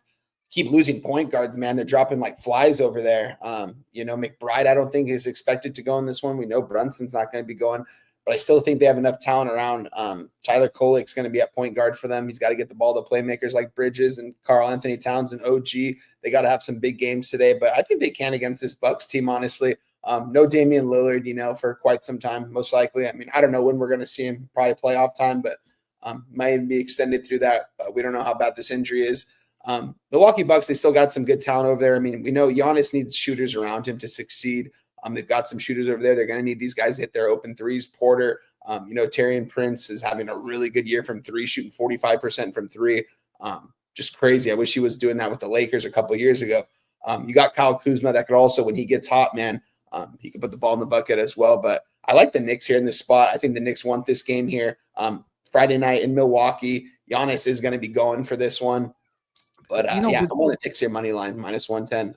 Piker has action as Giannis listed as out. No, that was from 2 days. I was looking at the same thing. That was, I think, you might need to read. It said the 26th, so he missed the last game. Yeah, that was Wednesday. Yeah, interesting. So you think that this line move is just because Giannis is in, and this is a Friday night, and people are going to care about this basketball game? I think so, honestly. Yeah, I mean, it is. Milwaukee open up as a dog. I had it open up as a pick 'em pretty much both ways. So, and that's what I have right now. So yeah, I mean, I'm not really too concerned about the market at this point. It's like a 45-55 split right now. Does move a little bit towards the Bucks, but it doesn't concern me here. I think the Knicks, they need to have these wins. They've been struggling against the teams that are 500 or better, but the Bucks don't have their second best player in there today. I think they're going to struggle here against the Knicks. So yeah, I'm on the Knicks. The Knicks. And what was the line you got, my man?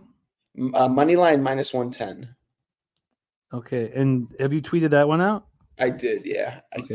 Money line -110. And there it is. Sorry, Wally. I do have all of your action, Wally, but thank you for sending it up for Tuckland. Sorry, Todd. Multitasking here.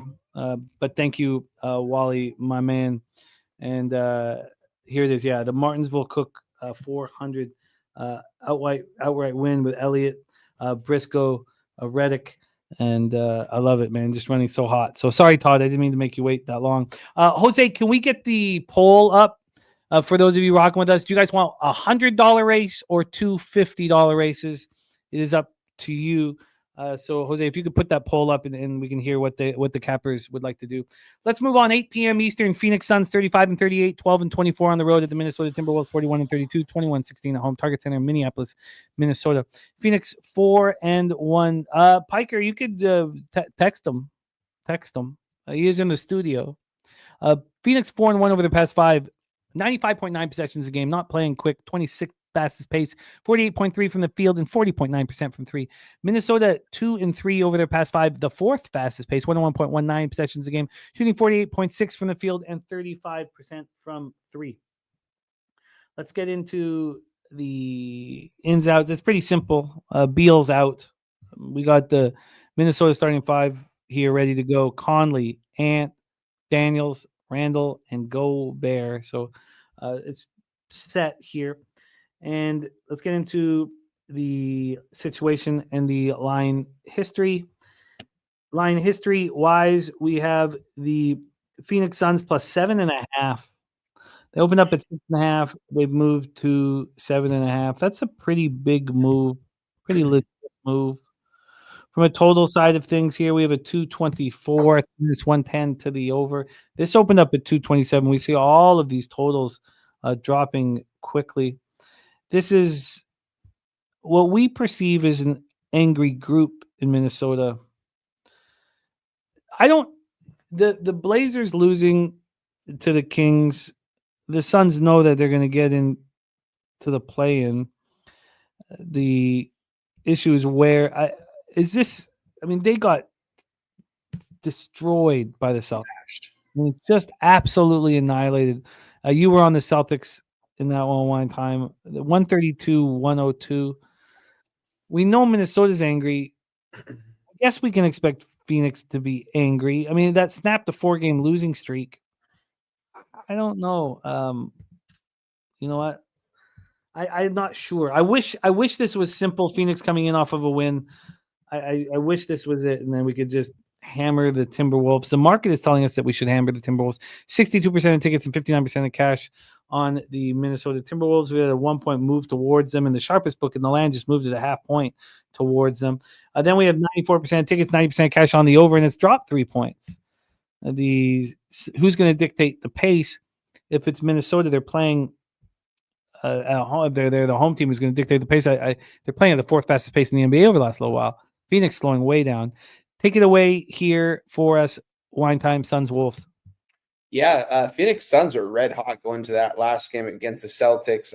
Just seemed like a Celtics spot even without their best player. They smashed them. Minnesota hasn't played since the 24th. Crazy they've had this much time off.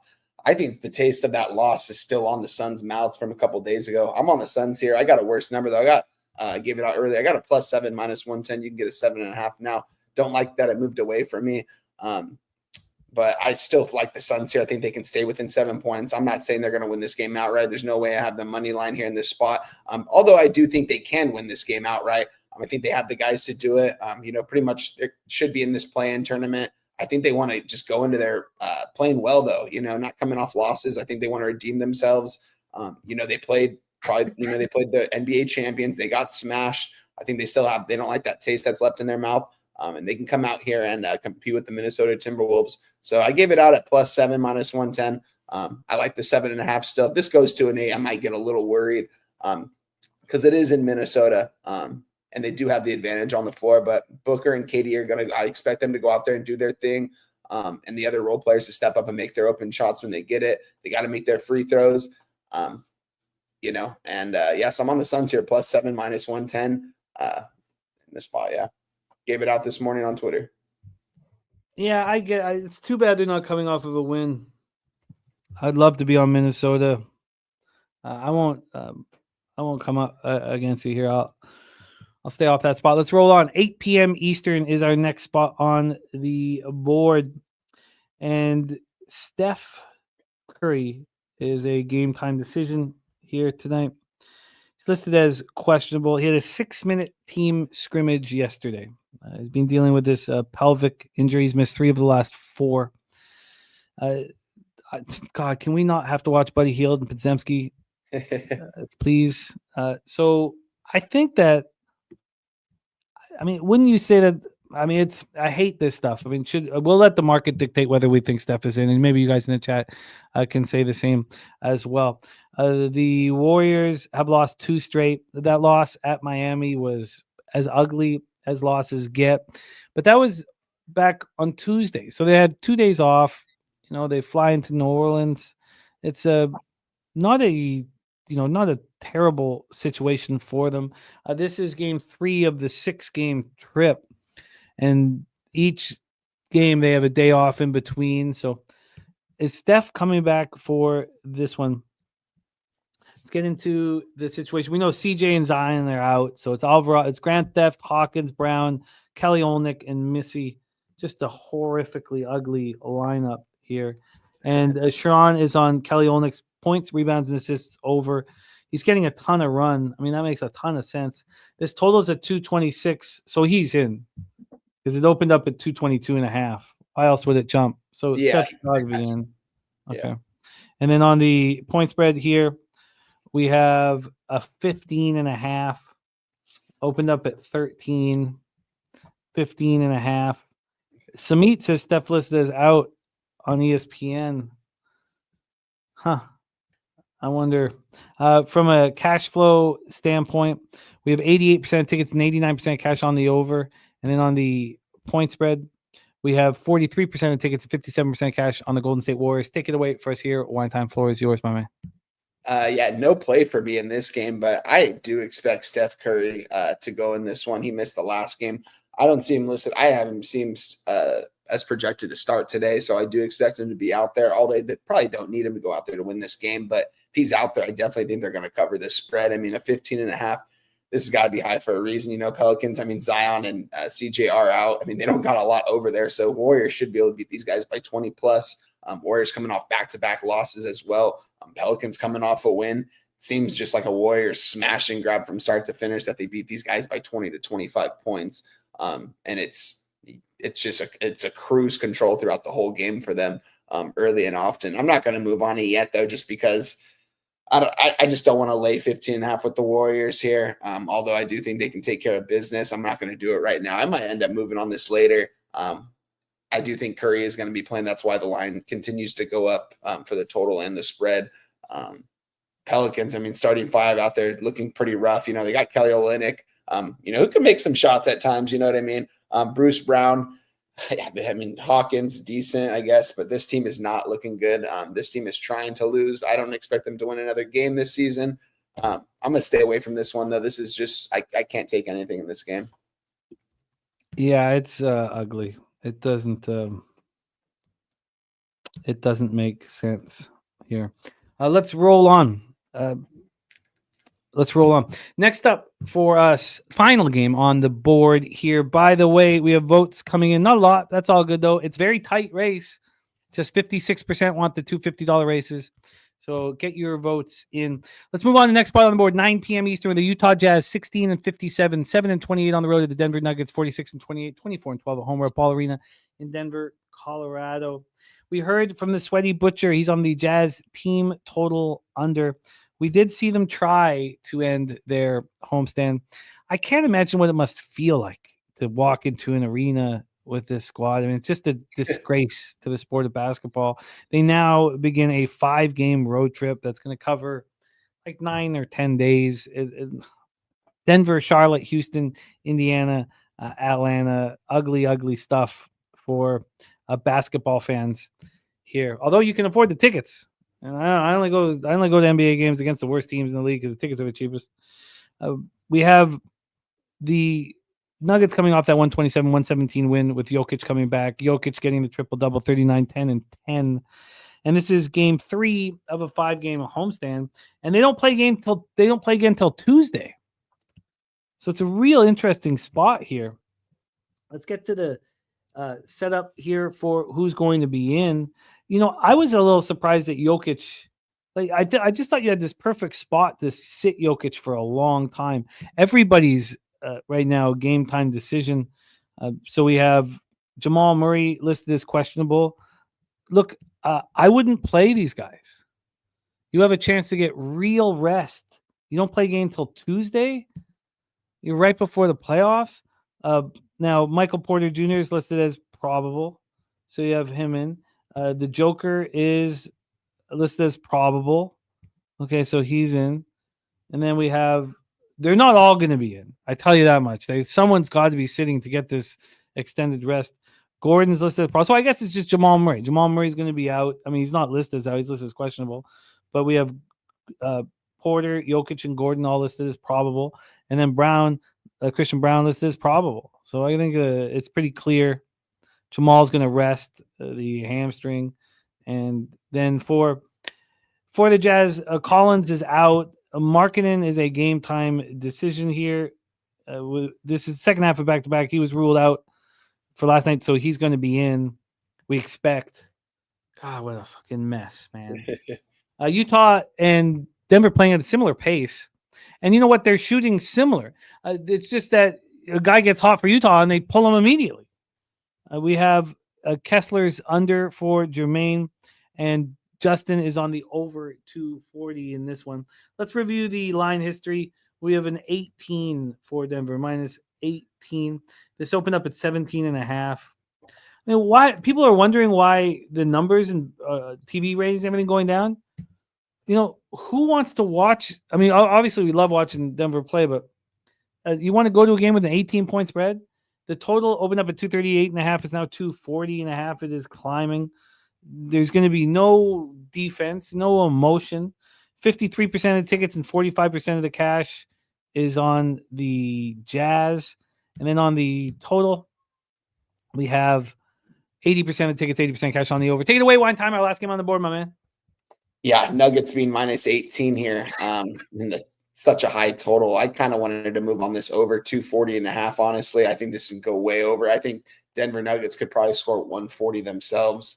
They're just going to need Utah to score 100 points here. I haven't moved on it quite yet, though. There's still a couple things I want to look over. I'm not sure who's playing. Like you said, Jamal Murray most likely won't be going in this one. So I have to sit on a couple things for this one, but I'm definitely leaning the over. High on the board here, and I also lean towards the Denver Nuggets because I think they can name their number against this team. You mentioned it, when Utah Jazz players start hitting shots, they get pulled. They don't want to win. They don't want to even stay close in these games to give themselves a chance to win in the end. So definitely leaning towards the Denver Nuggets minus 18. Just don't like to lay those kind of numbers. I haven't done it too often, but this might be one of the times where I do it. If I do move on it, I'll tweet this out, but nothing for me on this game as of right now. But I'll lean towards the over and the Nuggets in a smash spot. Yeah, I get it. Piker saying Utah with a great away against the spread record. Another sneaky backdoor team I don't mess with full game. Ugly games like this have zero pre-flop value, playing game or pass. AOD on Jazz team total under in the first quarter. That's an interesting way of doing it. That's an interesting way of doing it because you know that right off the tip, Nuggets want to play some good ball. Yeah, it's later in the game when they're just gonna, kind of be lethargic. Let's review action. Wine Time on the Pistons +6. Razor Sharp picks on the Pistons +6. I want to get in on the Pistons +6. Wine Time on Cam Johnson at 25.5 PRA. I believe we've got that right. It's very difficult to put these guys in once in a while and expect them to be in the flow and ready to handle things. Nets first quarter, I like too. Makes me nervous, of course. The Charlotte Toronto under, I'm going to take a real close look at. Here, the Charlotte Toronto under. We have a Knicks minus 110 here for Wine Time as well, and the Suns at +7. And then we left these last two games alone. Anything you want to add to this NBA card, my man? No, just a couple of those leans. Like I said, if I end up moving on them, I'll end up tweeting them out. Just got a lot of action going for today so far. Still a couple of things I have to go over. And some of these games that we talked about, like this Nuggets game, if I do end up moving on this, it'll probably be about an hour or two before the tip-off. But yeah, that's it. All my actions out there. Tweeted out. I got to make the PRA and the Pistons official. Tweeted out right now. Yeah, it's officially tweeted. It's in. So we're all locked and loaded for today, Jim. We got a loaded card in MLB and NBA, and I haven't moved on any. Well, actually, haven't moved on anything yet in college basketball. Although I really want Ole Miss money line and Tennessee. I just haven't moved on them. I haven't tweeted them out or anything either. So, I love it. I love the action. I love the work ethic. And again, nights like this, you don't need anything else. We don't tell our girls that, but. Don't need anything else. Wine Time, you're the man. Thank you so much for all that you do for us. Respect. Let's get, if you guys take a second, please support our guy Wine Time Sports. I heard that Twitter was down. Now it's back up. But I'm going to pop Wine Time's X handle in the chat. Please support Wine Time. We want to get him up to a K followers, and he deserves it, man. Absolutely selfless capper. Looking just to be the best gambler he can be and asking for nothing in return as he puts all his action out each and every day. I'm going to pop here his handle. If you're not following him, please do me the favor and follow him. Here we go. Copy. There we go. Right here in the chat. support our guy Wine Time Sports. Let's roll. Wine Time, any last words for the Capper Sport in the show? Yeah, man, everyone have a good Friday. Good luck on all your action. Good luck to you, Jimmy. Always a good time doing these shows with you, my man. We just got to let the results come in now today and wake up tomorrow and do it again, like you say. Can't wait to do it again next week with you. Shout out to everyone in the chat right there. My guy Razor Sharp right there. Summit, Poker Addict, AOD, Jermaine right there. Steel or Stacks. There's my guy right there. Saturated, Pub Sports TV, go give them a subscribe. I got to go do that right now, actually. Give them a subscribe, give them a like on all their stuff. And shout out to everyone. I'll see you guys next week. There he is, our guy, Wine Time Sports. It is time to race. Let's see what was the poll. How did the poll finish? Jose, let us know. Jump on with us here as we race. How did the poll finish, Jose? Goddamn, that's a great question. I'm looking it up right now. Thank you. Get this poll up here. I guess when we put the link up, the poll disappeared. That's my fault. I bet the Astros officially, by the way. I saw that -113. I told everybody you waited perfectly. You saved the vig. It was perfect. Perfectly done. Hopefully it doesn't go down any lower, but yeah. Perfect. Nice. I love it. The poll, we're running 2 races. 2 races. 60-40. 60-40 because the percent was lost there. All right, let's race because I got to get Ella. Ella's got a movie day at the school in 51 minutes, and I got to get my action in here. So let's get this first race on the board. We thank all of our gold members. We can't do this without you. The support means the world to us. So thank you so much for supporting us here. Jose, how many gold members do we have? We have 73 gold members. There's 74 races. I could not fucking find the 74th person. So if that 1 in 74 comes through, congratulations. I'll be pissed. So nice to see everyone that's a gold member. Shout out to you. If you aren't a gold member, please do become a gold member. Become a member and upgrade. These people help support the channel very much and are the backbone of the backbone of the backbone of this channel. Let's race. 2 races. All for glory here. Nasty Nate up to the top. There he goes. K Wolf and Rob Free Bands down there in the mix. Ken Wood T also in the mix. Chosen One at the top of the screen. Where is Jimmy the Bag? Where is Jose Bouquett? Who the hell knows? Saturate. Oh, look, there's Jimmy right there. Yeah, Saturated right where I want to be. As well, Jimmy. What's happening? I'm moving forwardly. I'm right where I want to be. Ken Wood has the lead. K Wolf fighting here. I'm trying to stay in this, and I think I'm in this. I need some late pace. Looks like Fat Wally's moving to the front. Ryan Kozlowski has the lead. We all seem to be falling back here. Who has the late pace to catch Ryan Kozlowski? Is it Chill Will? Is it Chill Will? Chill Will trying to run him down. Here comes K Wolf. Here comes Ricky, Bobby, and Big O. Big O making Kong's Clips. Kong's Clips trying to find the wire. Will he get to the wire? And he will.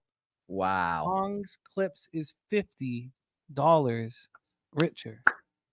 $50 richer. Stacking Cream in second. K-Wolf in third. Kong's Clips is $50 richer. Jose, let's move on to our next spot on the board. The next race here for us at Pub Sports Radio. Congratulations to Kong's Clips. Another tough race for Nasty Nate. Kelly McKinnon says, didn't see me at all. It's tough. That's tough, Kelly. Tough. Our heart goes out here. Maybe this one. Maybe this is your race, Kelly. I think it's part of the fun of this race is that Nasty Nate loses every time. We hope that it never ends. It's impossible. He's got to win one of these, right? He's got to win one of these, doesn't he? At some point, right? All right, we're flipping it up. We got top set on the bottom row. Let's race.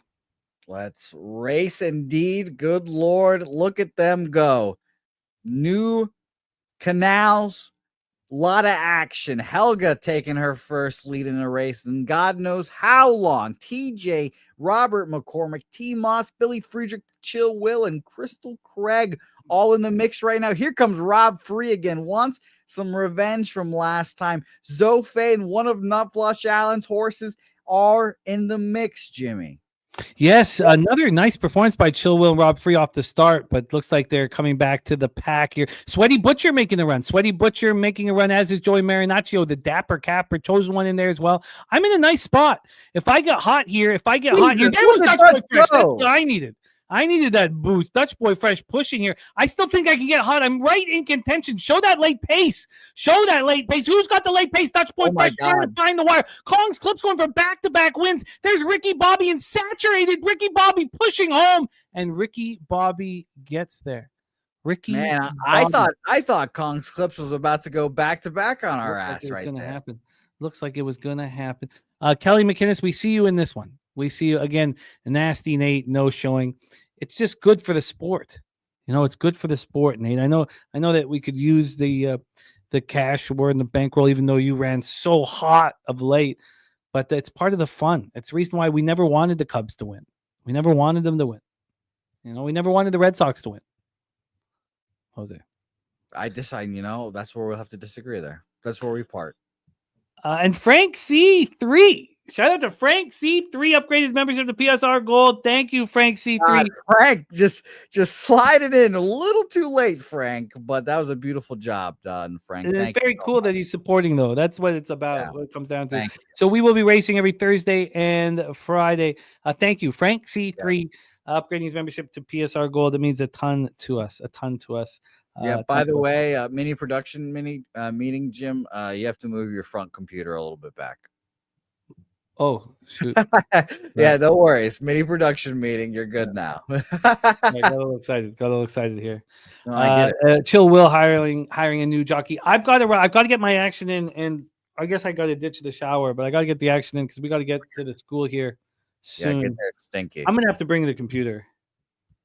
I can't rush this. When I rush this, it's just I don't. Are you going to use the school Wi-Fi? No, I don't. No, I got to play a hotspot, man. Let's review all action here on the show. Slatsy on the Jackets, a money line. I'm on the Jackets on the -1 line. We have also Billy Friedrich, Pig Milk play today on the Blue Jackets puck line. Gorky on Houston, Michigan State, Auburn money line. Put that in on Monday. The prime cut gave up right off the hop. Jazz team total under 111. That's gone down since he gave it to us. That's a nice number. That's why Butcher running hot. Utah Panthers over 5.5 says Panthers might score 6 by themselves, says Slatsy. I have 3 spots that I bet on this card. I bet the Blue Jackets -1, I believe plus 149. I bet the Jets -1 and -108.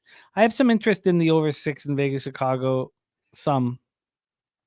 I have some interest in the under 6 in New York, Anaheim. I'm on Anaheim plus 135. Stacks play today. Number 1, Tampa Bay Rays over 8. Number 2, Red Sox over 4.5 team total. A Viper NB is on Winnipeg -1, Cleveland -5, Toronto -5.5 for the Raptors, and Texas plus 104 in MLB. Kong's Clips college basketball play today. Michigan State, Auburn, and Houston moneyline parlay. That's at plus 151. AM's on Utah, the Habs, Jackets, Devils, Blackhawks, and Ducks. Major League Baseball is on the Marlins, Cubs, Braves, Orioles, Red Sox, Mariners, Rockies, Mets, and Tigers. Big O is on Pitt, first 5 over 4.5. Billy Friedrich's Pig Milk play of the day in UFC is Lupi, Godinez, and Torres Dober under 1.5 rounds, and Brandon Moreno. That's a plus plus 191. Then Fat Wally gave us his NASCAR action here. I'm going to pop it in the chat for anybody who missed it. He's been just so hot in the NASCAR action. It was nice to see you, Wally, come by as well. It was great to see our guy Wally. Spooner is on Ole Miss plus 4. Wine Time on Ole Miss money line. Cabs on Jace Richards over 1.5 threes, and Sean Padula over 2.5 threes. The 2.5 threes plus 135. DC Capper Boogie Buster play today. Michigan State -3.5. Cabs on Kentucky plus 4.5. DC Capper also on that Michigan State under 142.5. And Dab has interest in Miles Kelly over 2.5 threes. Hasn't moved on it yet. Gorky used a Kentucky alt spread plus 5.5 with Jokic money line. Daby Cabs on Houston first half -4.5. And Slow Jams Arsenault says look out for his little cuz Terrence Arsenault, number 23 for the Houston Cougars. Spooner in Major League Baseball is on the Astros -1 at plus 104. BJ's best bet in NCAA, Ole Miss plus 4. Ron Crawford, spreadsheet dog play today, Athletics plus 134. And in NHL, it's Columbus minus 118. The Scuntbag parlay, Leverkusen money line, Tennessee money line, and Houston money line. It's a plus 130. Put 2 units on it. Jose joined them. In Major League Baseball, Colorado, Tampa under 8 for Wine Time. And that's the stacks play today. Number 1 is on the over. Wine Time on the Jays minus 125. I have a lean towards Pittsburgh. Going to spend more time on it. My dude's play of the day is on Mitch Keller, 1.5 earned runs. I'm interested in the under in Boston, Texas, and I think I'm going to turn that into the first 3 under 2.5. Then I'm on, Wine Time's on the Rangers money line, the over 8.5. I've got interest in the Rangers. I don't know if I get there. I'm going to be on the Astros minus 1, but maybe you don't have to. I'm going to keep waiting. Wine Time on the under 8 at minus 105. You know what? I want to say one thing. These line moves are going to mean a whole lot more to me in 2 months. What are they going off of right Baseball? now? Yeah. What are they going off of? What you think I trust do you think the markets have an idea of what's going on? Do you think the sharps have an idea of what's going on? Day 2 of the baseball regular season. I went up against that massive one with the Guardians. I went up against with the Padres. I was going up. I went with that. How many line moves did I go up against? God, I went up. We did the Astros when that went up against that shit. And Frank C3, Mr. Bitches. So remember that. Yes, Mr. Bitches. That's my guy. That's my guy, Mr. Bitches. Shout out to him. Yeah. It was great to see him at Pubapalooza, even though I couldn't take any of his chips at the poker table. Mr. Bitches in the house. Respect. Mr. Bitches. I love it. I didn't put that together either. That's our guy, Frank. Yeah. Shout out to you, Frank. Oh, man. By the way, Guillermo just rolls with Fs, by the way. Frank, Fred, just got them all. Just got a bunch of F guys over there. But how important are they to our events? I mean, they're the heart and soul of these events. You know, what a great family. And Elijah going to be rocking with us next year. Elijah Tucci going to be rocking with us next year. Yeah, it was great to see all those guys again. And by the way, shout out to Piker as well. Nice to see him in the chat. Great to have Piker back in business. I miss my guy Piker. I need him more in the chat. I agree. Padres minus 1 is an expectation here. Not plus looking at the Braves team total under. BJ's best bet in MLB, Diamondbacks money line. I'm looking at the over and the Diamondbacks. Need a little more time. A's in the first 3 under 2 in Athletics Seattle is the plan of attack. Jose on the A's plus. Jose's going to go over his MLB action. And then Dodgers first 5 minus 1. But I'm not going to force this in right now. I need to sit with this shit. And the only way to do that is to gamble at my daughter's function. So that's what I will be doing at her. Well, that function to get a movie? Yeah, they're doing some movie. They're just trying to raise funds any way possible. So it's $10 for Ella to go over there. The parents have to, or a parent has to go, but and Carter's gonna come too. But it's $10 for a popcorn movie and a juice box. That's how they get you. Shout out to Carter. I hope he's not being a bitch anymore. No, Carter's back in business, back 100%, back being great fun, lots of fun, dancing nonstop. No more bitches. Yeah, he's just he slaps his mom's tits, grabs her tits, stares at me, smiles at me, he's constantly only making eye contact with me. Grabs her tits while he never leaves me, focusing on me wherever I go while he grabs her tits. He's back. Good.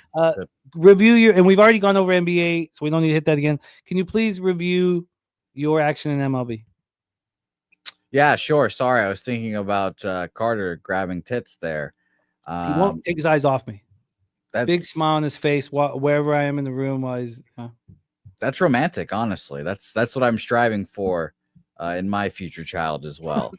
I've got 3 bets. And Kongs, you're 1,000% accurate when you say that right there. I've got 3 bets today. My favorite of the bets, people always ask, do you have a best bet of the day? Blah, blah, blah, blah, blah. It is A's plus 126. The A's, I love the A's today. Yeah, we talked about that market movement. It's going to be a low-scoring game. A's will be in it. Padres minus 137. Not my favorite because of the juice, but I like that action. Go, Dylan Cease, go. And, the Houston Astros minus 113. I just bet it like 10 minutes ago. I waited for that market to keep going down. That was awesome. Now, I hope my guy Troy bet it as well. And I hope you, Jimmy, you can get it in too. Now, I would love the market to start rebounding. That'd be cool if it went back up to minus 120 again. make me feel a little better. But yeah, it's going to be a fun day. Got those 3 bets, 6-3 to start the year, and let's climb. Let's climb. Great to have TJ and so many of the MLB cappers rocking with us. Thank you all. Gerald Jones, Swiggy, Kong, TJ, Aubrey, Travis, Nutflush, Allen. Fat Wally just hit a 39-1 exactor, a 380-1 try. I love it. Piker, Aubrey, thank you guys. Pub Sports TV, thank you for the support. And our guy Frank, Mr. Bitches, I just love these guys. Bring so much fun. So respect and love to the Zertucci's. We have Wally's NASCAR action right there. So take a look and get paid in full. Justin McKelvey and, of course, the star of Stacks Play Today. We also have Stacks, another capper in the chat. Chill Will, Kelly McInnes, Crystal Craig, Miss Baseball in the house. Samit, thank you so much for your support. Sean Pulliam, all you guys, man. Jermaine, Nasty, Nate. Thank you guys. Wine Time, your Money in the Bank. Lil Domo, all of you guys, thank you so much for your support. Spooner, all of you guys, thank you. Now let's go out there and get that cash. We've been running real strong, really strong, at least for me, since Papapalooza, since the Thursday. That's only 8 days. So I need another winning day today, man. Let's go out there and get after it. Jose, great work, my man, backstage. Any last words here? And please let's us into the future. Yep, shout out to you guys. Again, I'm not going to try to ramble, Nasty Nate, but shout out to you guys. That's going to stick with me now, Jimmy. That's going to stick with me. That's like my yellow picket front teeth or whatever the fuck you said. That'll stick with me. I'm not going to ramble. I'm going to keep things short, concise, and nice. So shout out to all you guys, Kelly, Justin, Nate, Spoons. We appreciate you guys. And the line was that your teeth look like a yellow picket fence. I didn't. Yeah, that. Shout out to you, of course. One day when we're all rich and famous, I'm going to buy veneers, and I'm going to blame Jimmy the Bag for having to get my teeth knocked out. But I got a buddy who I got his teeth cleaned because I kept calling him Syrup Tooth. He had one tooth that was a little darker than the rest. I called him Syrup Tooth. Everyone loved it. Called him Syrup Tooth. Next thing you know, got his teeth cleaned and whitened. Well, I mean, the way when people were, and by the way, Jimmy, there were some people calling me Snips. Yeah. This last week, but it wasn't like just like we're with the boys or something. We're like, oh, it's Snips. It was always when there was like someone like around, and it was a little embarrassing when it was to call me Snips, in front of women, in front of comedians, and just in front of strangers. And I was like, oh, how interesting. Interesting when the nickname is being pulled out. So keep calling me Snips in an opportune time, guys. Maybe I'll get recircumcised. Who knows? Maybe I'll put the hood back on. Who knows? Yeah. It's like a convertible. Yeah. You can pop the top back on. So let's say that, those motherfucking bookmakers. Let's go.